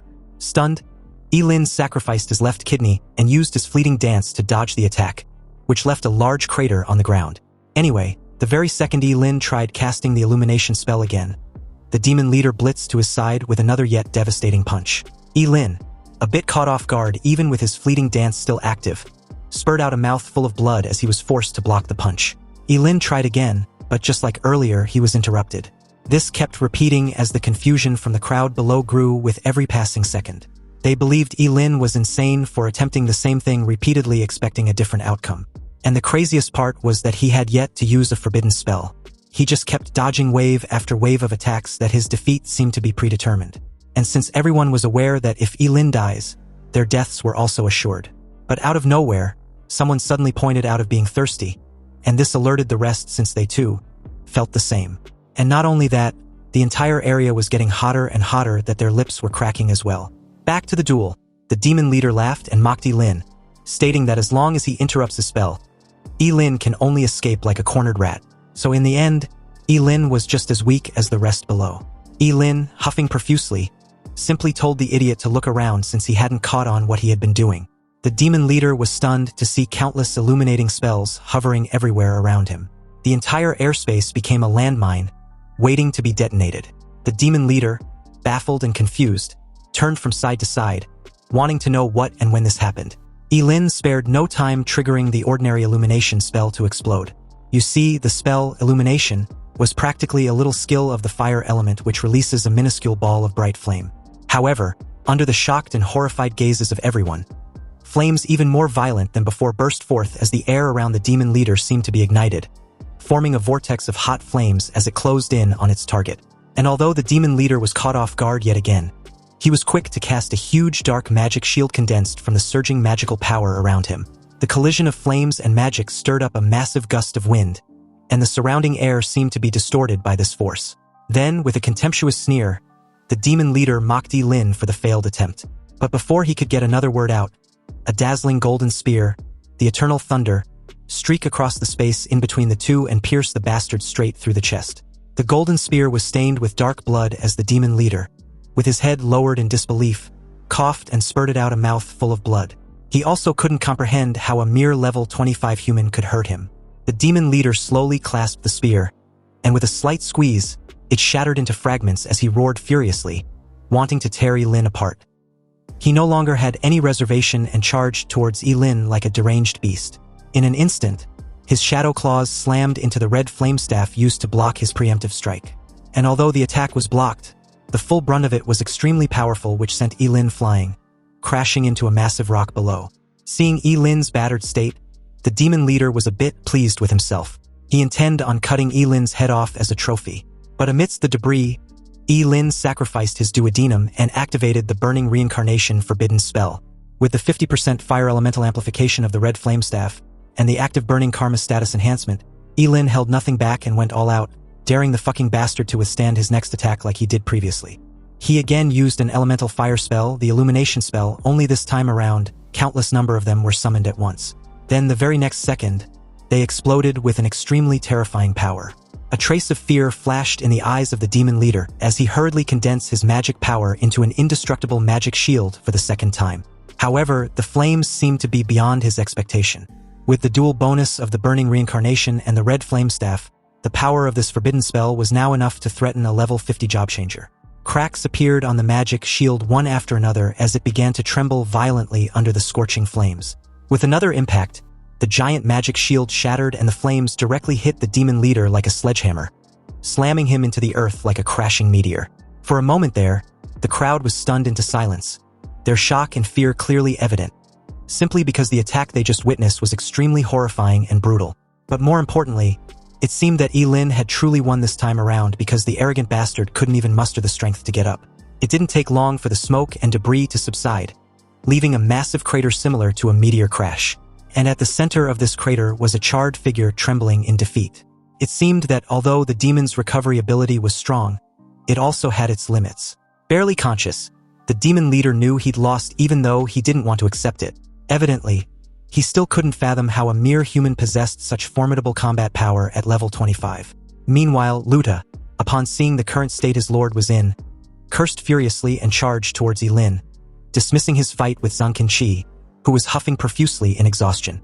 He warned Ye Lin to watch out, but at this point it was unwarranted because everyone, including Ye Lin, could clearly see the frigging brute charging in like a freaking train with no brakes.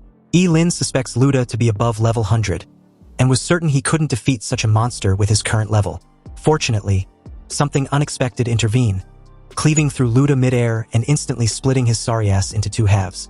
The crowd, especially Zhang Qinqi, was relieved and delighted upon seeing the attacker, He Yunfeng, the city lord of Shunqing. This meant that they were saved. After all, as the lord of a top city, He Yunfeng's strength was among the best in the entire Daxia. And since the demons dared to sneak into human territory and cause trouble, it seems they've already purchased a one-way ticket to hell.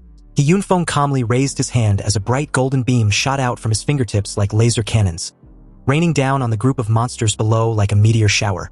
Obviously, this overwhelming showcasing of power further dazzled the crowd, whom were astonished just witnessing how strong the city lord of Xincheng really was.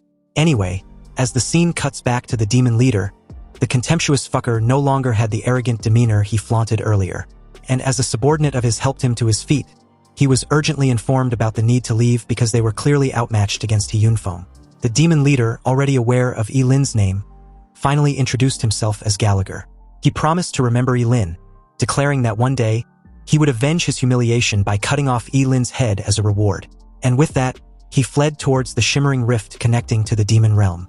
Ye Lin just watched his departing figure without engaging. But luckily, He Yunfeng spotted this and was even more annoyed that Gallagher was now fleeing like a sewerage rat. He shot out a massive golden beam which streaked across the night sky like a bullet. Gallagher was warned to watch out as the golden beam closes in.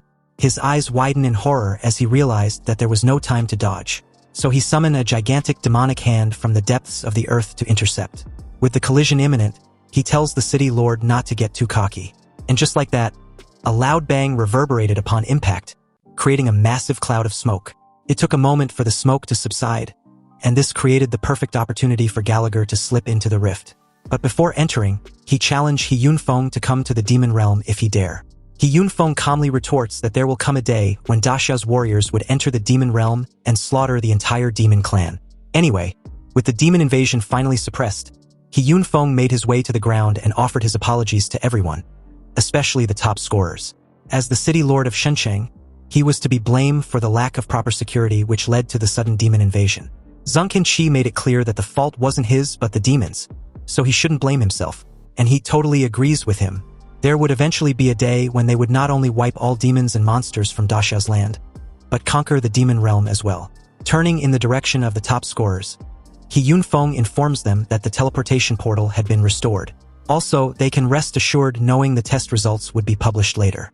The candidates who were seriously injured by Gallagher and his demon minions stayed to receive treatment, whereas the rest left the secret realm and made their way back to the hotel where they originally stayed. Outside, Ye Lin silently let out a sigh of relief, glad the entire incident was finally over. Back at the hotel, Ye Lin was still reeling about the demon encounter in the top scorer realm when a sudden knock on his door jolted him out of his thoughts. As the knocking persisted, he even wondered if it was Mi Shui knocking on the wrong door again. Ye Lin made his way to the door and upon opening it, he was surprised to see Ye Yunfeng. He invited him in and questioned the reason for his sudden visit. Ye Yunfeng made a lame excuse of checking up on his injuries. Ye Lin appreciated his concern and replied that he was almost fully recovered. After all, they weren't major injuries to begin with. Ye Yunfeng was a bit surprised but didn't dwell on it. What he was more concerned about was Ye Lin defeating a royal blood demon in a head-on confrontation. Ye Lin tried being modest about it, but this only further impressed Ye Yunfeng. He was even willing to back Ye Lin as a rising prospect to serve Shenzhen. Stunned, Ye Lin reiterated what he just heard, questioning if Ye Yunfeng was really serious. Ye Yunfeng confirmed that he was. He was very much aware that Ye Lin was a forbidden spellcaster, and although cultivating a student of his profession was indeed not worth it, the demon clan seemed to be scheming something major, so the city of Shenzhen needs an existence capable of deterring them if the need arises. Ye Lin was still reeling about the fact that a prosperous city like Shenzhen was willing to cultivate him. This was an extremely beneficial deal no matter how he looks at it, and although he really wants to accept the offer right away, he needed to first ask Zhuge Qianxing, his teacher. Ye Yunfeng agreed and even offered to personally go to Qinchang and ask Zhuge Qianxing himself. This was unexpected, but before he could reply, another knock on his door interrupted the two. Ye Lin informed the person at the other end that the door wasn't locked. A waitress wearing a maid outfit with cat ears and black stockings presented a tray of fruits after being invited in. She informed him that the fruits were prepared by the hotel for the top scorers. Ye Lin, sensing that something was off, thanked her as she walked in with the clattering of her high heels. The moment she placed the fruit tray on the table, Ye Lin cleverly antagonized her, pointing out the sudden pungent smell from the fruits. The waitress, upon hearing this, realized she'd been made and her expression suddenly changed. Ye Yunfeng was quick to notice her murderous intent and warned Ye Lin to watch out as she launched towards him with a dagger. Ye Yunfeng intercepted the attack and questioned who sent her. The level 50 assassin's face was ashen to see the city lord as he reiterated his earlier question. And even though he threatened to kill her, she was unwilling to reveal the person responsible. She knew very well that being caught in the act by Ye Yunfeng, she would either die or live a life worse than death. But her family will be fine, however. If she offends the Wu family, her whole family might be ruined. Therefore, in the current situation, the best option was her death to settle her debts. And as for whether the city lord would investigate the person responsible, that's his business. So, the moment she was trashed across the room by a simple kick from Ye Yunfeng, she quickly grabbed the dagger she dropped. And without any hesitation, she plunged it straight into her stomach. It took less than a second for the bitch to drop dead from the poison coated on the dagger. Ye Yunfeng narrowed his eyes, his face gloomy as he stared at her lifeless corpse. Obviously, The people behind this assassination weren't ordinary, since a level 50 job changer chose suicide rather than reveal their identity. And what's more, the poison used seemed to be extremely powerful to be able to instantly kill her. Ye Lin suspects the Wu family, as He Yunfeng reassured him not to worry. He would personally investigate this incident thoroughly and make Wu Shaoqi apologize to him. But Ye Lin knew a simple half-ass apology wouldn't stop the Wu family for trying again. So he decided to give up the offer on joining Shenqing. His reason was simple. He was afraid he wouldn't live past a month if he stayed. He Yunfeng walked off, furious at the Wu family for crossing the line and fucking up his deal.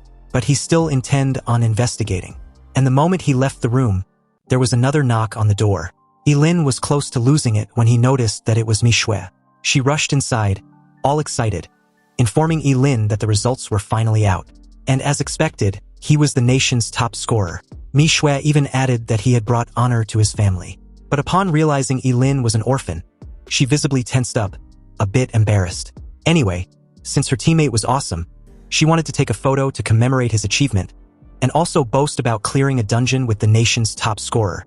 But in doing so, she found the dead woman behind them. Mi Shui freaked out, questioning why a dead person was inside Ye Lin's room. But before answering, Ye Lin delegated the task of cleaning up to her. He also had to stop her imagination from running wild. The dead bitch was an assassin sent by Wu Shaoqi to kill him. Upon hearing this, Mi Shui got pissed off, suddenly all fired up to teach that spoiled fool a lesson. Meanwhile, Wu Shaoqi, upon receiving the news about the failed assassination, got furious as he questioned what kind of worthless trash carried out the attempt. After all, the disparity was so vast that he couldn't comprehend how a level 50 assassin couldn't kill just a mere level 25, regardless of the profession. But no sooner was he done lashing out in anger than a dignified middle-aged man walked in. And upon seeing this person, who happens to be his father, Wu Shaoqi's face immediately turned ashen. The middle-aged man sneered, his face full of disappointment and rebuke as he questioned Wu Shaoqi if he even respected him as his father. He didn't care if his son sent someone to deal with Ye Lin, but why did he have to be so stupid to do it in front of the city lord? A sudden unease washed over Wu Shaoqi, and he could only reply that he didn't know. He had no idea He Yunfeng would be there, but his father wasn't having it. Anyway, since he was the direct heir of the Wu family, He Yunfeng will most likely give him a minor punishment as a warning, and won't do anything devastating to him. Wu Shaoqi was then instructed by his father to pack his things. They were going to apologize to the city lord. The young master of the Wu family immediately deflated like a wilted eggplant, not daring to utter a single word in rebuttal, but his resentment towards Ye Lin only grew stronger. Later during the next day, Ye Lin soon received the National Champions Award, which was personally presented to him by the city lord He Yunfeng. As the top scorer in the national exam, he was to receive only 2 rewards, both of legendary grade. But to be honest, Ye Lin initially thought he was going to receive money, but receiving a legendary skill scroll and equipment would also do, especially since the ranks above legendary were forbidden spells and god-tier equipment. For the legendary grade equipment, it was the Great Sumeru Ring with a 100% psychic power enhancement, but can also be refined. Its first skill was the Sumeru World, which allows the user to absorb energy-type attacks and store them inside the ring, upon which the stored energy can be converted to temporary psychic power enhancement. The second was the Inside World, which also allows the user to open the storage space inside the ring. The storage space's size was equivalent to the user's psychic power.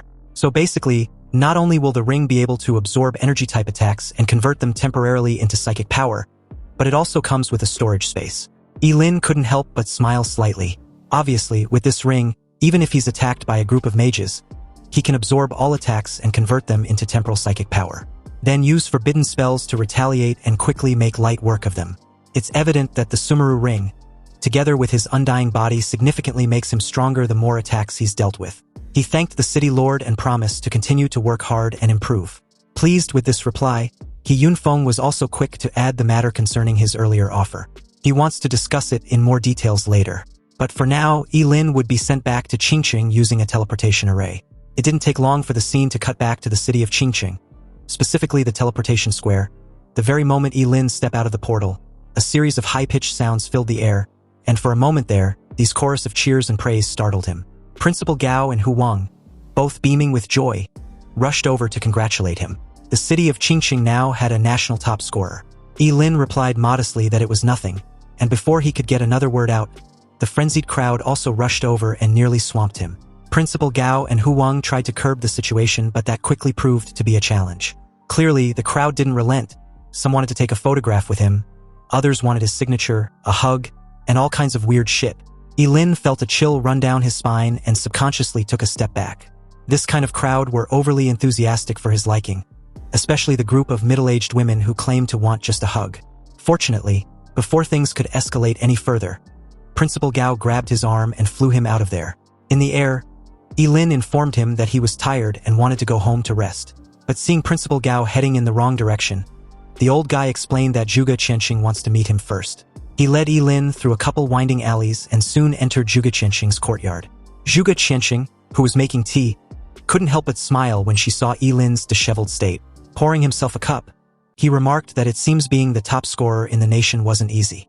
Ye Lin sighed and agreed, replying that it wasn't. However, the rewards were still quite generous. It was clearly evident that Ye Lin looked exhausted, so Zhuge Qianxing suggested he go rest. There were more important things waiting for him when he's fully invigorated. Curious, Ye Lin wanted to know what his teacher was hinting at. Zhuge Qianxing calmly replied that the Gate of Apocalypse has appeared.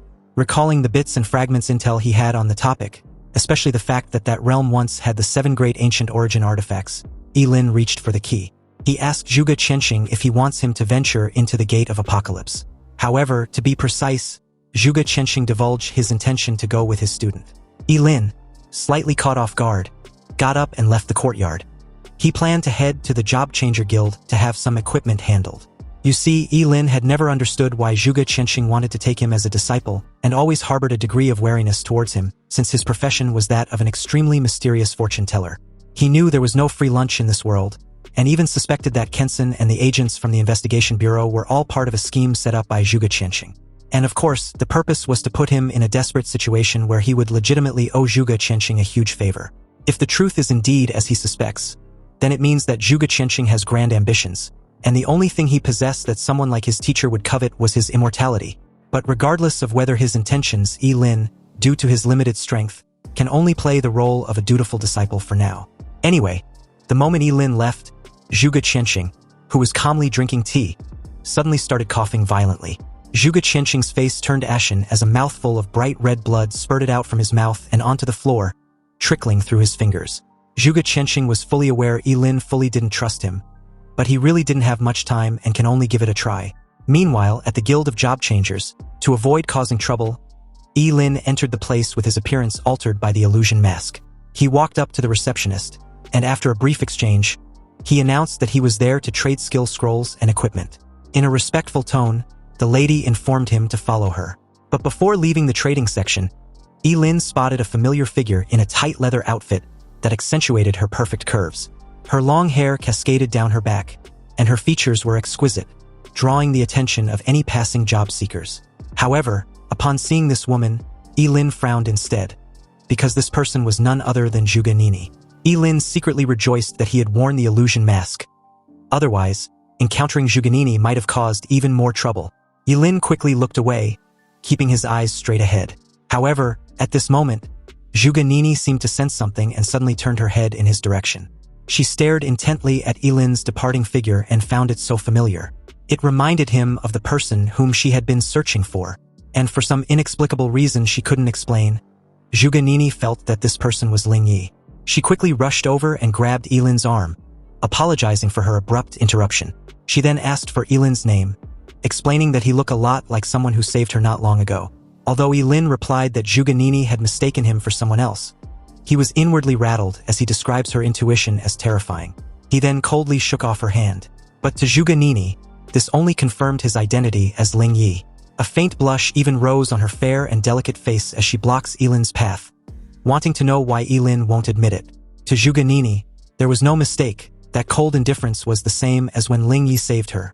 Ye Lin simply turned in the receptionist's direction and asked if the Job Changer Guild often encounter this kind of situation. The lady, momentarily stunned, advised Zhuge Nini not to disrupt the order in the trading area. Otherwise, she would have no choice but to ask her to leave.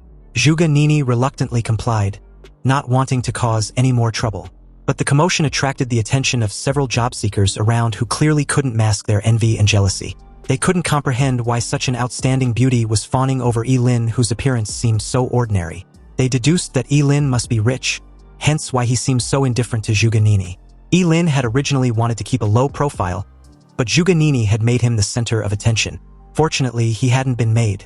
Ye Lin simply ignored the gazes of the others and took out more than a dozen high-level equipment from his great Sumeru ring. These were the very pieces he had tricked out of Wu Shaoqi and his group of minions, along with the intermediate and low-level equipment that he got in the Scholar's Secret Realm.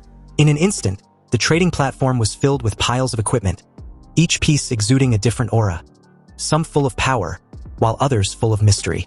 Everyone, including Zhuge Nini, were completely stunned to see so many extremely precious equipment piled over like some cheap garbage.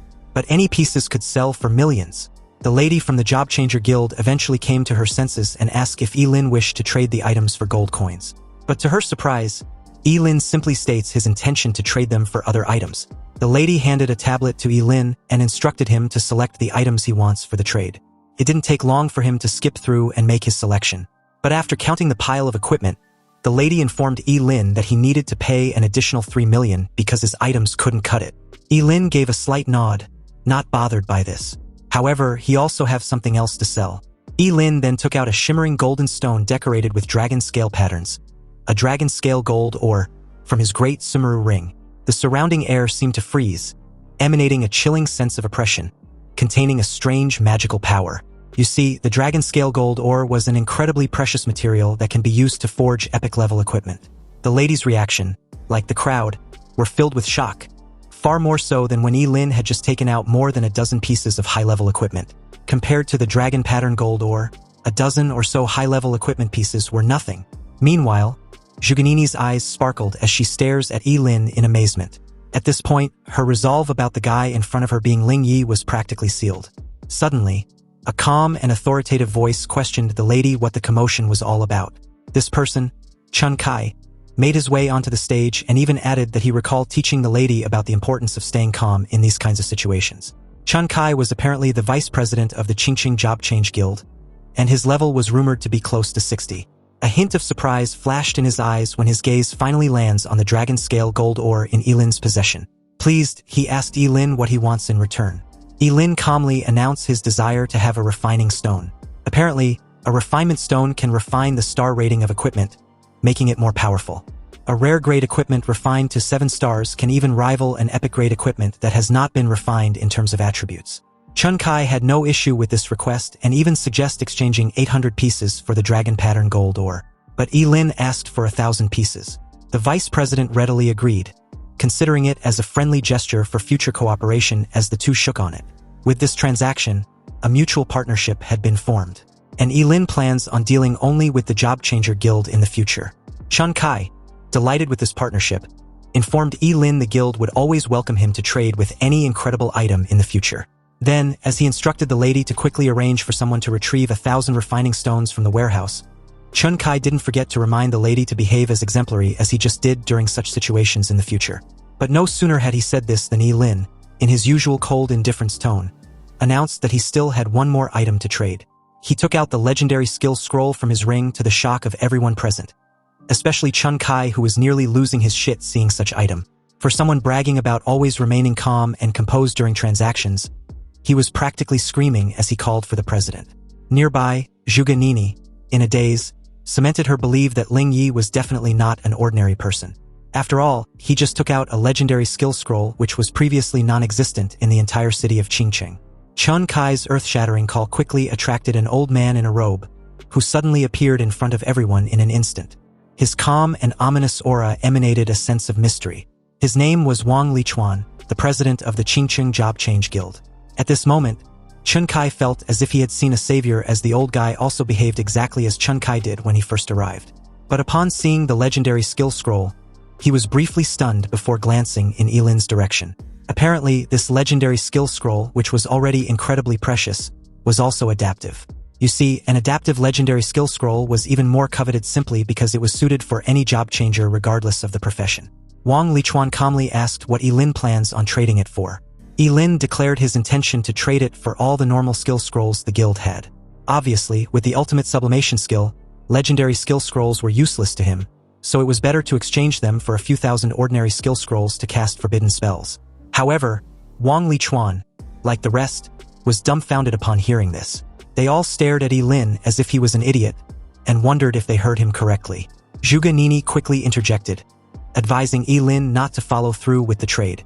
He was making a terrible mistake with this deal, and besides, ordinary skill scrolls can be bought with money, costing between 8 and 20,000 each, but legendary skill scrolls were priceless. Zhuganini even offered Ye Lin the needed fund if he was short on money. And although Zhuganini was sincere and resolved with her offer, Ye Lin directly refused without hesitation. Wang Lichuan asked if Ye Lin was sure about the trade, and the moment he replied that he was, the old man quickly ordered the staff to retrieve all the ordinary skill scrolls they had, and not a single one should be left behind. Soon, the transaction was complete and Ye Lin was offered the highest level membership card from the guild.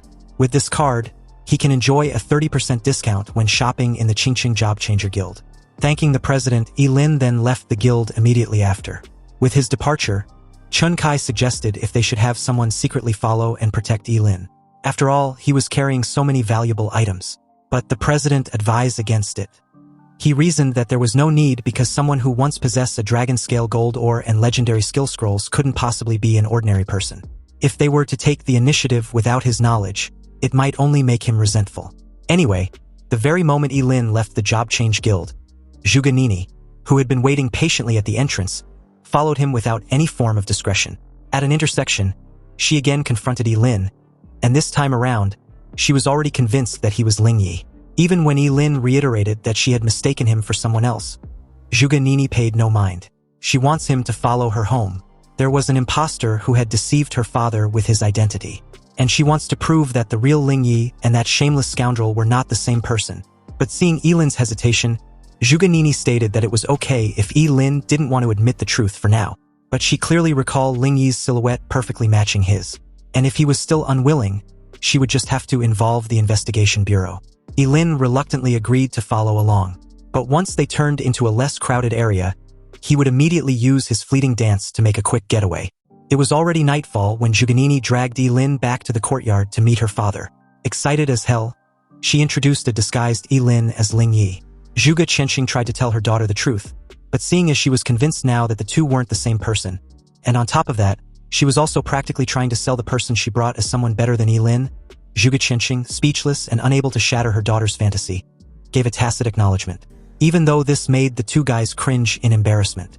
And to make matters even worse, this annoying redhead wants her father to choose Ling Yi as apprentice and discard Ye Lin. Zhuge Qianxing adjusted his glasses and played along once again, complimenting her daughter. Ling Yi was indeed an outstanding young man, and he would like to have a private chat with him. Delighted with this response, Zhuganini gave the two some privacy since she needed to go change clothes anyway. She wanted to wear her most beautiful dress to please her guest. The moment she was out of earshot, Ye Ling asked his teacher if he was ever going to tell her daughter the truth.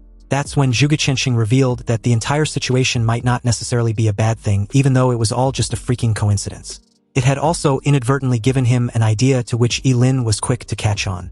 He wants Ye Lin to enter the gate of the apocalypse as Ling Yi. This way, his real identity would be preserved and wouldn't conflict with him going all out if the need arises. Although Ye Lin looks calm and collected at the moment, giving nothing away outwardly, he was actually laughing maniacally inwardly, knowing full well that impersonating Ling Yi also meant that his disappearance inside the Gate of Apocalypse wouldn't matter either. And for some fucked up reason, this guy was excited, looking forward to what exactly his teacher was plotting against him. Ye Lin gave a reply, agreeing to go with Zhuge Qianxing's idea. So with this go-ahead, Zhuge Qianxing promised to deal with Zhuganini so they can set off in a few days. Back inside his room in the Zhuge family's villa, Ye Lin made thorough preparations for the Apocalypse Gate exploration by first refining his equipment. After all, he must always be wary of others regardless of how powerful he becomes.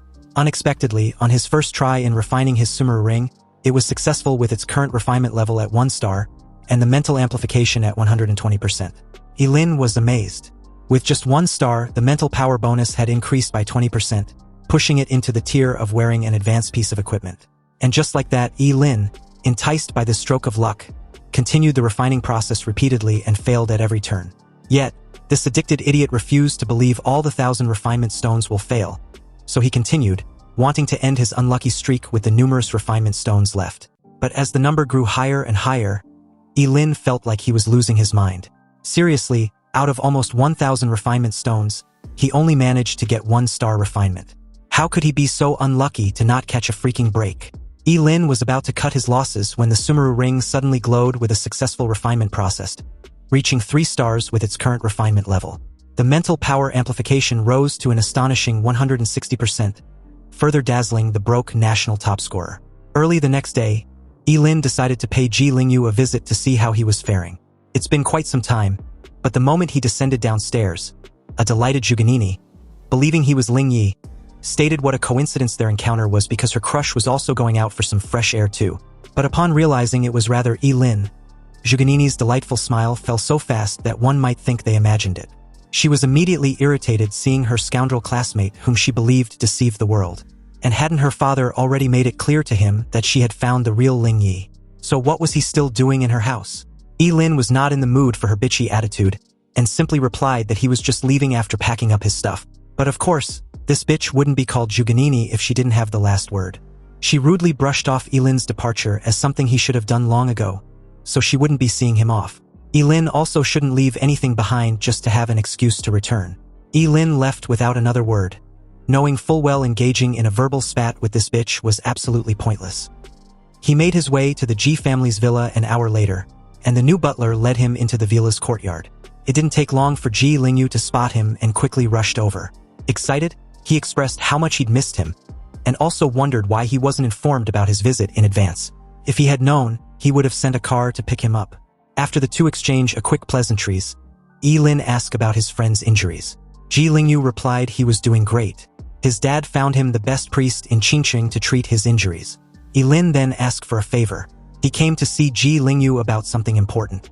Ji Lingyu just wants his boss to tell him what the matter was, and even though it was undisclosed, Ye Lin basically wants Ji Lingyu to spread some information for him.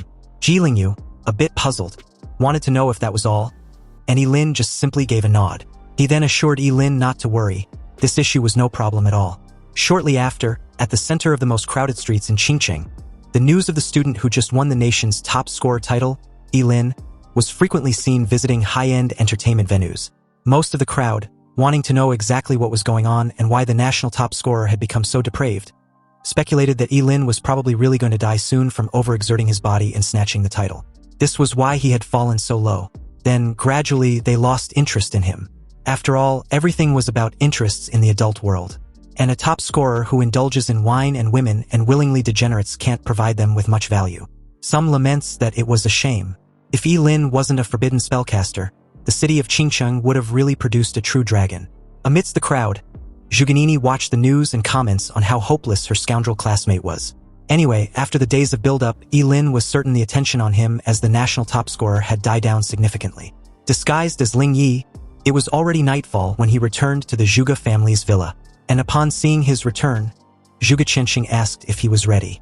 After receiving an affirmative reply, the two were about to set off when someone suddenly called out to Ling Yi. Obviously, it was none other than the redhead bitch, Zhuganini, who was blushing profusely as she invites her crush to go watch a movie when he returns. Ye Lin curtly replied that they would talk once he's back, and Zhuganini could only dutifully agree, hoping he be careful. Her father bid her farewell, and soon the two took off in a black set of wheels. On the way, Ye Lin asked if they were heading to the teleportation portal. Zhuge Qianqing replied that there was no need because the Gate of Apocalypse was right in the wilderness of Qingqing. Also, Ye Lin shouldn't call him teacher, otherwise it could expose his identity. He can simply call him Mr. Zhuge Qianqing instead. The ride was brief, so they arrived in less than no time. They got out of the car and made their way to the Apocalypse Gate where it seems other people were already waiting. Ye Lin was stunned with the gate's enormous size, and Zhuge Qianqing comments on how he too was surprised when he saw it for the first time. As the two approached, they met a familiar face who seemed a bit gassed that Zhuge Qianqing made it. If he hadn't arrived anytime soon, someone would have been sent to find him. As the two exchange a firm handshake and a forced pleasantries, Tanqing Jiang was officially introduced as the Deputy Director of Qingqing Investigation Bureau. Tanqing Jiang handed the key in his possession back to Zhuge Qianqing, wanting him to do the honors by opening the Gate of Apocalypse. After all, time was tight. Zhuge Qianqing took the key, assured Tanqing Jiang, then approached the gate with Ye Lin. Ye Lin whispered to Zhuge Qianqing that he suddenly feels a chill down his back. And Zhuge Qianqing assured him that the feeling was mutual because he had tricked Tanqing Jiang with a fake key. So he would kill them if he finds out. This made Ye Lin ask if he should take out the real key. Zhuge Qianqing tells him that there was no need. He just need to get close to the gate. Zhuge Qianqing then pretended to fiddle with the fake key close to the stone gate. And at the same time, Ye Lin, who apparently had the real one inside his stomach, seemed to suddenly feel some kind of connection with the ancient stone door in front of him. He placed his hand on the stone door the moment Zhuge Qianqing instructed him to open the gate. Upon contact, the gate of the apocalypse seemed to sense the real heavenly revelation key and began to react. There were no earth-shattering phenomena or dazzling lights, just a deep and long mechanical sound. Then the stone door slowly opened just like an ordinary door, revealing a pitch-black passage that seemed to have no bottom. And an ancient and mysterious aura wafted from the passage, inspiring awe in all who beheld it. Tan Xingjiang's eyes lit up instantly with a hint of surprise and greed. After all, this was the place where 7 ancient artifacts of origin once fell out. He immediately requested for the key to be returned to him. Zhuge Qianqing obliged, adding that the ancient key of the apocalypse originally belonged to the deputy director anyway. This was when an uninvited guest suddenly announced his presence, commenting on how the Gate of Apocalypse was actually right in their city of Qingqing all along. This person was none other than Wang Lichuan, the guild president of the Qingqing Job Change Guild. Tan Xingjiang's face immediately darkened. It was one thing for Zhuge Qianqing to follow along, but the guys from the Job Change Guild, that wouldn't do. Tan Xingjiang questioned Zhuge Qianqing if he was the one responsible for calling them. Zhuge Qianqing, who seems to be at loss, replied that he wouldn't do something this foolish, but he quickly deduced Ye Lin to be the most likely culprit to have called the Job Change Guild. After all, if he wanted to take action against him, the more muddied the water was, the more advantageous it would be for him. Wang Lichuan feigned being surprised about their coincidental encounter, and asked if they could tag along for the treasure hunt. Tan Xingjiang didn't like this idea. After all, the old geezer hadn't done any work but want to have a share of the loot right from the start. Wasn't that inappropriate? Wang Lichuan proposed the Job Change Guild takes the lead, scouts ahead, and even become cannon fodder if necessary. Tan Xingjiang took a moment to think of the proposal and find it appealing. Since the Job Change Guild was already there, they sure as hell won't leave empty-handed. And given how dangerous the Gate of Apocalypse was, it wasn't a bad idea to have them scout ahead. Tan Xingjiang agreed to the arrangement, and upon hearing this, Wang Lichuan and his men took the lead after thanking the deputy director. As he passed by Ye Lin, he glanced in his direction with a smile, surprised to find the young lad there as well. Ye Lin, seemingly oblivious to everything, calmly followed behind Zhuge Qianqing as Wang Lichuan and his men head straight into the pitch-black passage stretching deep into the gate. Further inside, a strong light pierced through the darkness, instantly illuminating the entire dark passage. The light was so intense that it took a while for them to adjust before they could open their eyes. But what they saw left them completely stunned. Even Ye Lin looked completely incredulous. The world behind the gate was not as bizarre and fantastical as they had imagined, nor was it a scene teeming with monsters. On the contrary, what appeared before them was actually Qingqing. However, the Qingqing before them was clearly different from the one they lived in. The towering city walls, winding streets, and lush trees have all been reduced to ruins and rubble. Cold rubble lay scattered, and dust flew everywhere, as if a devastating disaster had occurred. A gust of wind blew by, bringing with it an indescribable sense of desolation. The expression on everyone's face was still filled with shock and confusion, wondering if they were in some sort of an illusion. They had heard that the world behind the Gate of Apocalypse might be full of dangers and unknowns, but they never imagined it would be like this. It took a while before Tan Xingjiang gave an order for them to head inside to take a look. So, suppressing their shock, the members of the Job Change Guild scouted ahead, with Zhuge Qianqing and the members of the Investigation Bureau following behind. Upon entering this ruined version of Qingqing, they discovered that there were traces of battles everywhere, as if a terrible war had destroyed everything. Broken and shattered equipment fragments were scattered everywhere on the ground. But strangely, not only were there no living creatures, but they also didn't see a single corpse along the way, whether human or demonic. A faint unease settled over everyone. After all, the unknown was always the most frightening thing. Zhuge Qianqing crouched down, reached out and picked up a delicate metal fragment. Its edges were sharp, and it was covered with ancient runes. Tan Xingjiang asked if he had discovered anything, and he simply answered that the metal was a fragment of a divine artifact, but unfortunately, it has lost all its value over the years. This was some sort of a positive start for the group, but after searching for hours, Wang Lichuan, visibly frustrated, expressed his displeasure of not finding anything. No danger, no opportunity, absolutely nothing but concrete ruins. If there was really nothing of value inside the Gate of the Apocalypse, then it means this entire exploration was a complete waste of time. Zhuge Qianqing suggests they split up and search thoroughly. Maybe then they would find something of value. And if anyone encounters any danger, they can just shout out loud. The entire place was deathly quiet anyway, so any distress call would be carried far enough for the rest to hear. Tan Qingjiang agreed to this and instructed the group to disperse and search separately. The three groups immediately spread out, each searching in a different direction. Suddenly, Ye Lin not only had the opportunity to act alone, but he was also assigned to head towards the slums. And coincidentally, the apocalyptic key inside his stomach had already been restless, trying its best to rush in that direction he knew all too well.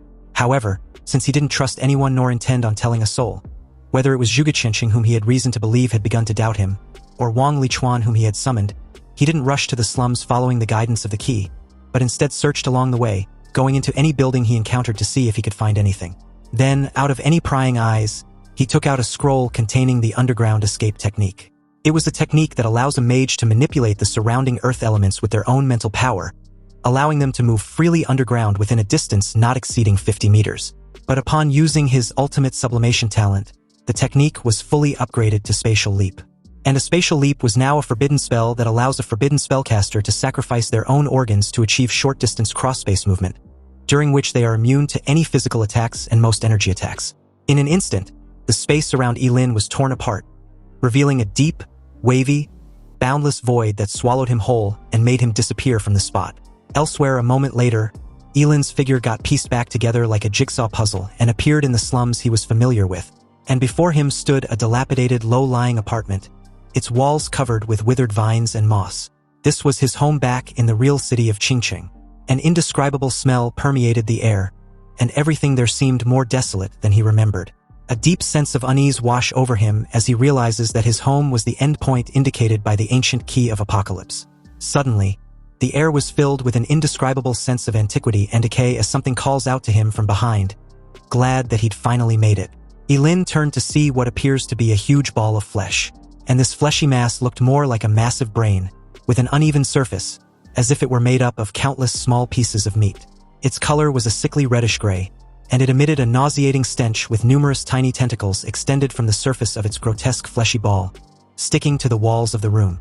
It introduced itself as the guardian of the ancient artifact of origin, and declared that it had been waiting for him for many, many years.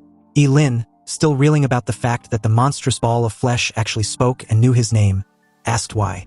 But the creature simply mentions that with his arrival, the eternal scale should be returned to its rightful owner. Suddenly, the large ball of flesh began to writhe violently, as if something was about to break out of its shell. Then immediately afterwards, several of its tentacles plunged into its ball of flesh and pulled out an ancient artifact before Ye Lin. The object looked like a balanced scale, with an ancient and deep luster and intricate patterns carved on its surface. After spitting out the balance scale, the mass of flesh became noticeably weaker. The appearance of this balance scale seemed to freeze the air in the room. On one side of the scale floated a dazzling golden gem, while on the other side was a cloud of black mist, and the two seemed to represent light and darkness, eternally confronting each other.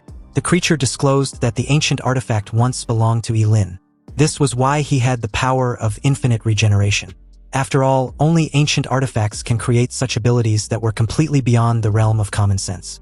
Ye Lin's heart pounded wildly as the eternal scale was handed over to him, and as it drew near, a sense of familiarity etched deep within his soul swept over his entire body, intertwined with his flesh and blood. Suddenly, a familiar voice whispered in Ye Lin's ears, complimenting him for really finding the ancient artifact. Then a piercing beam from the person's fingertip tore a hole on the side of Ye Lin's abdomen. Ye Lin used his fleeting dance to instantly put some distance between himself and this familiar middle-aged man in an elegant trench coat who was none other than Zhuge Qianqing, his face devoid of any emotion. He demanded Ye Lin hand over the ancient artifact of origin. This was the first time Ye Lin had witnessed his teacher in action, and his power seemed to be totally underestimated as he connected the dots, everything making sense to him now. Since the astrology profession allows a job changer to glimpse the secrets of the unknown, Zhuge Qianqing apparently had the power to even see a glimpse of the future. But such a powerful profession would naturally suffer a backlash. However, if he had an immortal body, the backlash from peeking into the future can be ignored. This meant that all of Zhuge Qianqing's previous actions, such as inexplicably wanting to take him as a disciple and giving him the key, was a scheme against his immortality. Perhaps even the key must be in Ye Lin's possession to find the eternal scale. After all, that sense of familiarity etched deep in his soul couldn't be faked. So this eternal scale must be inextricably linked to him. And perhaps, from the moment Ye Lin began his job change ceremony, everything he had been doing was within Zhuge Qianqing's calculations. with a hand covering his regenerating wound, and the other tightly gripping the crimson flame staff. Ye Lin stared at Zhuge Qianqing with a complicated expression. And although this deduction seemed entirely plausible, Zhuge Qianqing, coughing a couple of times, neither denied nor confirmed anything. He simply informed his disciple that it was already too late. In that moment, the fleshy mass once again began to writhe violently after instructing Ye Lin to take the eternal scale and run. Because apparently, it had the power of equivalent exchange, and Zhuge Qianqing wants to use it to transfer Ye Lin's infinite regeneration ability to himself. Ye Lin, upon hearing this, was absolutely livid. So this was his teacher's true purpose, wanting to steal his power to heal his dying body. Zhuge Qianqing, with an unbothered yet impatient tone, simply informed Ye Lin that he talks too much. The creature also attacked him in that moment with its tentacles, but Zhuge Qianqing, unfazed, simply raised a finger, his movements elegant and composed as he points at the ball of flesh. Then suddenly countless swords, formed from a condensed beam, appeared out of thin air, densely packed and shot out. These sharp swords exuded a cold and dangerous aura, instantly piercing through the fleshy mass. Then the countless sharp blade converge into a terrifying torrent of blue beam that completely annihilate the creature, leaving not a trace of flesh or blood, as if it had never existed at all. The beam was so powerful that it tore a hole through the dilapidated building, leaving a wide-eyed Ye Lin momentarily petrified, staring at Zhuge Qianqing as he approached with a terrifying aura radiating off him in waves. He questioned Ye Lin if he still planned on resisting. Ye Lin's immediate thought was to use his spatial leap to run, but he also knew no matter how far he go, Zhuge Qianqing would catch on with little to no effort. So he raised his staff and cast a fireball spell. With the Sumeru Ring's mental power at 160%, and the staff's 50% power bonus for fire spells, the fireball unleashed after being sublimated into a forbidden spell was so powerful that it came crashing down on Zhuge Qianqing with an intensity like that of the sun. However, Zhuge Qianqing remained unfazed by such a terrifying attack. After all, no matter how powerful Ye Lin's forbidden spell was with his immortal body, he was still just a mere level 25 job changer. He then advised Ye Lin to quit with his futile struggle. With a simple gesture of his raised hand, he clenched his fist, which instantly annihilated the crimson gold sun. Ye Lin gritted his teeth, a bit shaken at how easily Zhuge Qianqing dispelled his forbidden spell. But he wasn't going to give up. He unleashed one basic fire skill after another with reckless abandon, and under the ultimate enhancement, they all became forbidden spells. The surrounding air seemed to ignite instantly, and scorching flames raged wildly around Zhuge Qianqing, turning everything into ash. Yet, amidst the sea of flames, Zhuge Qianqing's figure stood tall, as if the intense heat surrounding him, which was enough to melt steel, had no effect on him. Seriously, his disciple should have understood by now that struggling was useless in the face of absolute power.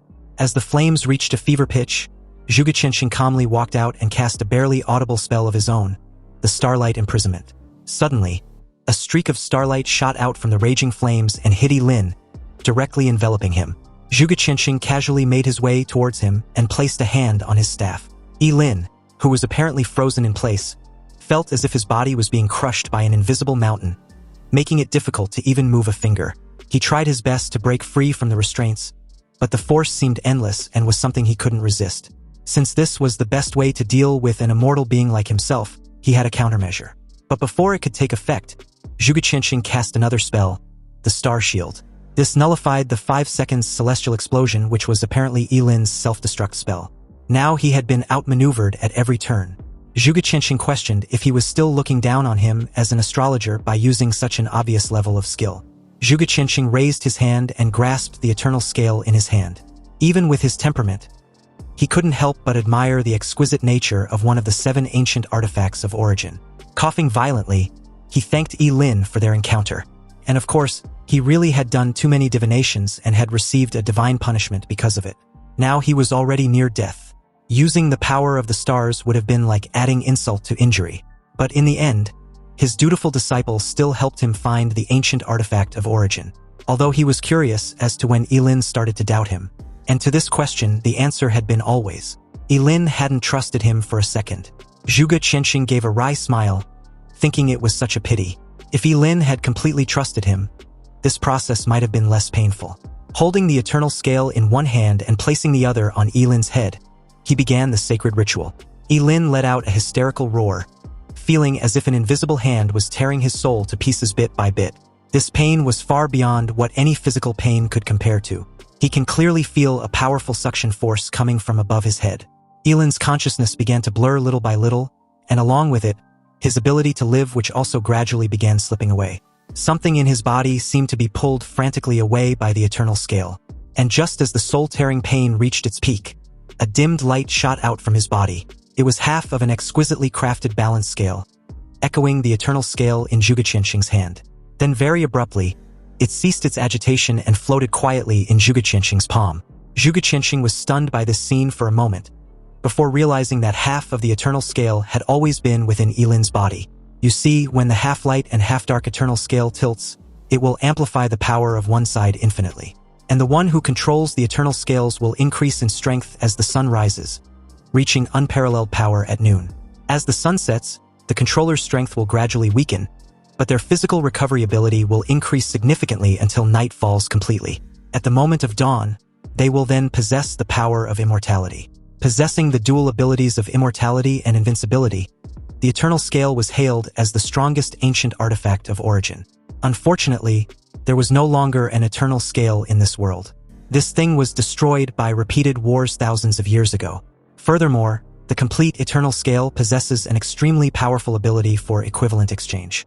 As long as both parties are willing, they can exchange things of equal value, such as level, profession, lifespan, or even gender.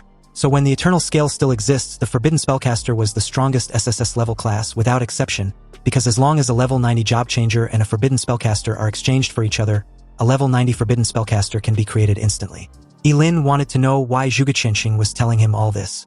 Zhuge Qianxing didn't reply and just continued, his face extremely pale as he began coughing once more. As he guided the flow of his fingers, the half-dark of the eternal scale began to emit a faint mysterious glow with a vibrant life force, as if being repaired. Soon, the fine cracks on the half-dark balance scale actually got repaired, and the moment it did, a dazzling light shined from Ye Lin's forehead with an excruciating pain. He also felt he'd lost his immortality, meaning Zhuge Qianxing had succeeded. The aura of death grew stronger, and Ye Lin could clearly feel it looming over him. No longer immortal, he was absolutely terrified as he begged his teacher to stop, but Zhuge Qianxing showed no sign of doing so. However, what he did afterwards was unexpected. Instead of using the eternal scale on himself, he used it on Ye Lin. The now complete ancient artifact of origin was smacked straight onto Ye Lin's forehead. Then everything felt pitch black. When his sight returned, Ye Lin stared wide-eyed, panting heavily, a look of terror still lingering in his eyes. He was still alive. And not only that, he also felt a familiar power within him. Obviously, his immortal body had returned, and it seemed to be even stronger than before. When he looked down, he found that his teacher had fallen to the ground, barely breathing. Zhuge Qianxing gave a self-deprecating smile, and from the looks of it, this seems to be his end goal all along. Ye Lin, utterly confused, stared at him with complicated emotions. Clearly, he could have taken his immortality for himself, so why had he returned it? Was there really anyone in this world who can resist the temptation of eternal immortality? Moreover, what exactly was Zhuge Qianxing's purpose in doing this? Ye Lin really couldn't comprehend why. After all, if the roles were reversed, he would definitely kill and steal his immortality without hesitation. Zhuge Qianxing coughed out blood, but his smile was still evident. He asked what exactly did he do to make Ye Lin so disrespectful to him. He won't even call him teacher? Hearing Zhuge Qianxing even trying to ease the tension, Ye Lin felt complicated. It seemed that he didn't understand his teacher at all. Zhuge Qianxing stared calmly at Ye Lin, seemingly unconcerned about his impending death, and began to speak slowly. He told Ye Lin not to worry. He guessed right because he did actually plot against him all along. However, his scheme was not for his immortality, but for the future of humanity. For several years, he had used his talent to observe the stars, and had seen countless possible endings of her daughter's future. But in all those possible endings, she always dies at the same point in time.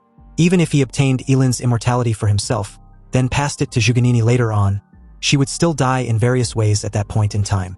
In the future, Zhuge Qianxing had seen Zhuganini die over 1,000,000 times. Of course, a couple of times could be a coincidence, but if the same thing happens that many times in the future, it can no longer be a coincidence. There was only one possible explanation for this.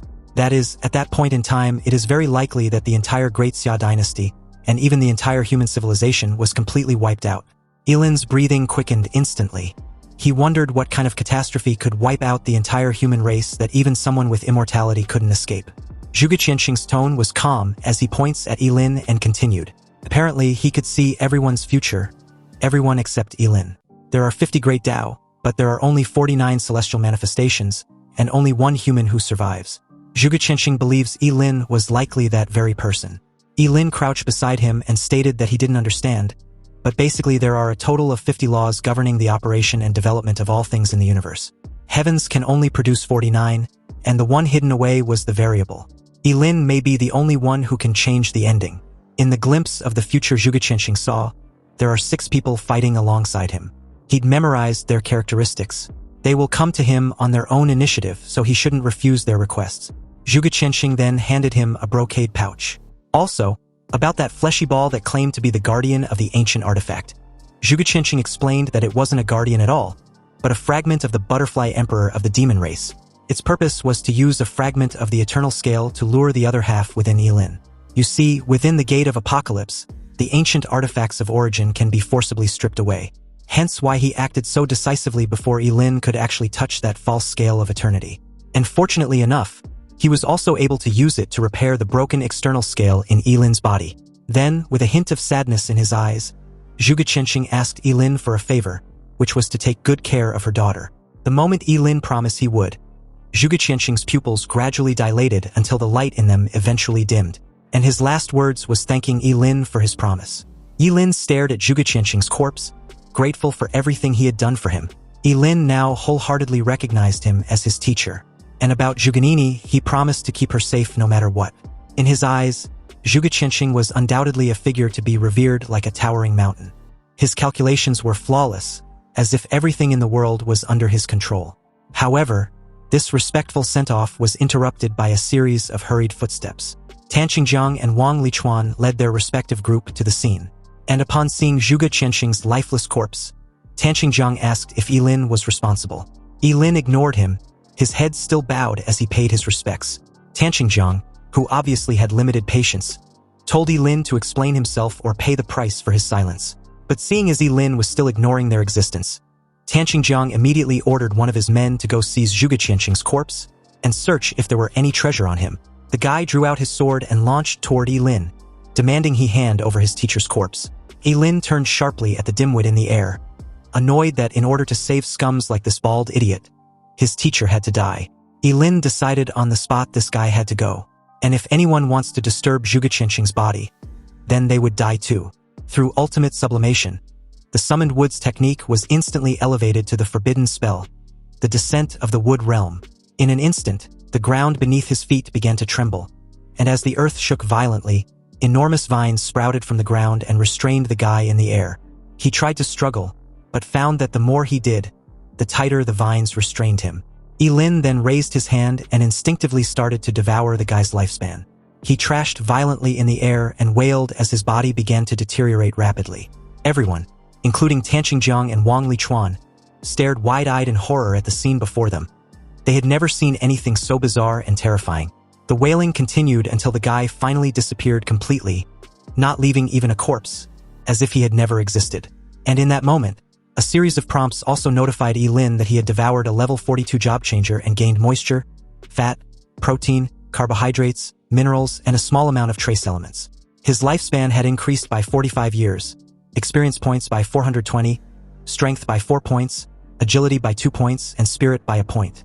You see, with the eternal scale repaired, it completely tilted toward the dark side. And although it lost the attribute of being invincible at noon, it permanently retained its immortality. With the scales tipped toward the dark side, the original equivalent exchange ability had also turned into endless devouring. This means that even though it's no longer possible to transfer other people's levels to oneself like before, it has gained the ability to plunder others. Shocked and furious, Tan Qingjiang believed Ye Lin had obtained the 8th ancient artifact of origin and killed Zhuge Qianxing. He ordered the rest of his men to seize the artifact from Ye Lin. Like the bald idiot, the group launched towards him simultaneously, but he boldly declared that they weren't enough to kill him. Then right before their eyes, Ye Lin disappeared like a ghost. These idiots were perplexed, guessing Ye Lin must have used an earth escape technique, but was puzzled how it could be so fast. Suddenly, a weird mushroom cloud loomed over them, and before they could react, it exploded. Most of them were fast enough to escape the blast range, but they couldn't wrap their minds on what exactly their target's profession entailed. After all, he'd just use fire, wood, earth, and a devouring magic. Wang Lichuan watched the scene with an expression of surprise and uncertainty. He thought Ye Lin was simple to deal with, but he never expected him to be so terrifying when he actually fought. Meanwhile, when Ye Lin finally reappeared, his first victim was the guy he promised his revenge at the Investigation Bureau's prison. Using a simple low-tier water-type spell, it immediately upgraded to the Wrath of the Sea God. This was a forbidden spell that allows the user to condense the surrounding water element and summon the phantom of the sea god's trident after sacrificing 2 kidneys. Also, when casted in a place with abundant water source, its power increases by 20%, as the water elements in the surrounding air instantly surged and gathered together, forming a phantom of the sea god's trident which immediately locked on its target. It had a terrifying aura, and before the guy could even process what had just happened, the phantom trident tore a massive hole within his body, cleaving it in uneven halves. Blood gushed from his mouth, and he could clearly feel his life force draining away in a split of a second. Subsequently, under the cover of his death, a sharp energy arrow, transformed into a streak of light, was shot toward Ye Lin, to which he barely dodged with a slight tilt of his head, though he was still nicked on the cheek. Tanqingjiang, a level 62 holy bow hunter, cursed loudly upon realizing he'd missed. He even blamed the idiot who just died for not providing a proper cover before instructing the rest to attack in unison. If they were incapable of defeating Ye Lin, then they should at least overwhelm him to create an opportunity for him to deal a fatal shot.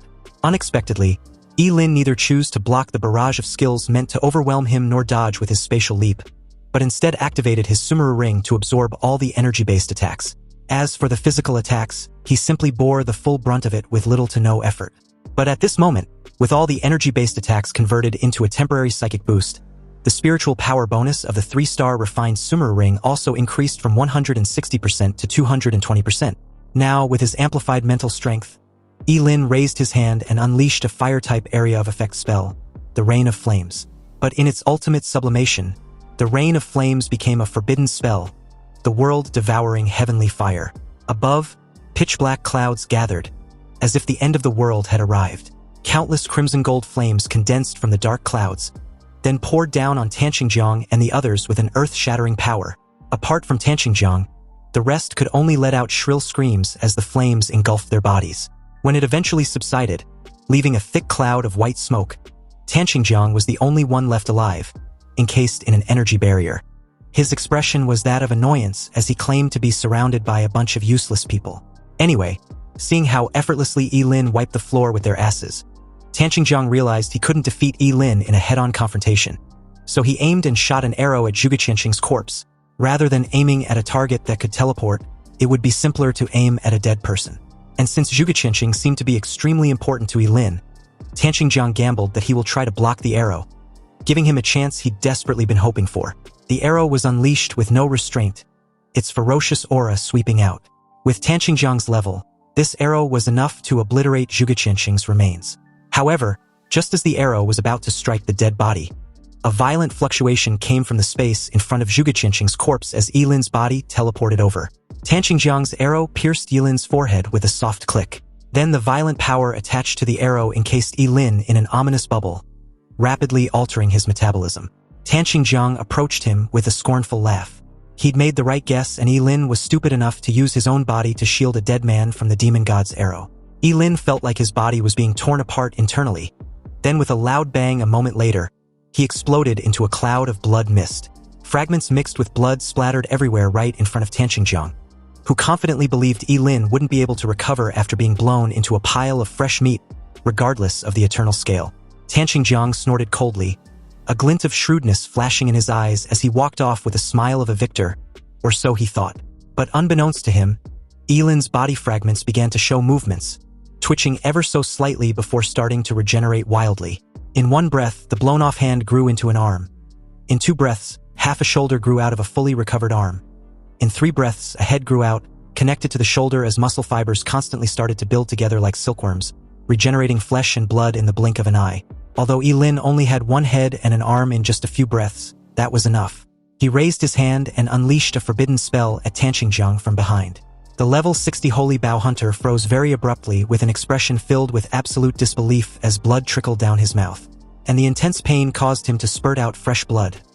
His whole body convulsing as a golden energy shot seemed to have pierced him directly from behind. In that moment, Ye Lin's entire body had almost recovered, and if it weren't for his clothes being blown into shreds, there would be no trace of his injuries. He stared down at a terrified Tanqingjiang, who tried to use his status as the deputy director of Qingcheng Investigation Bureau as a threat, warning Ye Lin the trouble he would be in if he kills him. But Ye Lin sarcastically asked if he should be scared. After all, he already given him a chance, but he didn't cherish it. Tanqingjiang fired another arrow in a desperate attempt to catch Ye Lin off guard, but it was utterly pointless. Ye Lin unleashed the endless devouring skill which immediately engulfed him and gradually drained his lifespan till he decomposed into nothing but nourishment. He had devoured a level 62 job changer and gained moisture, fat, protein, carbohydrates, minerals, and a small amount of trace elements. His lifespan had increased by 2 years, experience points by 620, strength by 8 points, agility by 4 points, and spirit by 4 points. Ye Lin also devoured the rest, which suddenly shot his level from 25 to 28 with the 3 main attributes simultaneously improving significantly. He then called out to Wang Lichuan, telling him to stop hiding and come out. Wang Lichuan came out from his hiding spot with a forced smile, reminding Ye Lin that he was never his enemy and didn't have any intention of attacking him like the rest. Ye Lin wouldn't want to kill an old man to silence him, would he? Ye Lin questioned why President Wang would think of such an act. They were friends after all, weren't they? Wang Lichuan felt slightly at ease after hearing this, and now that it's certain Ye Lin possesses divine power, he promised to submit under his command, along with the entire Job Changer Guild in Qingcheng. Since the benefits of keeping the old geezer alive as a puppet outweighs his death, Ye Lin agreed to this arrangement. He was looking forward in working with the Job Changer Guild in the future. With that out of the way, Wang Lichuan politely suggested they leave the apocalyptic dungeon as soon as possible since it wasn't a suitable place for a long stay. Ye Lin agreed once again, but before they leave, he still had something to take care of.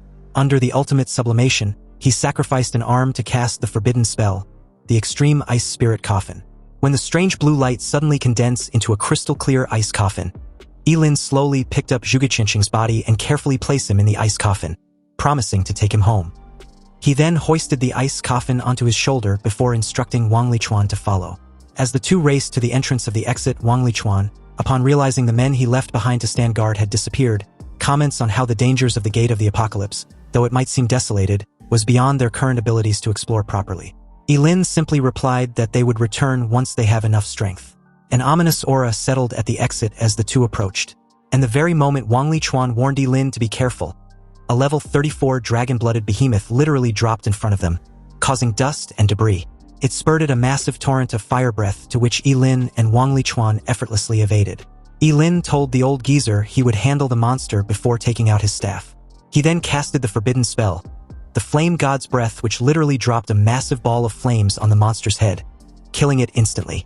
Wang Lichuan was gobsmacked once again upon seeing such a terrifying forbidden spell. Ye Lin then devoured the level 34 dragon-blooded behemoth and gained moisture, fat, protein, carbohydrates, minerals, and a trace of extremely rare elements. His lifespan increased by 424 years, experience points by 340, strength by 6 points, agility by 2 points, and spirit by 1 point. Ye Lin also received the dragon bloodline with its current concentration at 0.000001% of unknown effect. Although Ye Lin was pleased to have absorbed a considerable amount of lifespan, he couldn't help wondering what exactly the dragon bloodline was. But he didn't have time to mull things over because in that very moment, the entrance looked like it was on the verge of collapse, so the two rushed in without hesitation. But the very second they did, a strong force began to suck them in. Then the key of the apocalypse inside Ye Lin forcefully came out and automatically flew away to close the gate. The entire experience seemed to be completely different from when they were entering. Fortunately, they made it to the other side in one piece. The gate immediately started to disappear, and along with it the ancient key of apocalypse, meaning the next time the Gate of Apocalypse and its ancient key appears, no one would know when or where that would be. Anyway, as the two bid a farewell to each other, Ye Lin expressed his desire to give Zhuge Qinqing a proper burial before anything else. But if any problem arises afterwards, he will come find Wang Lichuan. As Wang Lichuan watched Ye Lin take his leave, he declared that the Job Change Guild would always be at Ye Lin's service. Meanwhile, as the scene shifts to the Zhuge family's manor, Zhugenini, faced with the truth about his father's death, still desperately denied the very sight and convinced herself that it was a prank. Like a drowning person desperately grasping at the last straw, she yelled at Ling Yi to confirm that the person lying in the ice coffin wasn't her father. She believed the two must be playing a trick on her. But faced with Zhugenini's question, Ye Lin could only reply with an apology, explaining that he failed to protect his teacher. And per his wish, her father wants to be buried together with her deceased wife. Zhuge Nini still didn't want to accept the truth, claiming that her father was a renowned strategist. So how could he possibly be dead? Zhuge Nini collapsed onto the ice coffin and wept bitterly, tears streaming down her cheeks and freezing on the coffin. Ye Lin remained silent as Zhuge Nini gradually got overwhelmed with grief. In this world, very few people can remain calm and composed after witnessing the unexpected death of a loved one. He didn't know how to comfort Zhuge Nini, so he could only stand there like a statue, quietly watching her to prevent her from doing something foolish because of her emotional state. After crying for an unknown amount of time, Zhuge Nini's sobs subsided somewhat. Her gaze remained fixed on her father's corpse as she asked how he died. Ye Lin replied calmly that Zhuge Qianqing did too much divination and received divine punishment. He also died for the sake of all humanity. With this intel, Zhuge Nini understood that her father had already foreseen his death. But he had been so cruel not to bid her a proper farewell. Zhuge Nini then tells Ling Yi to leave. She didn't want to see him anymore. Ye Lin was about to tell her about his promise to her father, but Zhuge Nini didn't want to hear none of it. She then yells for Ling Yi to get the hell out of the manor. Ye Lin opened his mouth as if to say something, but in the end said nothing. Perhaps what Zhuge Nini wants most right now was to be alone for a while. Ye Lin turned and left, gently closing the door behind him. The very next day, news of the sudden disappearance of Tan Qingjiang and several other important figures was broadcasted throughout the city of Qingcheng. Moreover, the famous astrologer Mr. Zhuge Qianqing also suddenly passed away, and the specifics related to his death was still being investigated. These deaths had surely caused a stir in Qingcheng. Also, needless to say, the death of Zhuge Qianqing had shaken the entire Daxia kingdom. At this point, with just a little bit of investigation, it can be found out that Zhuge Qianqing went out of the city with Ling Yi. This also meant that the identity of Ling Yi must never be traced back to Ye Lin. But the main issue lies with the investigation bureau, specifically Officer Huang, who was dead set on finding Ling Yi. So in order to create more evidence that Ye Lin, who was still suspected of being Ling Yi, hadn't left Qingcheng in the past 2 days, he kept visiting high clubs arranged by the Ji family. Investigator Huang paid Ye Lin a visit in one of these clubs, wanting to know where he had been all week. Ye Lin feigned being oblivious and replied that he wouldn't know. He had done so many things in the last 7 days, so how can he possibly remember anything of importance? Annoyed with the antics, Officer Huang suddenly grabbed hold of his hand, then directly asked if he disguised himself as Ling Yi to accompany Zhuge Qianqing out of the city.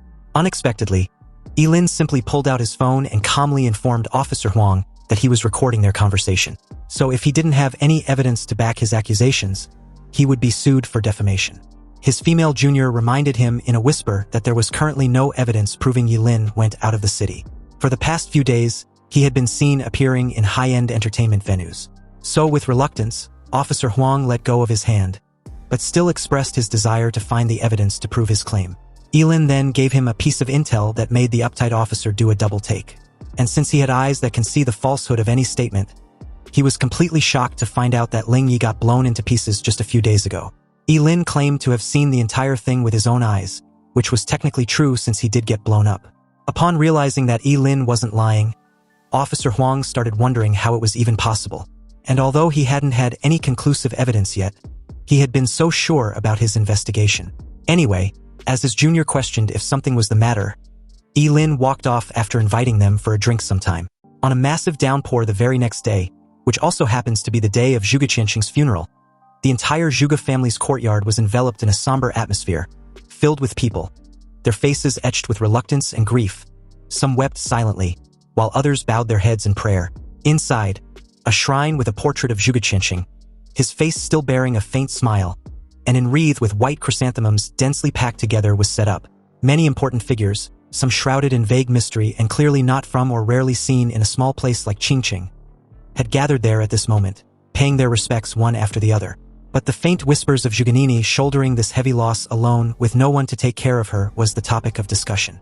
Though they also recall that the deceased astrologer had taken in a very capable disciple not long ago, and his absence at such an important day not only seemed disrespectful, but unforgivable.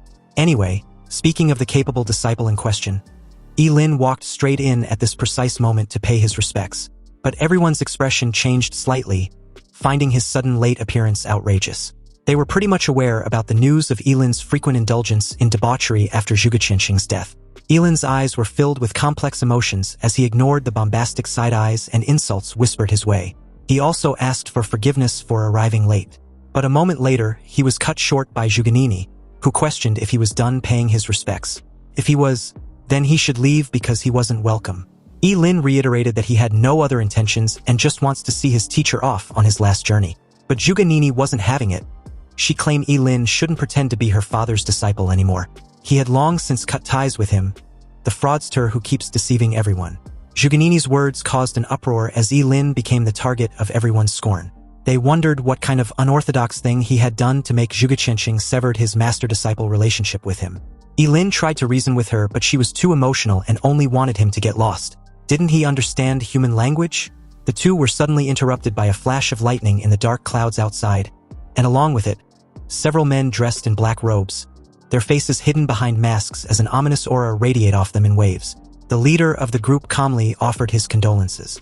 And the moment Zhuganini asked who they were, the guy told her to rest assured. They mean no harm. He explained that they were there to examine Zhuge Qianqing's body to find out the cause of death, which seems suspicious. Zhuganini immediately asserts her displeasure. They were not allowed to mess with her father's corpse. But the masked leader wasn't asking for permission. He instructed his men not to dilly-dally and advance. They were to secure their target at all cost. But Zhuganini didn't give a flying fuck about their suspicion. She warned them not to cause trouble at her father's funeral, so they needed to get the hell out before she's forced to torch their asses. The gathered crowd were also enraged on her behalf, agreeing to stand with her. They won't tolerate their rude misbehavior at such an important funeral. With the exception of the leader, the rest were equipped with swords, and with a sharp click, their swords were unsheathed, followed with the splattering of blood as they began killing anyone who dared oppose them. This sudden scene startled the crowd so much that they froze for a moment, never imagining that these masked men would dare to kill people indiscriminately in full view of everyone. They were so frightened that they scattered and fled. They respected Zhuge Qianqing, but they were not willing to join him, especially when it's over a simple autopsy. But in the next instant, the surrounding air around Zhuganini became scorching hot as the temperature rose rapidly. A dazzling crimson-gold flame erupted from her, forming a raging inferno which she directed towards the masked leader. However, the guy didn't take her all-out attack seriously at all. He casually brushed off the crimson sea of flames like it was nothing. And at this sight, an indescribable fear rose in Zhuganini's eyes as she realized that the masked leader wasn't just a regular job changer, but a level 50 at that. A level considered as the pinnacle of power in Qingqing. The masked guy grabbed hold of Zhuganini's throat and hoisted her in the air.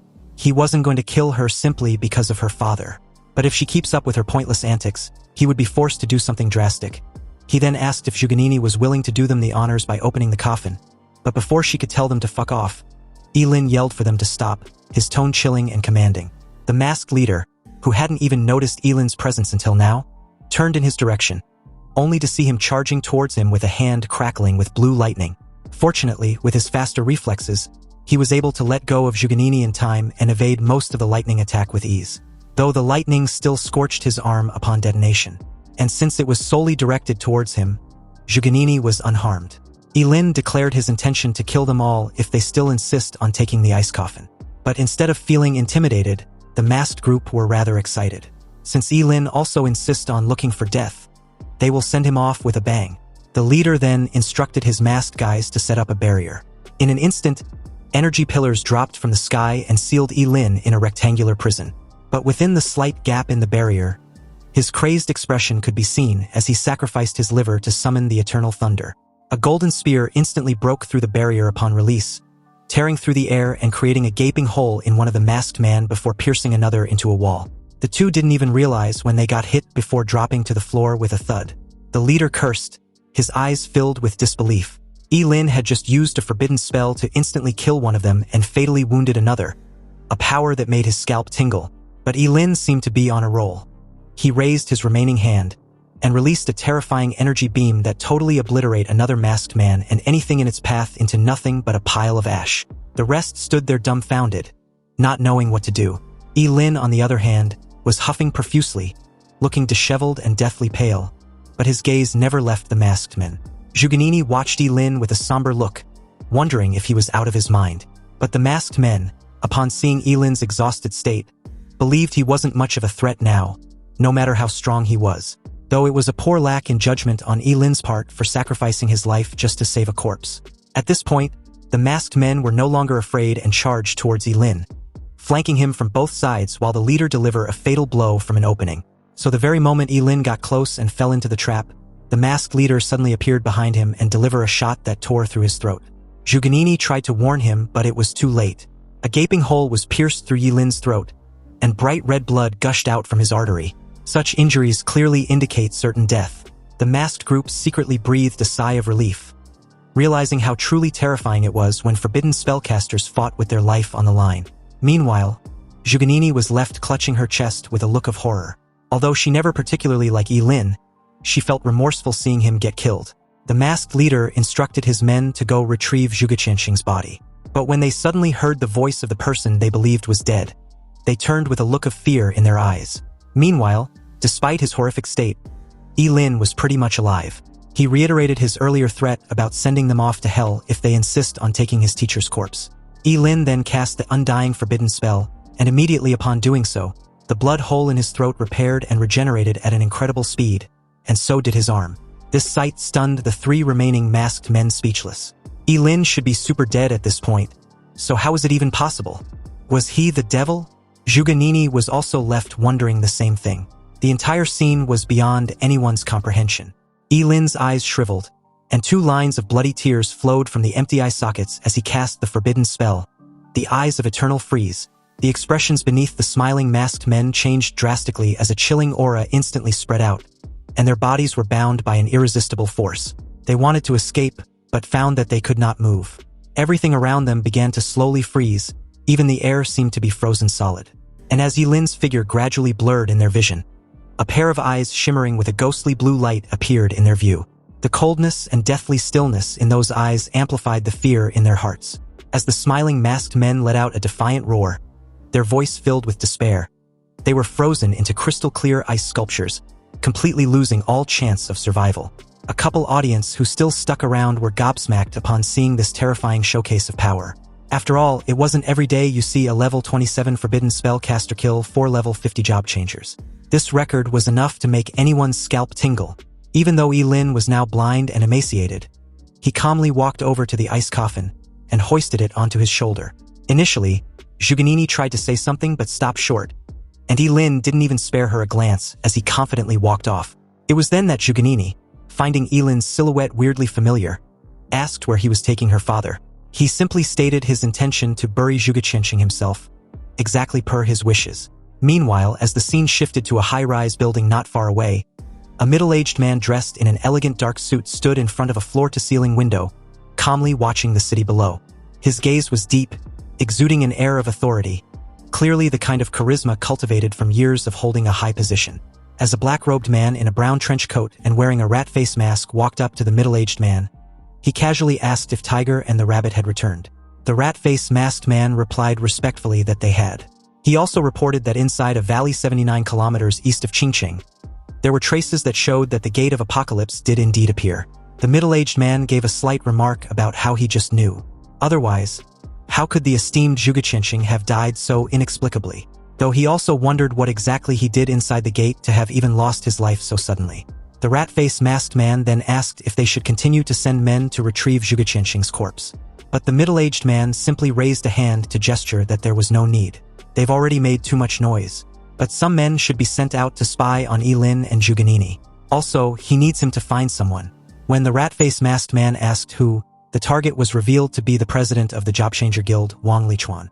Meanwhile, as the last handful of yellow earth was gently scattered, Zhuge Qianxing's funeral came to a solemn and successful conclusion.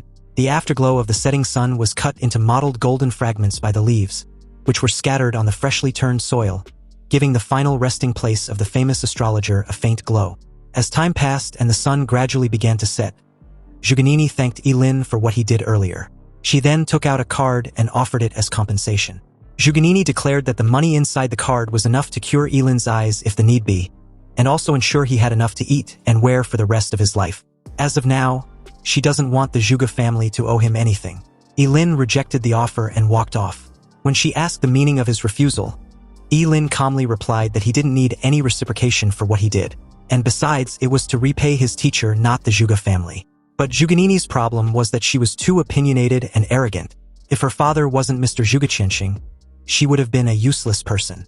Ye Lin's words stunned Zhuganini, her face turning pale, a truly fascinating sight. She desperately wanted to refute or argue her case, but remained silent.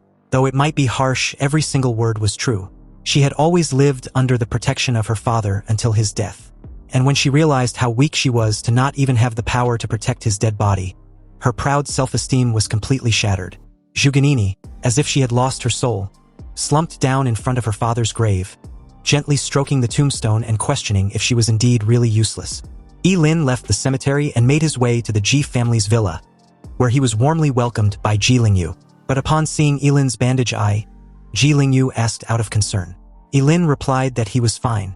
President Ji appeared right after, asking what Ye Lin's next plan was. He then suggested Ye Lin stay with them at the villa, and even added that he could work for him given how arduous and life-threatening his job-changer profession was. Ye Lin thanked President Ji for his kindness, but still expressed his desire to go to university. And besides, he didn't have much time left, so he might as well leave with no regrets. President Ji was silent for a moment before agreeing to Ye Lin's decision, and also promising to support him. No matter where Ye Lin goes, the Ji family will always be behind him. Ye Lin thanked President Ji once again before taking his leave to go rest in his room. As he drops onto his bed, he murmured with a sigh that he was really exhausted. But in that very moment, the brocade pouch Zhugaqianxing gave him suddenly fell out of his sumaru ring, startling him. He initially thought a message was left for him. 2 scrolls then came out from the brocade pouch, making him wonder if Zhugaqianxing had predicted his second profession before his death. The scrolls were the Phantom Technique and the Turtle Breathe Technique. The Phantom Technique allows the user to create a phantom shadow in front of them to confuse the enemy, and the Turtle Breath Technique allows the user to slow down their breathing rhythm until it completely stops, entering a state of apparent death. Ye Lin quickly used the scrolls on himself, and under his ultimate sublimation, the Turtle Breath Technique was enhanced to the Great Void Technique, and the Phantom Technique was enhanced to 1 Qi transforming into 3 purities. Anyway, the Great Void Technique allows the Forbidden Spellcaster to sacrifice a bone of their own body every minute to enter a void state, achieving complete invisibility. When attacking or being attacked, this forbidden spell will be nullified. And for the 1 Qi transforming into 3 purities, the Forbidden Spellcaster loses half of their lifespan to create a clone identical to the current self. Up to 3 clones can exist simultaneously. And there was also a note informing Ye Lin that when a clone dies, the original is unaffected, but when the original dies, the clones disappear. Ye Lin couldn't help being amazed, because even in death, his teacher still acted with purpose. With these 2 scrolls, Ye Lin would be able to ditch the surveillance on him. He immediately used the 1 Qi transforming into 3 purities forbidden spell, and was delighted to see an exact clone of himself.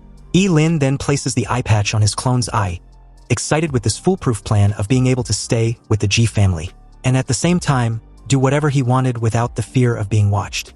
His instruction for the clone was to stay in the Ji family's villa while he investigate just who exactly was monitoring him. He activated the Great Void Technique forbidden spell, then leaped off his room window. Ye Lin moved like a phantom, and on his way out, he saw the job changers ordered to monitor his movements from the shadows, silently perching on the trees nearby. Ye Lin, with his stealth already activated, thanked his teacher once again. He was truly the #1 astrologer capable of predicting everything. Ye Lin made his way to a teleportation gate that leads to a monster hunting ground outside the city, once again with a different appearance and a completely new identity. He approached the 2 guards, and when asked if he was heading outside the city, Ye Lin gave a slight nod and replied that he was. The guards then warned him that monsters had recently been appearing frequently outside the city, so he should be careful. Ye Lin thanked them and entered the gate. Outside, he leaped from 1 tree branch to the next, pleased that he can now freely kill monsters and do whatever he wanted without being under constant surveillance. As of now, he can start his journey of leveling up. A canine monster heard a rustling sound from behind and immediately bared its sharp fangs when it saw Ye Lin, its dark eyes flashing with ferocity as it growled wildly, saliva dripping out of its mouth with a foul stench. Ye Lin, in a great mood, decided to only use ice-type skills to ensure his identity was easily hidden. Curling his lips, he taunts the beast and flicked his fingers, instantly releasing a chilling aura. Activating the Ice Blade technique, it instantly elevated to the forbidden spell, the Frost Morn. Then a massive blade of pure ice crystals condensed in the air, incomparably clear and emitting a faint blue glow. The moment Ye Lin flicked his finger, the ice sword, carrying a chilling aura, directly shot out at the hideous canine beast. The ice sword slashed down without any resistance, splitting the monster's body in 2, and the ice crystals shattered, turning into a frosty expanse and reducing the corpse into 2 ice sculptures. Ye Lin then launched his endless devouring, consuming a level 32 normal monster and gaining water, fat, protein, carbohydrates, and minerals. His lifespan increased by 125 years, experience points by 320, increased strength attribute by 5 points, agility and spirit attribute by a point each. He also killed and devoured a level 36 normal monster and gained the same kind of nutrients. Increased his lifespan by 360 years, experience points 360, increased strength attribute by 7 points, agility attribute by 2 points, and spirit attribute by a point. Then a level 37 normal monster gained nutrients, increased his lifespan by 245 years, experience points 370, increased strength attribute by 5 points, agility attribute by a point, spirit attribute by 3 points. In spite of all this leveling, Ye Lin was still not satisfied. He needed to level up even faster. 3 days later, he finally exited the gate and was now level 30. The speed at which he had been killing monsters these past 3 days showed that he'd already reached his limit, but it was still not enough. He wondered if he should ask someone else for help. That's when it hit him he could use the Job Change Guild. Meanwhile, at the Job Change Guild, Ye Lin was a bit surprised to find it busy and bustling with people, and from the looks of it, Wang Lichuan's disappearance seems to not have affected the business at all.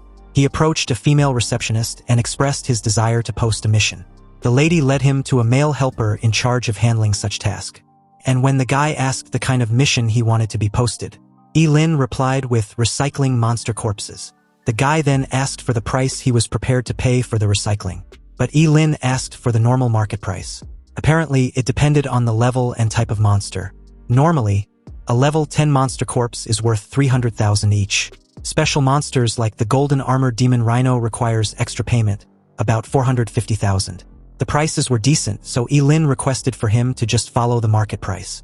For monsters below level 20, he would take them all.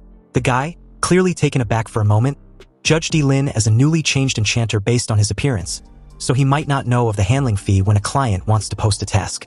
And since Ye Lin seemed to be collecting so many at once, a verification of funds was required first. Ye Lin pulled out his top-tier lifetime VIP card and asked if it would do.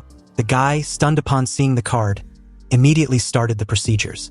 And in just 3 days after, job changers had been rushing in the guild with different types of monster corpses non-stop.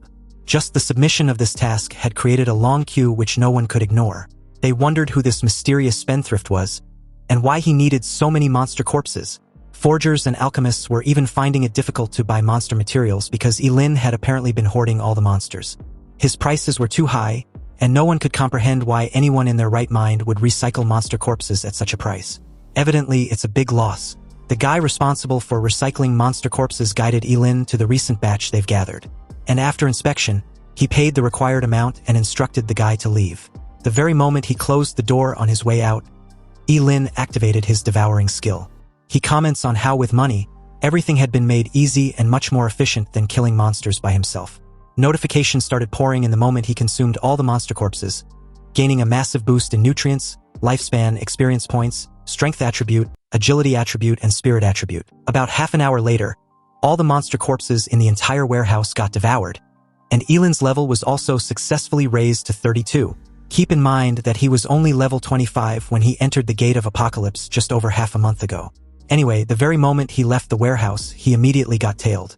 The hidden mercenaries nearby, upon seeing Ye Lin's description, his short dark hair and his gray hoodie with a black combat suit underneath, got them totally convinced about his identity as their target. They quietly followed Ye Lin into a shady alley, which led to a secluded underground parking lot. And after ensuring no one was around, Ye Lin clipped his tongue, annoyed that he was being followed even after changing his face. It didn't make any lick of sense. So, with a contemptuous tone, he turned and questioned the job changers tailing him if they weren't tired, because they did a really shitty job following him.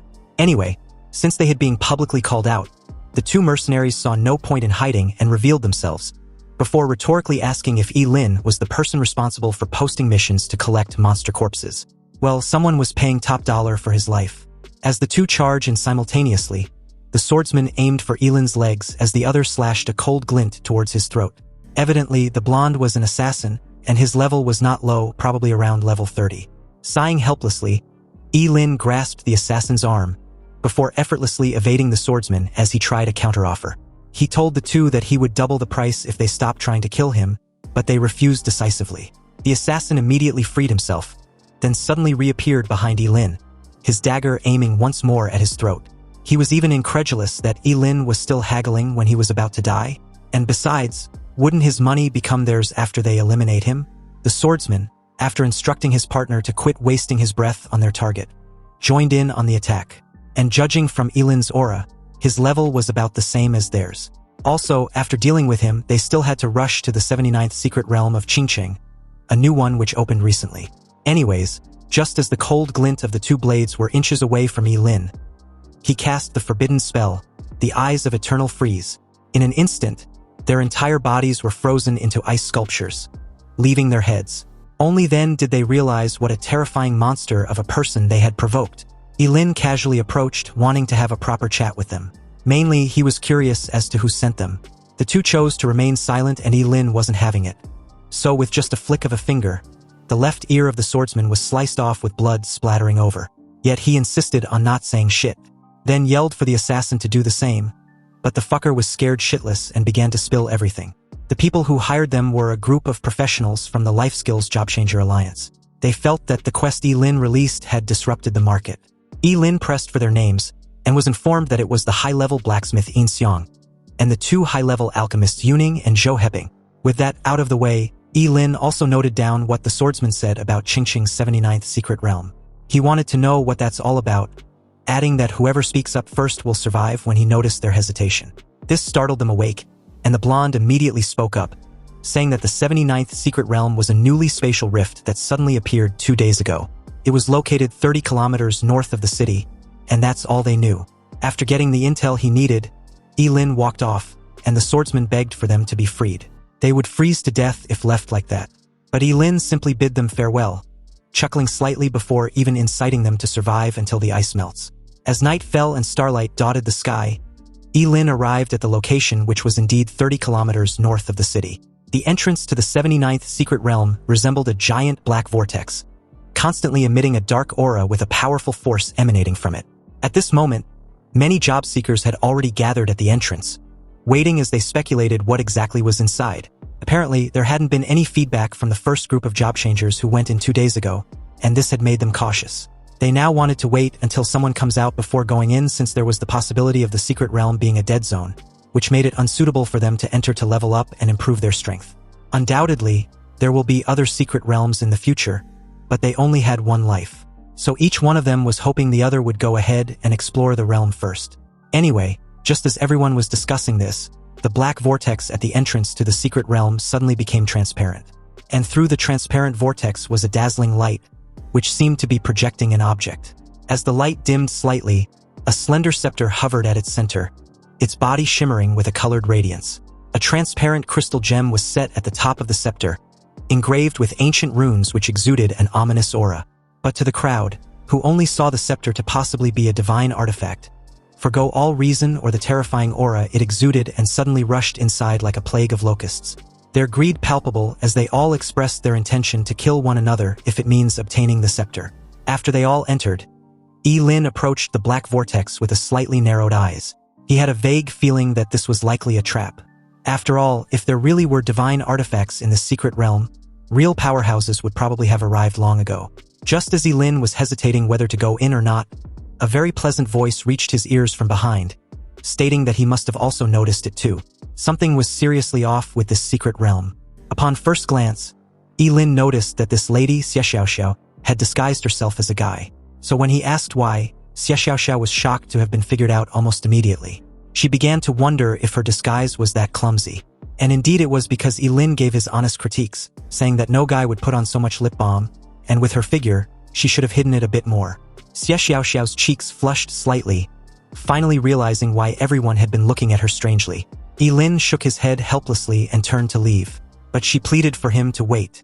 When Ye Lin asked what else she's got to say, Xie Xiaoxiao explained that if she's not mistaken, this secret realm was very likely set up by demons to lure human job changers. Therefore, she proposed they team up and enter together.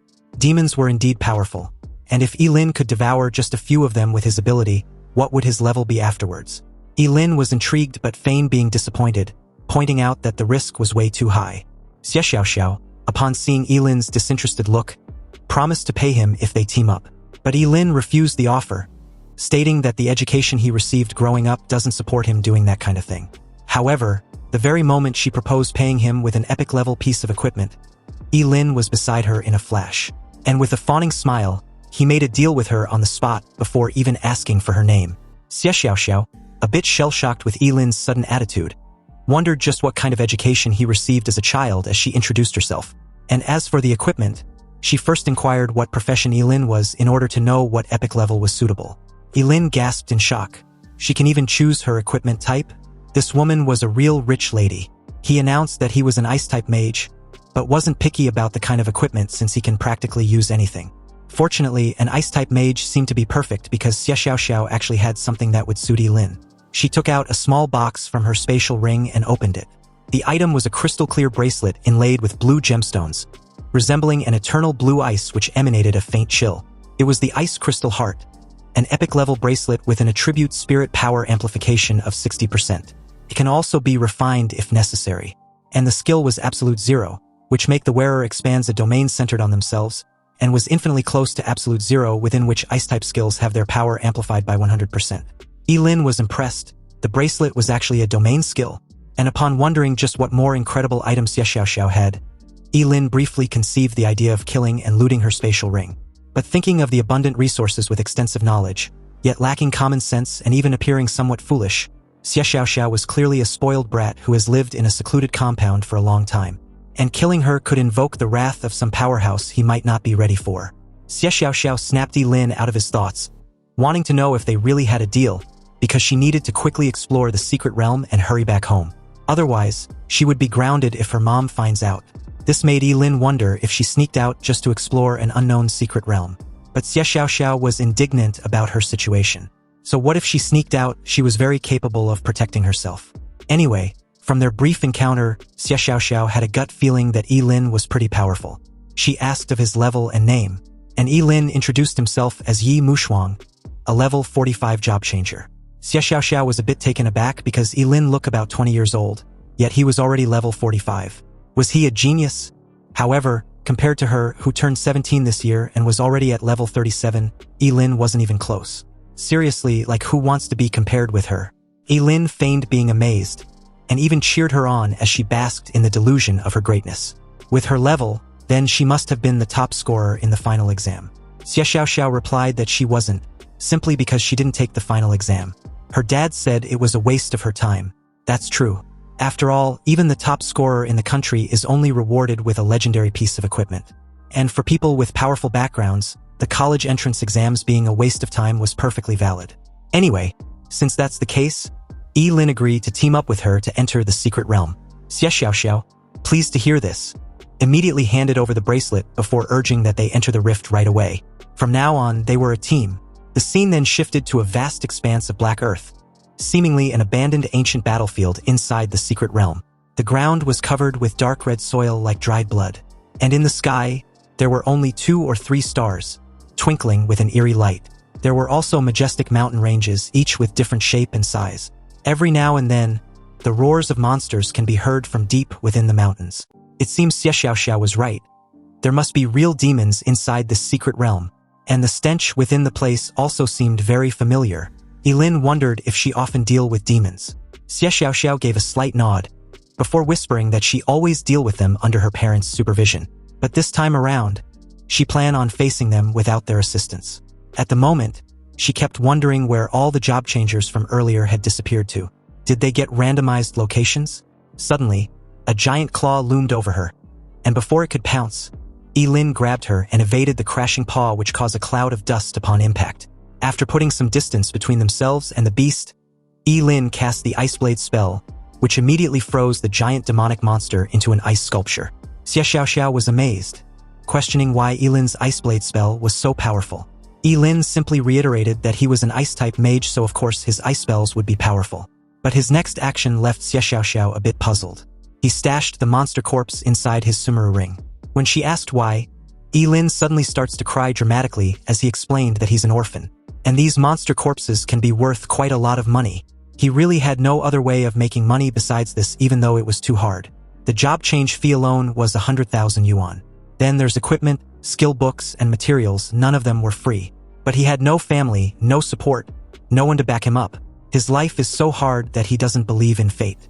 Ye Lin kept rumbling on, laying it on so thick that Xie Xiaoxiao had to beg him to stop. She apologized for even asking. Ye Lin shouldn't worry. He can have all the corpses of the demons they hunt since they were much more valuable than monster corpses. She doesn't want them anyways. However, he had to help her record a video of her dealing with the demons they would hunt. Xie Xiaoxiao wants to prove to her family that she can hunt demons on her own. Ye Lin thanked her for her generosity, adding that she was truly a good person. And as for the video, she needn't need to worry, he would make sure he capture everything in 4K. Inwardly, he admits that Xie Xiaoxiao's mind doesn't seem very sharp. Anyhow, judging from the journey they've covered, it's either she had been intentionally leading Ye Lin in one direction all along, or she can sense the traces of demons in this secret realm. On the way, they finally encountered a group of job changers around a campfire, and upon sensing their presence, the group paid them no mind. One of them deduced the two were there to snatch kills, but another judged them not to be very strong. The two in question left the scene as Ye Lin points out that their gazes feel unfriendly. Xie Xiaoxiao told him to ignore them. As the two ventured deeper into the mountains, passing through a gorge, the air around them seemed to grow heavy and cold. They leaped out as Xie Xiaoxiao informed him that they were very close, just up ahead. Ye Lin nodded and followed the direction she indicated. There, they encountered a giant demon, nearly 3 meters tall. The demon, startled to see them, had its body covered in black scales, its eyes as dark as the abyss, and its fangs protruded from its mouth, making it appear exceptionally ferocious. Judging from its aura, the demon was probably around level 40. Ye Lin asked with concern, wanting to know whether Xie Xiaoxiao was certain she could handle the demon. Under the same level, the combat power of demons was far more terrifying than that of monsters. A level 40 demon can easily defeat more than a dozen level 40 monsters. In other words, demons were an enhanced and evolved version of monsters. As Xie Xiaoxiao dashed forward, she calmly reassured Ye Lin not to worry. He should just start recording. A sly glint flashed in her eyes as she waved her hand. The next moment, her 10 jade fingers began to move gently, and the surrounding air seemed to be drawn by an invisible force, trembling slightly as well. Using a cell phone, Ye Lin zoomed in and saw thin lines, which were almost invisible to the naked eye, being constantly thrown out from Xie Xiaoxiao's fingertips. These fine threads only occasionally shimmered faintly under the flashlight, and like nimble snakes, they swiftly coiled around the demon. The demon seemed to sense the danger. It let out a roar, and its dark scales seemed to harden even more, trying to withstand the attack of the fine lines. However, these fine lines were as sharp as swords, completely ignoring the demon's scale armor and easily piercing through it. In an instant, dark blood began to seep out from beneath the dark scales. Ye Lin, who was filming, was astonished. Although he couldn't figure out Xie Xiaoxiao's profession, judging from her actions, her combat skills were definitely not bad. These nearly transparent threads were absolutely the best weapon for sneak attacks. Even a level 50 job changer could easily have their head cut off by her if they're not careful. Xie Xiaoxiao was confident in her star puppet strings, believing that once it entangled its prey, they can't break free. Furious, the demon tilts its head back, opened its blood-red maw, and gathered a dark red energy.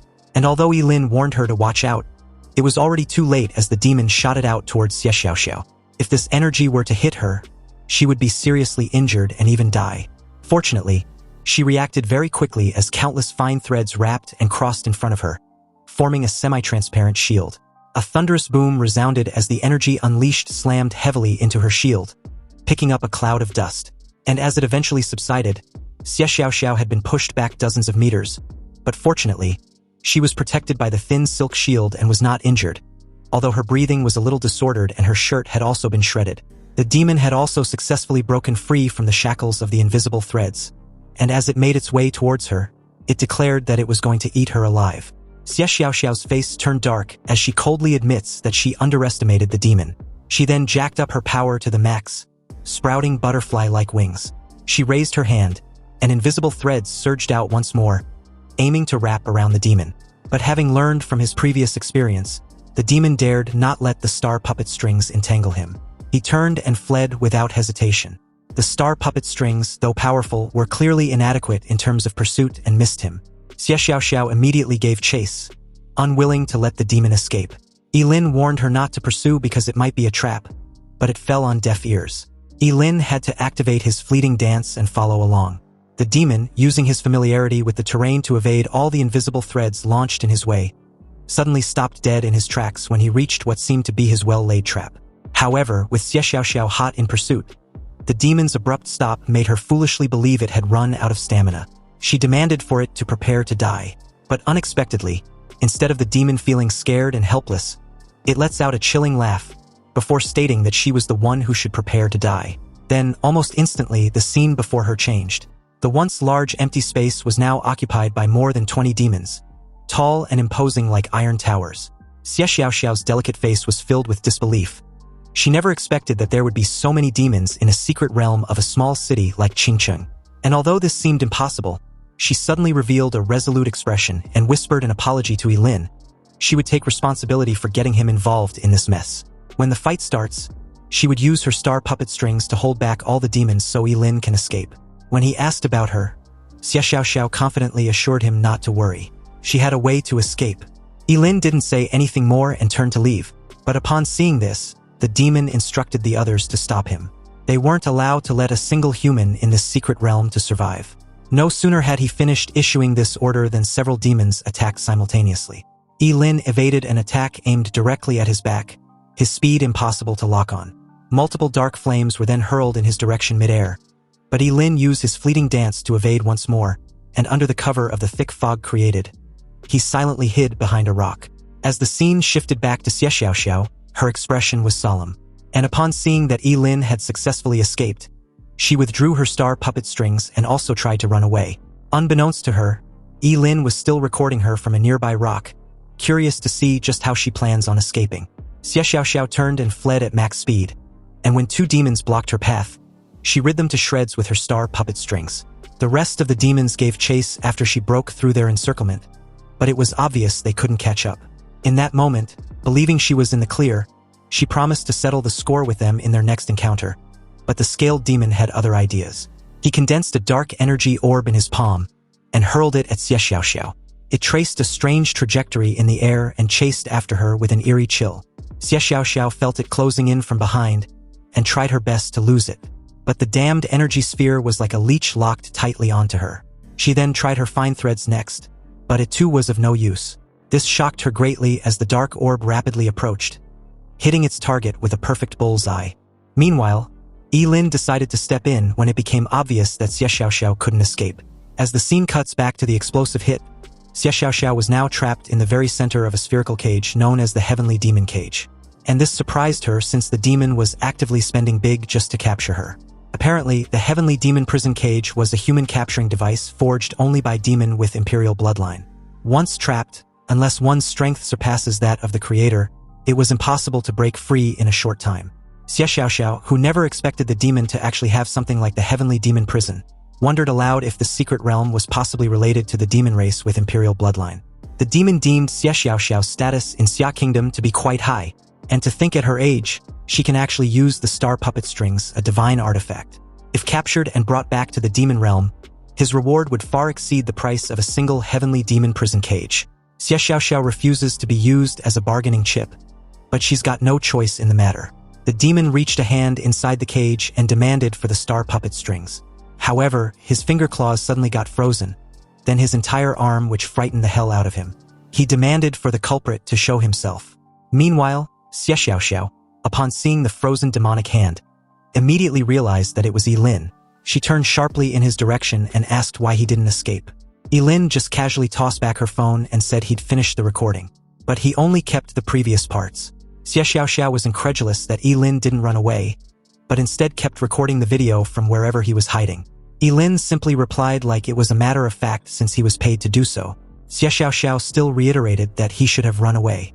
After all, in such conditions, which sane person would still keep filming a video? Nearby, the demon clutched his frozen arm and ordered the rest to kill Ye Lin. With this order, they pounce on him like a pack of hungry wolves. But very abruptly, a powerful chilling aura emanated from Ye Lin, spreading outwards to form an extremely cold domain.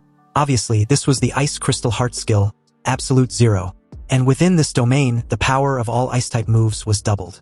Then, in an instant, countless enormous ice spikes were released and exploded outward, crashing down on the 20-odd demons.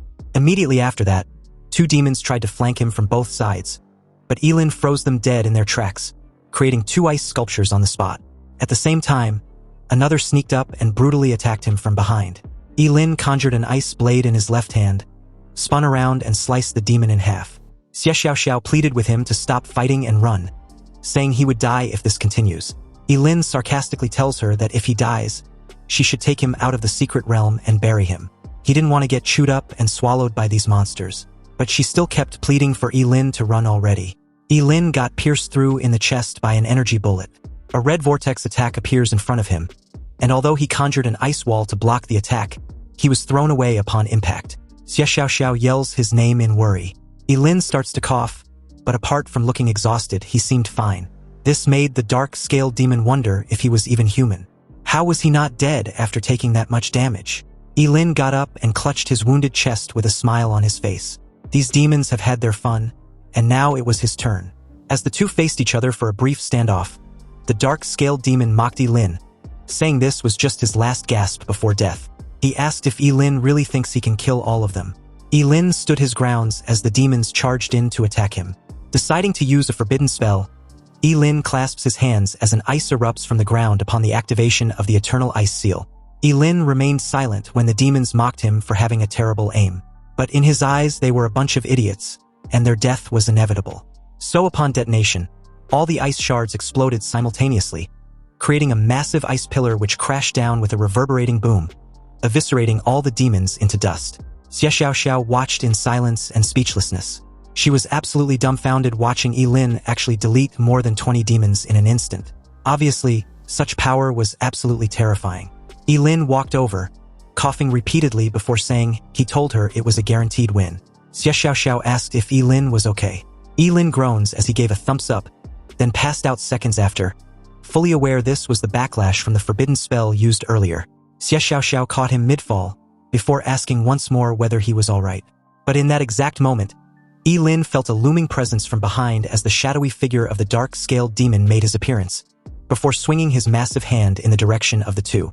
He warned Xie Xiaoxiao to watch out, then pushed her out of harm's way before he was brutally smacked into a huge rock nearby, denting it greatly upon impact. Xie Xiaoxiao calls his name in a panicked tone, and as she clenched her fist, rage washed over her as she also cursed through her tears. Moments after, her colorful butterfly-like wings sprouted out once more, along with her star puppet strings. Then in an instant, she was behind the dark-scaled demon with her star puppet strings tightly wrapped around him once more. Only this time around, Xie Xiaoxiao didn't dally and immediately shredded him into pieces, or farmed for quite a bit, before rushing back to Ye Lin.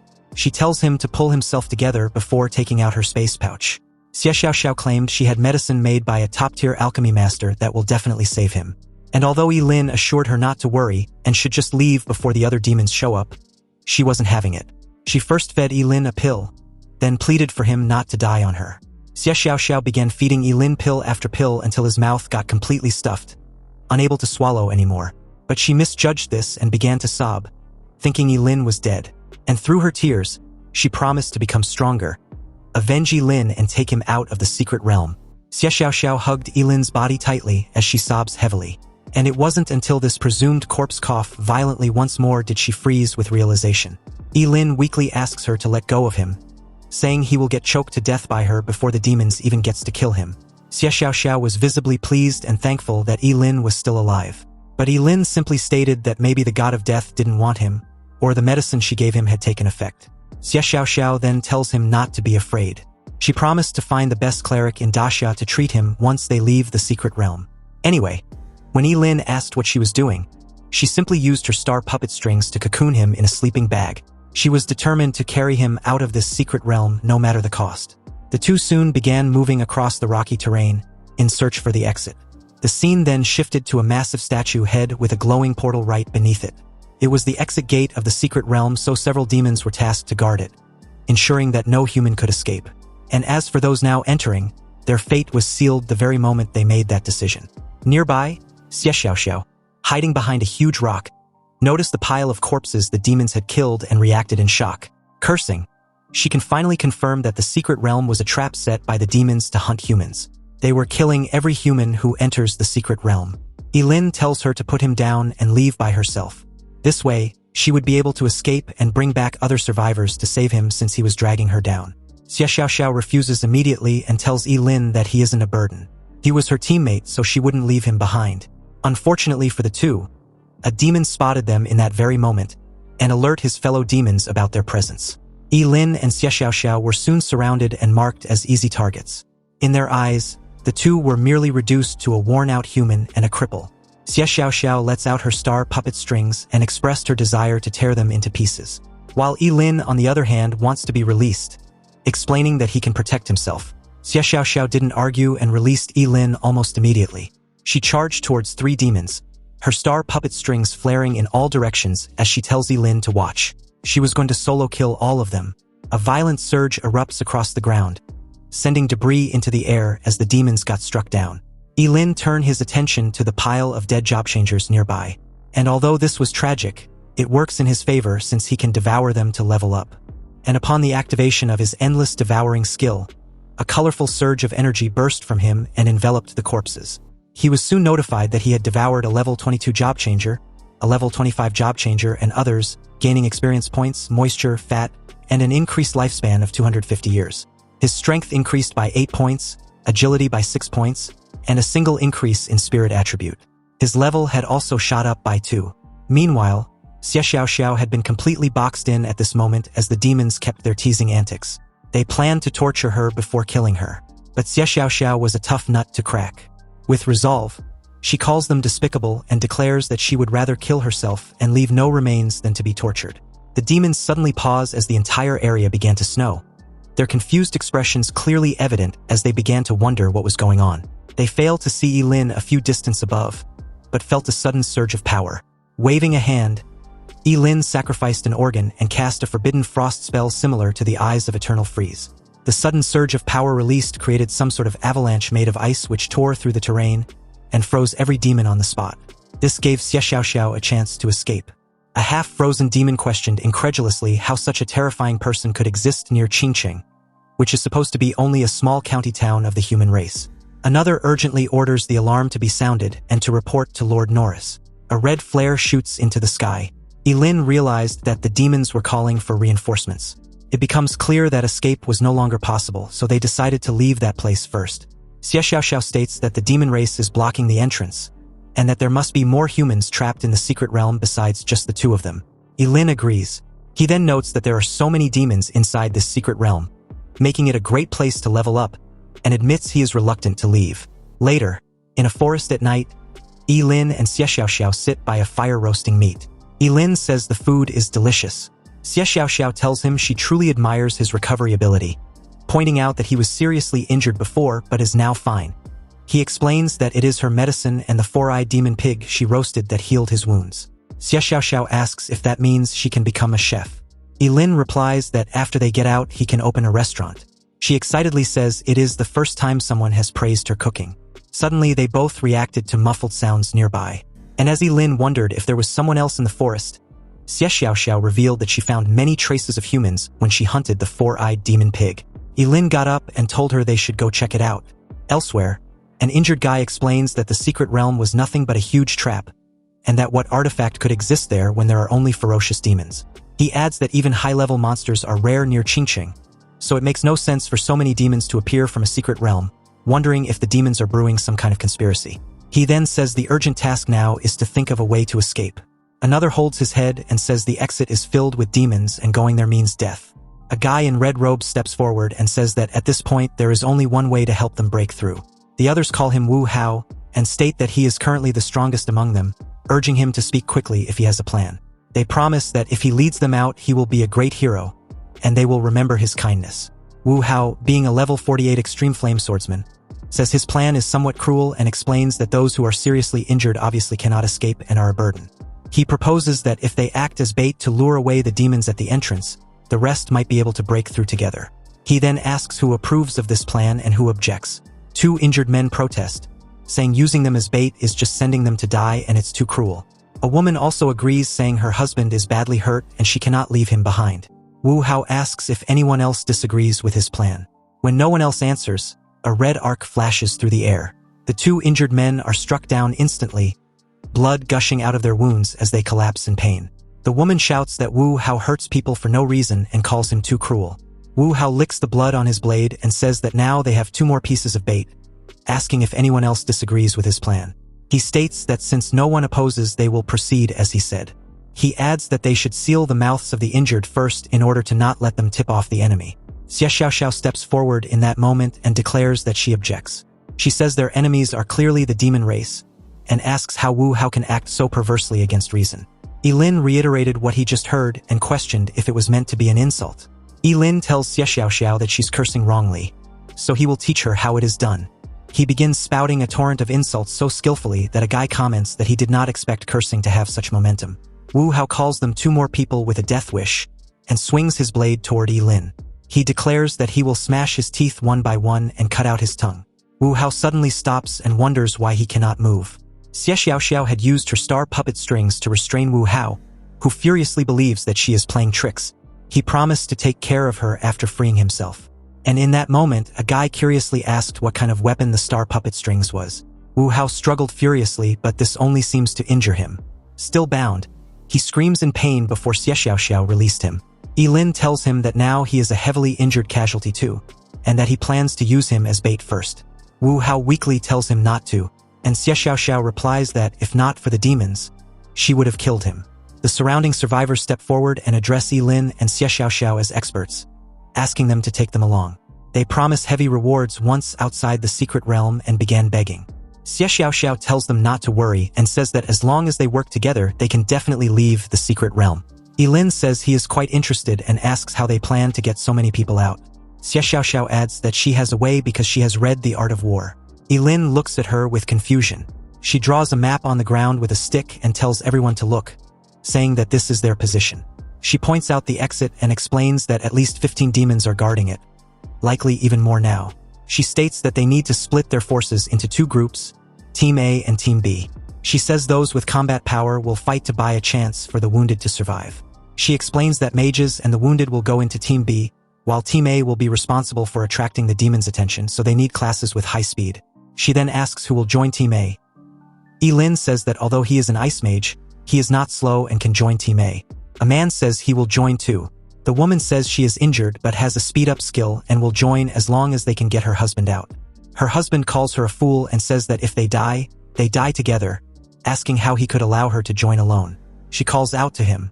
Another agrees, saying that if they are getting out, they will get out together and join too. Xie Xiaoxiao responds that this is good. She says that since no one else wants to join Team A, 6 people are enough and they will proceed according to the plan. Everyone agrees. In the distance, Wu Hao thinks that this silly girl still does not understand the sinister nature of the human heart. When the time comes, he will not care whether they live or die, and that they should just wait and watch the show. The scene shifts to a large cave-like area with a dark opening ahead. Ye Lin peers from behind a wall and says that sure enough, there are even more demons. He asks what they should do. Xie Xiaoxiao says that Team B should already be in position, and that they have to give it their all. She adds that in a moment they will rush out together and delay the demons as much as possible. But when she sees Ye Lin stepping out in the open, she asks him what he was doing. Ye Lin simply replies that they might not need 6 people to lure the demons away. He was enough on his own, so they should find a chance to escape through the exit. Ye Lin dashes forward before Xie Xiaoxiao can stop him. She shouts for him to come back and says that if he dies, she would have saved him for nothing. The demons notice the disturbance and turn their attention toward him. The cavern stretches wide, filled with scattered figures and a massive statue looming in the background. Xie Xiaoxiao could only watch from behind as Ye Lin silently assured her not to worry. He will live. Ye Lin unleashed his ice blade art. Sharp icy construct streak downward like falling blades, shattering 2 frozen ice sculpture demons in an instant. The rest of the demons recognize him as the expert who wields ice. They judged Ye Lin's strength to be terrifying that even a dozen of them couldn't stop him before. However, they won't let him escape this time around. Ye Lin launched himself into the air and declares that the demons would be the ones who won't be able to escape, not him. He activated the forbidden spell, the eternal stem element. Golden energy suddenly formed and gathered in his palm, before condensing into a golden spear. Ye Lin grasped and threw the spear, obliterating 2 demons in an instant. The remaining demons quickly surrounded him. A demon warns the others that Ye Lin wasn't easy to deal with, and notes that he can even cast forbidden spells. From behind a huge rock, Xie Xiaoxiao and the others watch the battle unfold, the clash echoing through the cavern. One of the guys says that now is the time, so they need to kill all those demons. Xie Xiaoxiao suddenly says something feels wrong. In the cavern, Ye Lin stands calmly amid the chaos and says the demons are too weak. A towering demon with a massive axe charges at him and declares that he is nothing but an ant. Ye Lin remains silent for a second there. Then his gaze sharpens. He launches upward, ice erupting beneath him as the demon's axe slams into the ground. The rest of the demons quickly react. One orders the rest to continue blocking the exit, while a few chase Ye Lin to deal with him. Ye Lin glances back and urges them to chase him. He sprints deeper into the cavern, drawing several demons away. From the passage, Xie Xiaoxiao and the others realize he has succeeded in distracting a large group of demons. However, there are still a few guarding the exit. Xie Xiaoxiao realizes that they have no choice but to fight and move first. Another suggests waiting for the other team to come up and help, but seeing that they have already made their move, they couldn't wait anymore. As they rush forward, a demon notices and shouts that more humans are coming and orders them not to let anyone escape. Xie Xiaoxiao leaps ahead, accelerated by her colorful butterfly wings as she tore through the first two demons. Elsewhere nearby, Wu Hao watches as Ye Lin faces off with several demons. Hiding behind a rock, Wu Hao laughs and says the two idiots had really lured all the demons away. He turns to the group and orders everyone to leave the wounded behind and prepare to run. A guy questions him, asking if they were not supposed to bring everyone out together. Wu Hao calls him an idiot and asks if he still wants to live. The guy remains silent as another gave a reply that he wasn't that stupid. The woman among the four tells the guy not to think about it and just worry about surviving. Wu Hao tells them to follow if they want to live. They run across the rocky terrain as an explosion erupts nearby. Upon seeing them, Xie Xiaoxiao reports that Team B was rushing up to help them, but when she realizes that they were rather heading straight for the secret realm's exit, she knew right away that it was Wu Hao's doing. And to make matters even worse, he left the severely injured behind. Xie Xiaoxiao hopes that this troublemaker gets his retribution soon. Wu Hao comments that thanks to those fools, they can leave safely. He even hopes there are more fools like them in the world so that people like him can live long lives. Suddenly, a massive stone pillar drops down and blocks the exit with a heavy crash, making the group react in shock. Wu Hao wonders what is going on. Another questions why the exit is blocked by a stone door and suggests they might have triggered a trap. Wu Hao curses and says this might be the backup plan of those demons, insisting it is just a wall so they can break it down together. They attack the wall, but the impact only sends debris flying without breaking it. Wu Hao questions how so many of them attacking together cannot even break a single wall. Meanwhile, Xie Xiaoxiao observes that they seem to have fallen into the demon's trap and have been stopped. Another agrees and states that it serves them right, calling them a bunch of cowards. Someone suddenly alerts the group about the reinforcements. Xie Xiaoxiao sees about a dozen demons heading their way and warns the others that the demons were coming back. The red-skinned demon charges forward, calling them a bunch of damned humans. He declares that all of them would go to hell. The demons quickly surround the group. Wu Hao states that they are surrounded and that they should fight them. The red-skinned demon leader rushes forward and declares that all of them will die. A blast of red energy tore across the ground. Xie Xiaoxiao comments that the demon leader is too terrifying and suggests retreating first. In a rocky ravine, Ye Lin rests against the cliff as a large slab of stone blocks a path nearby. He notices movement and looks up. Xie Xiaoxiao calls out to Ye Lin and asks why he is there and whether he is hurt. Ye Lin looks at them and wonders why they have not escaped. He asks if the demon had some kind of backup plan. Xie Xiaoxiao explains that the demons set a trap at the entrance and that Team B was wiped out. Another adds that a few of them abandoned the wounded, so it was their own fault. Hearing this, Ye Lin suddenly got fed up and admits it was his mistake. He tells the rest to follow, they were going back. He will show the demons just what they are capable of. Shortly after, Ye Lin made his way back to the secret realm's exit, where several demons had been patiently waiting. Ye Lin originally planned to send the rest out before going on a killing spree, but now he has no choice but to fight head-on. He calls the demon bastards out and tells them to prepare to die. The demon leader smirks and says that since Ye Lin wishes to die, he will grant that wish. A surge of blue ice-like energy crashes down from above. Ye Lin leaps from a high rock as the force splits the ground. He charges toward the demon leader. Ice shards scatter as the two clash mid-air. An explosion erupts, sending shockwaves across the rocky terrain. The demon leader stares at him and remarks that he was badly injured just now, questioning how he managed to recover so quickly. Ye Lin raised his hand and replied that it's something his stupid brain can't comprehend. A dark red energy suddenly surged outward, devouring every demon corpse on the battlefield. The demon leader stares in shock, wondering what kind of weird move this was. Ye Lin stood firm with his devouring skill already activated, and after devouring every corpse in sight, the demon leader, Norris, still baffled with the strange power Ye Lin just showcased, questioned in absolute incredulity. Ye Lin might even be more fucked up and ruthless than him. Seriously, to actually devour his own kind, that's extremely messed up. Ye Lin simply gives a crazed smirk and tells the red brute not to trouble himself worrying about that, because it will soon be his turn, and he can't wait to see how many perks he would get after devouring him. In that moment, Ye Lin truly looked like a starved, deranged beast. And since he was fully aware he wouldn't get this chance again to feast on so many demons outside the secret realm, he sacrificed an organ to activate his burning reincarnation, and while he was at it, aura farmed before sacrificing some more to summon the world-destroying thunder. Suddenly, a thick dark clouds was formed directly above Norris, whirling violently with lightning bolts thundering from its eye. Norris quickly instructed his demon crew of cannon fodders to help defend against Ye Lin together. And like mindless meat shields, these fools actually surrounded their leader and took the full brunt of the terrifying lightning bolts which rained down from the distant sky, resulting in a massive explosion filled with dust and debris, an entire cloud of it along with several charred demon corpses. When the dusty white cloud of smoke eventually subsided, Norris was confident Ye Lin wouldn't last long, simply because he was using forbidden spells. Ye Lin didn't refute this, but added that he would let them experience a whole world of misery for it. Surrounded by karmic flames, Ye Lin began to unleash a torrent of forbidden ice and fire spells, engulfing all the demons in a whirlwind of agony. Every time Ye Lin casts an ice-type forbidden spell, he immediately follows it up with a fire-type forbidden spell. Forbidden spells like the Eye of Eternal Freeze, the Fire God's Breath, the Heaven-Burning Fire, the Sorrow of Cold, and about a dozen more rain down like a meteor shower, eviscerating the lower-level demons while seriously injuring a few of the higher-level ones. The entire clusterfuck dwindled the demons' number significantly, and in the aftermath, the number of demon corpses was too overwhelming that only a few high-level demons were left standing. But with the exception of Norris, who couldn't comprehend how this was even possible, the rest decided to ditch his ass and make a run for it. They never sign up for this. They were supposed to be doing the torturing and slaughtering, not the other way around, and definitely not by some terrifying deranged human. But how can Ye Lin allow such delicious experience points flee? He raised a hand in their direction and declared that none of them would escape. Then very abruptly, a surge of crimson flames rose from his body, and as his level increased, the terrifying power of the forbidden spell, the burning reincarnation, began to manifest itself once more.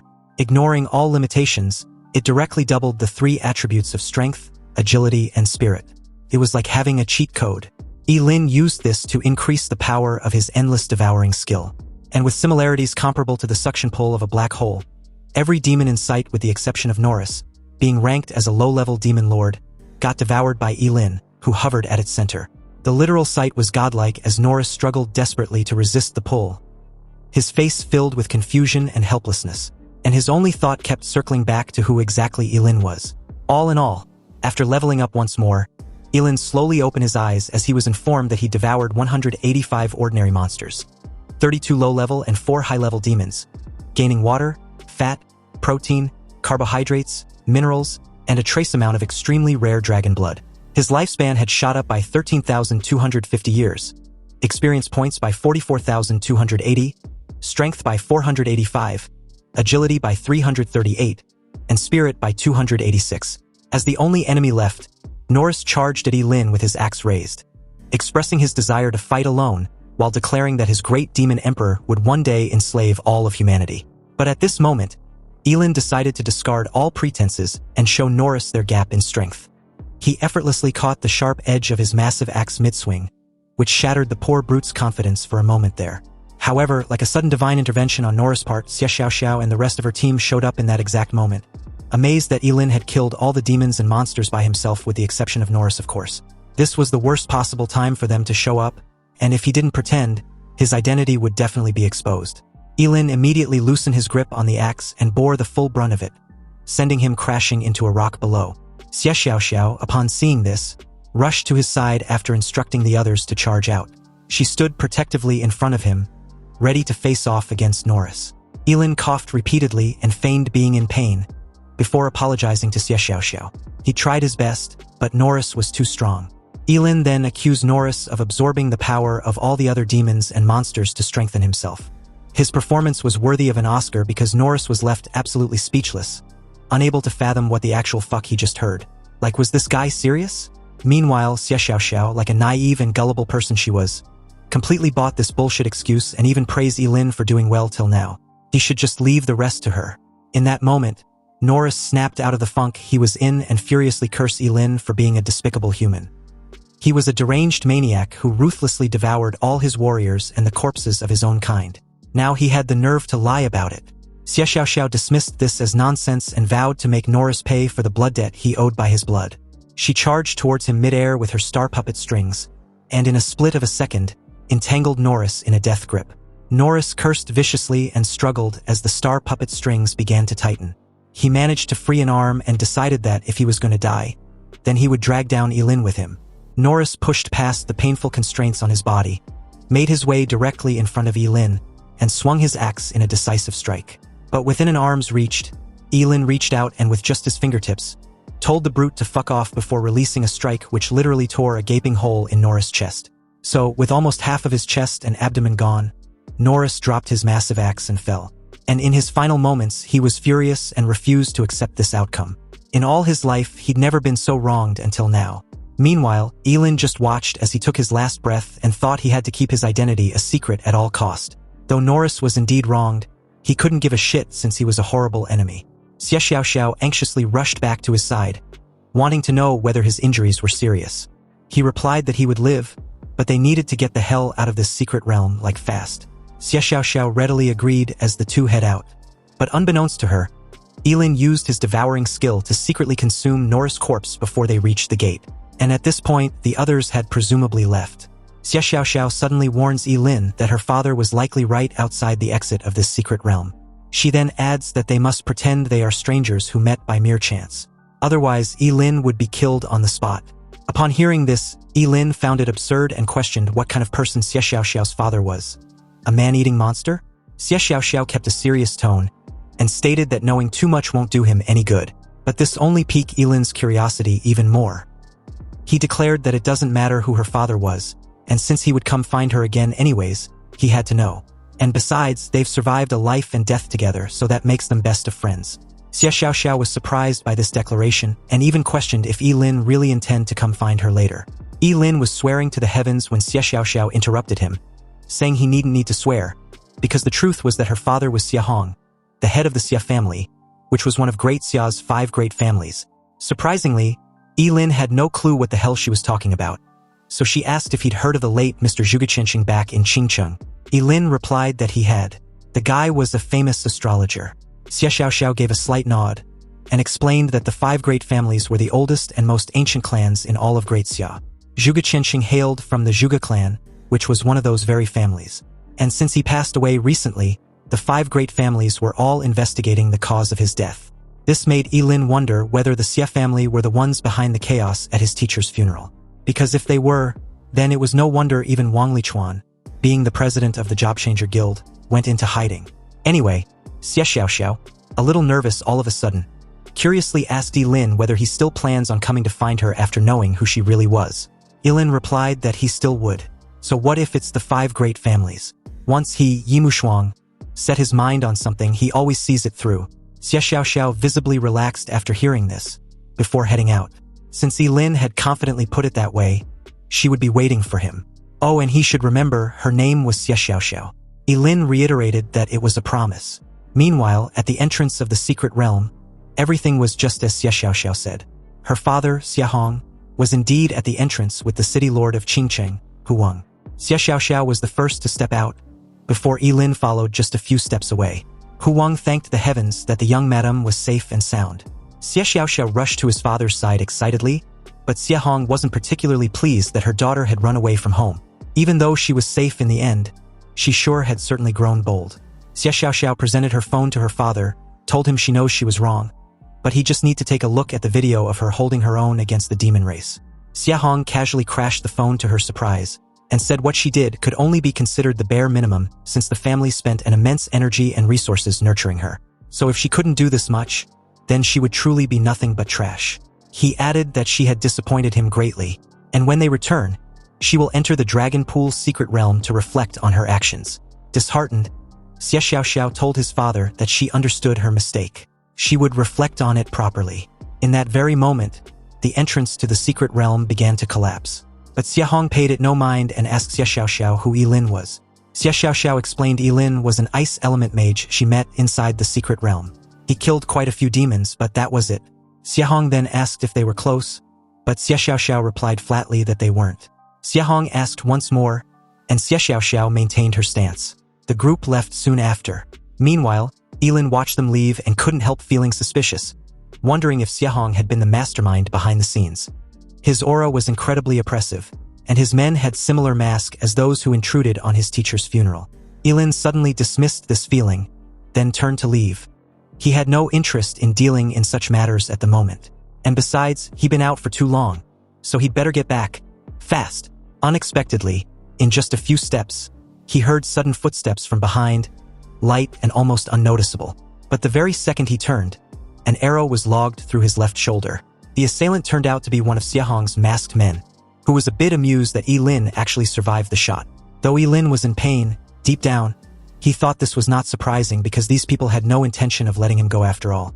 The guy readied another arrow and praised Ye Lin for being able to dodge his arrow, which should have been fatal. It was a pity since Ye Lin seems to be quite gifted, but he shouldn't have gotten so close to the young madam. Ye Lin removed the arrow after breaking it off, then stared back at the masked guy, thinking of what to do next. He was wearing the illusion mask, so he can't blow his cover. Should he play dead? But if that arrow hits his head, he would be dead for real. As the incoming arrow was inches away from him, Ye Lin condensed an ice blade and stopped the arrow when he cut off the tip. But almost immediately, another arrow was struck straight into his chest. Blood spurted out from his mouth as he collapsed lifelessly on the ground. Ye Lin simply hoped that now that he was playing dead, the guy would just leave so he can quietly slip away.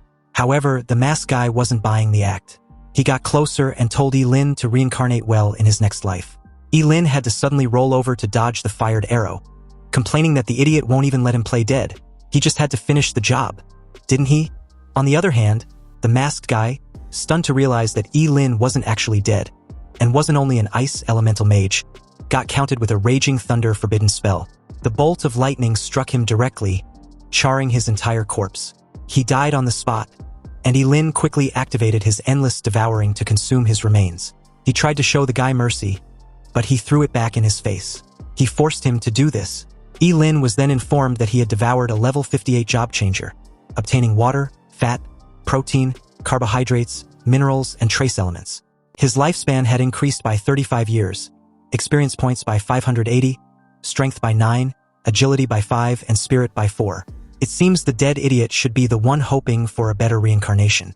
5 minutes later, another masked man, one of Xie Hong's most trusted aide, appeared at the scene and inspected the battlefield. Crouching down, he noticed that there were fluctuations of ice magic. It seems that guy, being Ye Lin, had clearly made a move. There was also a surge of lightning magic and a spatial one too. The rat-faced masked man noticed this as well and deduced that there was more than one person involved. He got back up and radioed it in through a covert earpiece. He reports that Hanged Ghost was dead, and his initial suspicions suggest that 3 people were responsible for it. The person at the other end gave an order and the rat-faced masked man replied that he understood. Next, they will conduct a thorough search in Qingcheng and the surrounding areas. The scene then shifted to a luxurious villa surrounded with lush trees. But at its dark iron gates stood Ye Lin, back in his original facial appearance, asking if Master Yin Xiang was at home. When no one answers, he yells once more that he was looking for Master Yin Xiang. However, once again he receives no response. Ye Lin now had a massive boost in strength, so he simply grabbed the dark iron gate, and with a firm pull, he effortlessly broke off the entire thing off and lifts it high in the air as he enters the courtyard. He reasons that since nobody was responding, he won't be impolite. But right in that very moment, Yin Xiang, a senior blacksmith, rushed out of the villa, wanting to know who Ye Lin was. He also yells for him to put the iron gate down. Ye Lin coldly asked the middle-aged man if he was Yin Xiang, and when he replied that he was, he threw the iron gate directly at him. Yin Xiang was knocked hard onto the floor, half of his face heavily bruised. Furious that Ye Lin dared to cause trouble in his house, he yells for his guards to take care of him. About a dozen guards immediately charge towards Ye Lin, wanting to take him down, but the overwhelming pressure he suddenly released made them do a double take.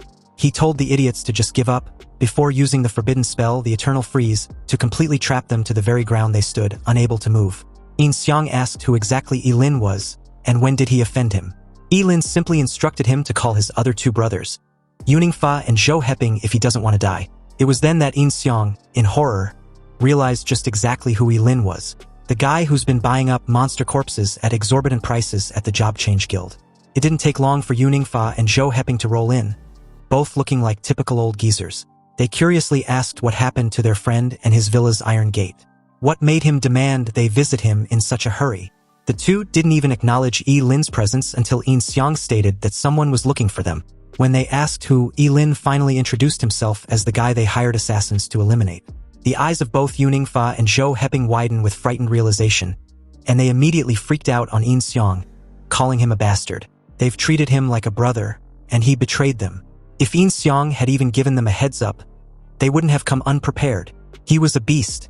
Yin Xiang shot back, wanting to know just what they were pretending to be so important about. They were the ones who wanted to hire someone to kill Ye Lin in the first place. And now that he had come knocking on their door, they expect him to shoulder the burden alone. Do they take him for a fool? Ye Lin seemed to be at his limit with these three, so he immediately ordered for them to stop arguing.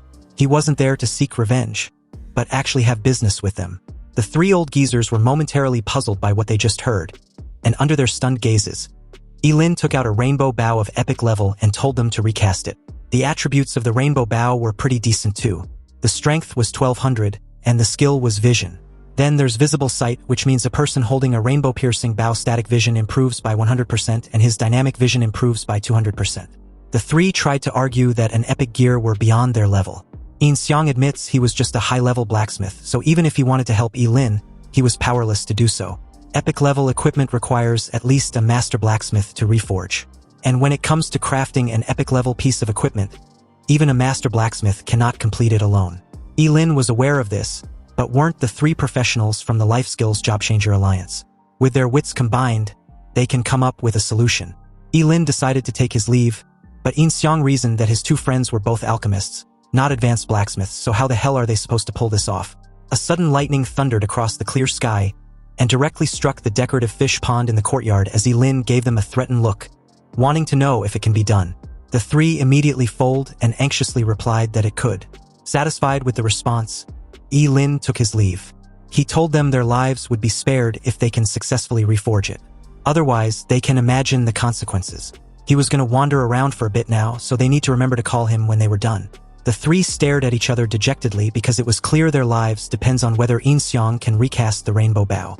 Anyway, as the scene shifted to Yin Xiang's workshop, the three spent a full day and night on this task. The two alchemists could only help the flames as Yin Xiang kept hammering away, tirelessly.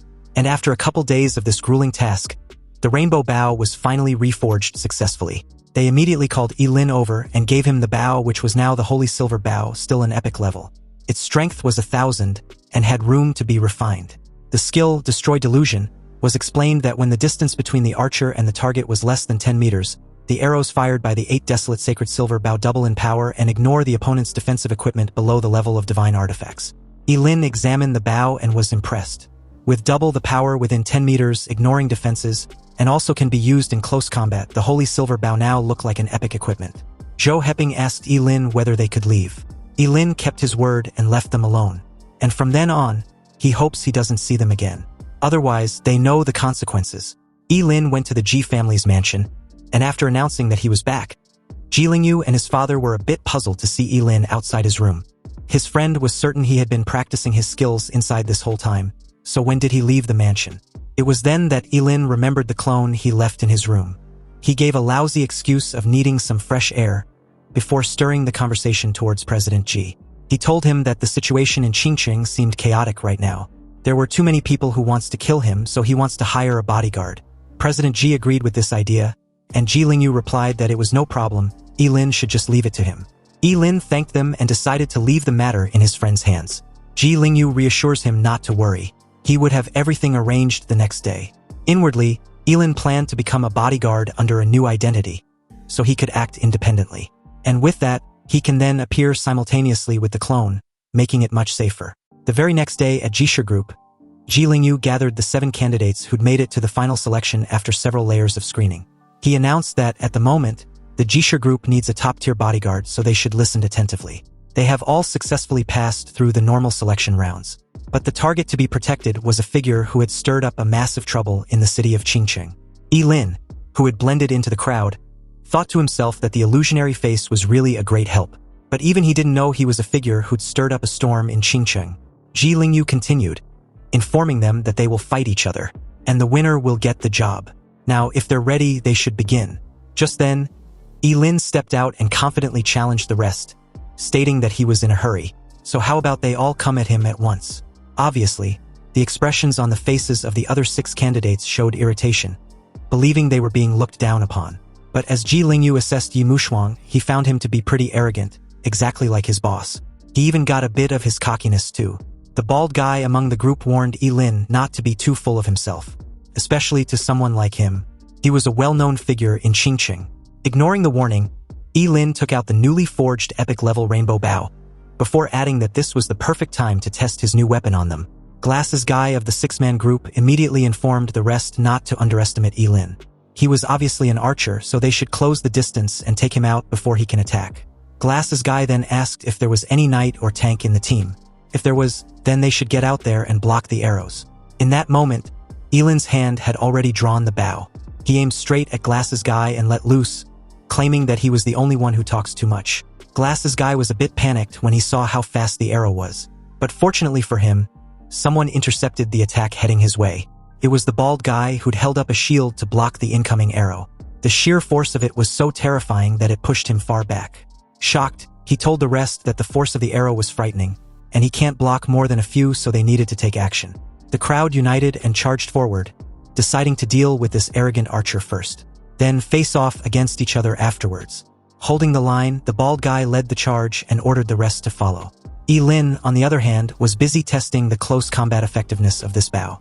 The arrow shot out like a freaking bullet and pierced the bald guy's shield and his lower abdomen effortlessly.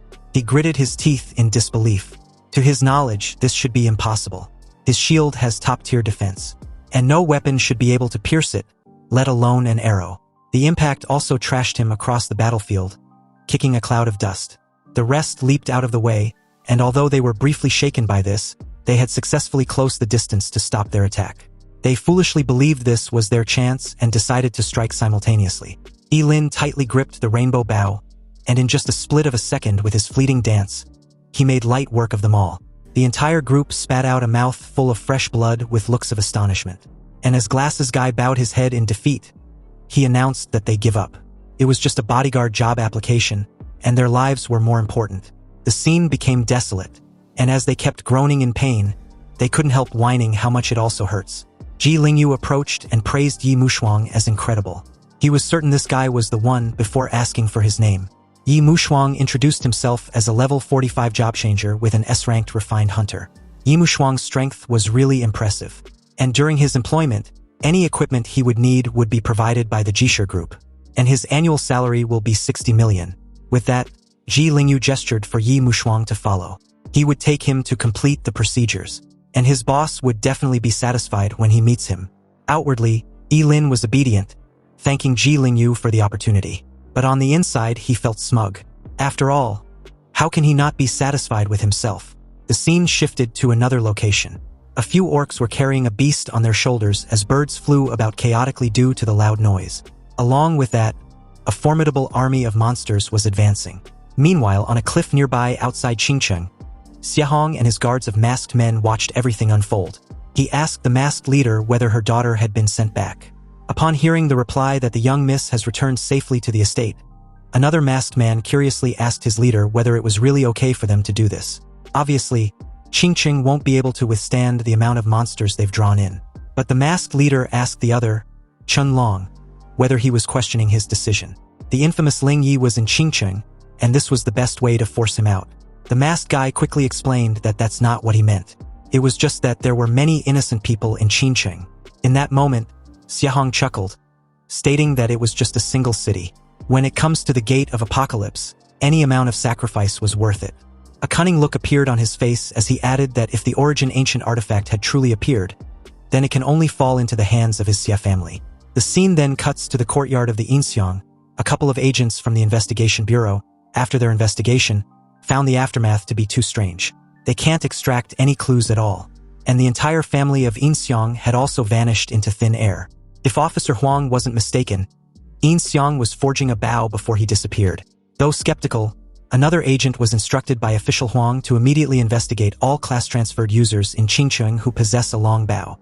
Their search led them to the Ji family's villa. At the entrance, Officer Huang asked once more if his deputy officer was certain it was their suspect. The guy gave a firm confirmation and said that this suspect went to apply for a job as a bodyguard for the Ji group. And that person he was supposed to protect was Ye Lin. Officer Huang felt a slight unease hearing Ye Lin's name. After all, starting from Kenson's case, why does it seem like every incident was somehow connected to this cryptic person? The very moment the two were welcomed inside, they immediately head straight to the courtyard in search of their suspect, Ye Mushuang. Feigning cluelessness, he asked what their business got to do with him. Officer Huang straight up showed a warrant for Ye Mushuang's arrest, and added that he was a suspect in the murder of the high-level blacksmith Yin Xiang. Officer Huang then asked Ye Mushuang to please come with him to the investigation bureau. Ye Lin cut in at this moment and asked Officer Huang what evidence he had. Officer Huang assured everyone at present that this time around, his evidence was solid. This 8 Desolations holy silver bow on his bodyguard was the best proof. Just then, a voice came from the courtyard's pool, questioning if the men in black suits were from the investigation bureau. Ye Lin's eyes became vigilant, and Officer Huang gave a reply, wanting the voice to show himself. A masked man slowly appeared on top of the pool and warned them that a massive horde of demonic beasts was about to attack Qingcheng. But the forces in the city weren't enough to stop them. However, they have the chance to evacuate the civilians immediately. Officer Huang's eyes widened in horror, wondering if the masked man was telling the truth. He questioned where the guy came from. There were no king-level bloodline demons near Qingcheng, so how could demonic beasts gather in numbers sufficient to destroy the city? But a strange phenomenon suddenly appeared in the sky, and the masked man gradually faded away. He added that if it weren't for his lord's orders, he wouldn't have even bothered to warn them. Regardless, he wished them farewell. Ye Lin assessed the situation and told Officer Huang that it seems the masked man was telling the truth. Officer Huang quickly left, not forgetting to warn Ye Mushuang not to leave the city. They would be back to find him later. Ye Lin stared up at the sky, which was gradually turning dark. Worried with a grim face, he curiously wondered if the demonic beasts swarming toward Qingcheng could be the end. Exactly like the ruined version of Qingcheng in the Gates of Apocalypse. Was that what the city would look like in the future? Also, that masked figure just now looked like one of Xiahong's people. To force him into showing himself, Xiahong actually lured tens of thousands of demonic beasts to Qingcheng. Ye Lin judged him to be completely heartless. Shortly after, an alert was issued repeatedly in the city, informing everyone that all class-transferred users in Qingcheng under the age of 18 who have successfully awakened should please head to the teleportation array to assemble immediately. Class-transferred users aged 18 and above with a level of 10 or higher should head to the city walls to assemble at once. It wasn't a drill. Anyway, a woman, after grabbing hold of her child from Ye Lin, cried and stated as she hurriedly scrambled away that if only Master Zhuge Qianxing were still there. Hearing this, Ye Lin's heart sank. He couldn't help wondering if everything that's happening was also within his teacher's predictions. Seriously, what should he do now? Suddenly, Ye Lin remembered the 3 small pouch Zhuge Qianxing left him. He judged that it was time to open one. And upon doing so, the letter inside stated that Ye Lin should do as he will. He was to follow his heart. Ye Lin's eyes widened slightly in surprise, truly speechless. His teacher was really profound. He donned on a dark mask and murderously declared that since they were looking forward to seeing Lingyi, he wouldn't disappoint them. Elsewhere, strange noises echoed as the clouds thickens, followed by the urgent, rhythmic beat of a drum. Then several commands rang out, instructing a group to go to position number 37 in the east section. They must obey orders absolutely during wartime, and those over 40 or those with brothers, they would be the first to go into battle. They would advance or retreat on command. Also, it's a matter of life and death, and deserters would be executed on the spot. Meanwhile, outside the city walls, a horde of monsters were charging forward. Ye Lin's eyes widened in horror when he saw the sight. He finally understood why humans of this world live behind city walls. Nearby, City Lord Huang asked his subordinate whether that great expert had still not replied to their message. The subordinate replied that he hadn't. Huang then asked about other cities, wanting to know if any of them had replied to their requests for reinforcements. Again, the answer was a no. All messages were like stones sinking into the ocean. Ye Lin was quick to notice the unease of the city lord. As expected, Huang commented bitterly. In the eyes of those powerful figures, human lives were just a number. He made his way in the air, turned to face his men, and loudly inspire them, his fellow countrymen. Qingcheng was their home, and the city walls cannot hold back this many demonic beasts. He spoke with heartfelt words, adding that only they can use their own flesh and blood to create a line of defense, protect their families, and ensure they retreat safely.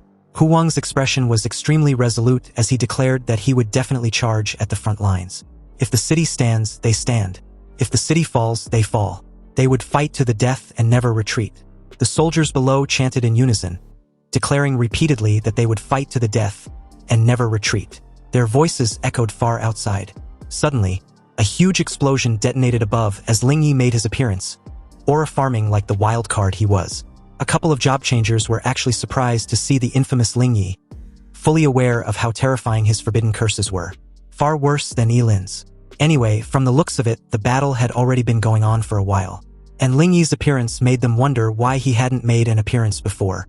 They deduced that since Ling Yi was entrusted by Master Zhuge Qianqing, the renowned astrologist was still looking out for Qingcheng even after his death. They might be saved in the end.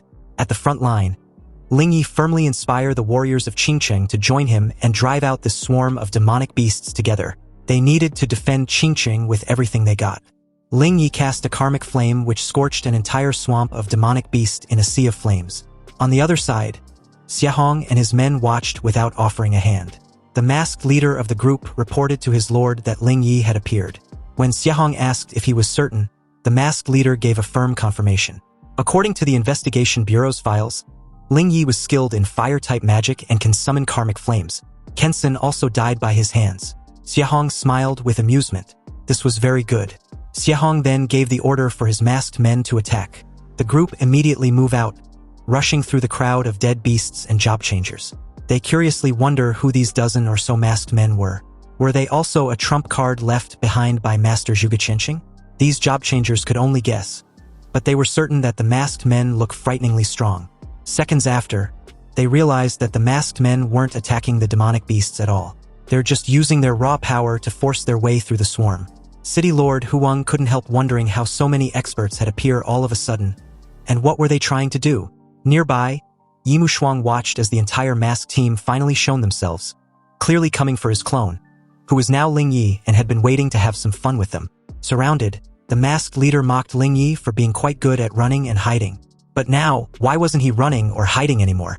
Ling Yi asked them if they honestly think they can catch him. His plan might have failed, but such is fate. Ling Yi then made a grand declaration of how he had failed Master Zhuge Qianqing. And the masked men was quick to realize that Ling Yi was going to self-destruct. They tried to stop him, but it was too late. A huge explosion occurred a second later, kicking off a massive cloud of smoke and dust. And as the smoke gradually cleared, a large crater had been created. The masked men were a bit incredulous that Ling Yi actually unalive himself. He was truly unafraid of death. A masked man asked their leader what they should do now.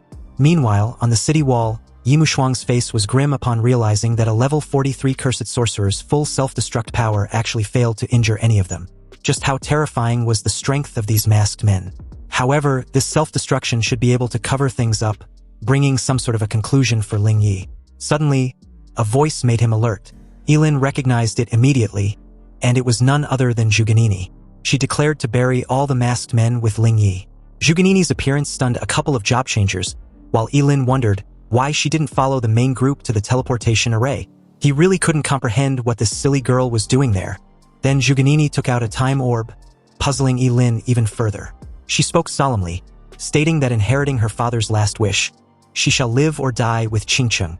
After that, a dazzling beam of light erupted, creating a whirlpool of cloudy wind. And with the power of the heavenly stars, heeding her command, Hu Wang's eyes widened, recognizing it as the Great Astral Array, the Eternal Star Suppression. Anyway, similar to the City Lord, everyone stared up as a barrage of stars fell from the night sky, followed by several blinding light and a strange sound. Seconds after, every hostile being, human or demonic beast within a meter radius, suddenly got trapped in a stone prison. The trapped masked men now realized how it was no wonder no one dared to cause trouble in Qingcheng when Zhuge Qianqing was alive. But how can he still be so terrifying even after death? And how did such a monstrous fellow even die? If the masked leader hadn't seen Zhuge Qianqing's corpse with his own eyes, he would have suspected that he faked his death. Cursing, He reiterated how infuriating it was not to be able to move at all. Hu Wang took the opportunity to charge forward, ordering his men to do the same. Hearing the command, every job changer rushed forward, crushing many stone statues that they possibly could. Hu Wang kept leading the charge with much more efficiency, and in that very moment also, Zhuge Nini was coughing up fresh blood. Her body had been pushed to the limit, trembling as blue cracks appeared on her skin, but she still tried to endure. Ye Lin was extremely worried. Unleashing this level of power was far more than her body can possibly handle. Below, as every job changer kept crushing stone statues, they also felt immense regret that a good person like Zhuge Qinqing hadn't lived long. Though they still felt grateful, and now his only daughter was taking up the mantle. Nearby, the masked leader, unwilling to stay trapped waiting for death, quickly issued an order for his men to help him break free from this suppression.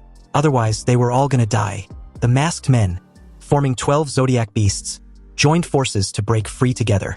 Their bodies suddenly enveloped and linked with a warm, radiant golden glow. A second later, they succeeded, breaking free of their stone confinement. Now, staring up at the meddlesome Zhuge Nini, the masked leader conjured a dark blue arrow and let loose in Zhuge Nini's direction, who was unbothered and even believed she was going to see her father soon. But as the arrow got within a hair's breadth of Zhuge Nini, her body moved out of the way. It was Ye Shuang, offering a hand, and a groggy Zhuge Nini thought her father had come to pick her up. He gently placed an unconscious Zhuge Nini on the ground, noting that no matter how much he disliked her, he can't just stand by and watch her die. Ye Shuang executed a forbidden technique and powered up. He expressed his desire to be the one to end this conspiracy. He readied his rainbow bow and activated the class talent, the ultimate sublimation. Its damage boost arrow got enhanced to God-slaying arrow of heavenly punishment.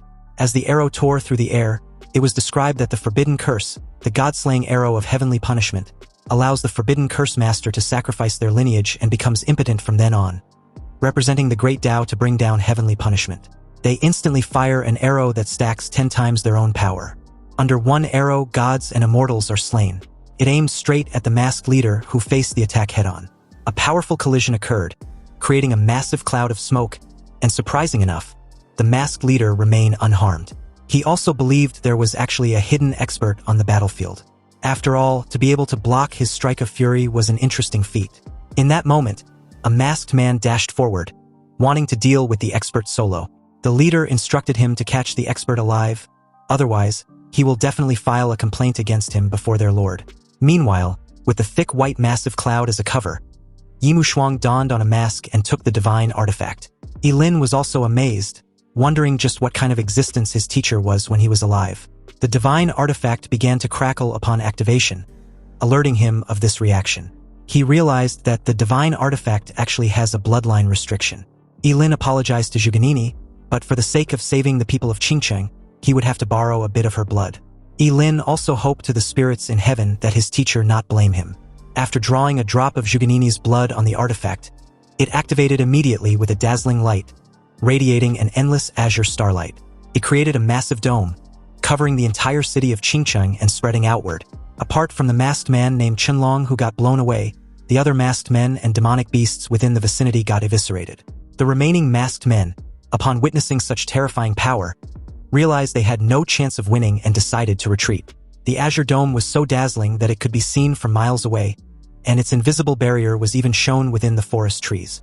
Ye Lin made his way to the ground, impressed with the frightening power the artifact holds. He'd also ensure all the monsters had been wiped out. Hu Wang and his men stared at the scene in a daze, and after realizing all the demonic beasts had been killed, he screamed that they've won. Every warrior on the battlefield joined him, celebrating their victory and praising the late Zhuge Qinqing for saving them once again. Ye Lin returned the artifact back in Zhuge Nini's hands, planning to make her take the fall for this amazing feat. Ye Lin declared that none of this had anything to do with him. In that moment, a weak cough drew his attention, and as he got up, he saw that Qianlong was still alive. Surprisingly enough, Qianlong thanked Ye Shuang for saving so many innocent people in Qingcheng. Ye Lin pointed out how they were the one who attracted all the monsters there, and now he was thanking him. Was he crazy? But Qianlong replied that he had no choice in the matter, so Ye Lin wouldn't understand. With a cold stare, Ye Lin had a bold idea and informed the guy that he can spare his life. But he needed him to do a favor. Pale and quite curious, he asked what favor Ye Lin wanted. As the scene cuts back to Xiahong, a masked man told him that the artifact left behind by Zhuge Qinqing was incredibly powerful. so they had no choice but to retreat.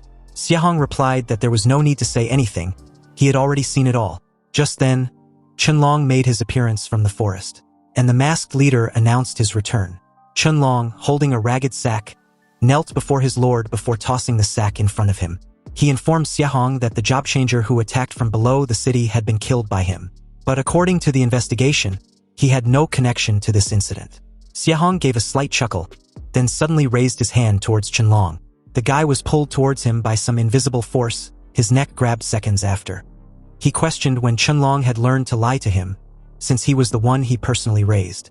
In that moment, breathing became difficult, but Chunlong still tried to endure, repeatedly saying that he dare not. The rest of the masked men immediately got on their knees as their leader pleaded for Chunlong to be spared for the time being. He reasoned that now was the time when they need more men. Xiahong mulled over this for a second and released Chunlong from his death grip. He warned the poor guy not to blame him for being ruthless if there was a next time. Chunlong thanked Xiahong. Xiahong instructed them to go back first. This matter needs to be discussed carefully, especially now that the divine organization had also gotten involved. As Chunlong curiously asked whether the Gate of Apocalypse had even attracted divine messengers, Xiahong gave a resigned sigh and reiterated his earlier instructions for them to head back first. He would notify them separately if there are any further actions. Following their lord's orders, they all disappeared without a trace, but Chunlong stayed behind.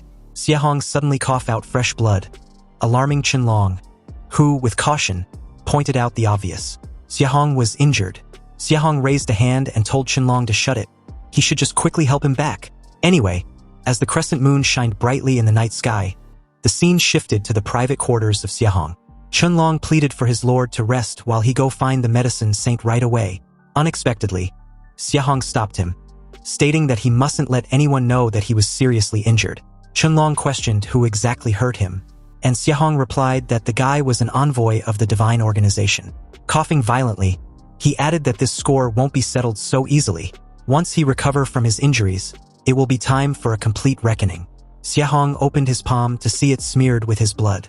Meanwhile, as dawn breaks outside the city walls of Qingcheng, the city guards tasked with cleaning up the monster corpses on the battlefield began their work. They busily loaded them into a truck.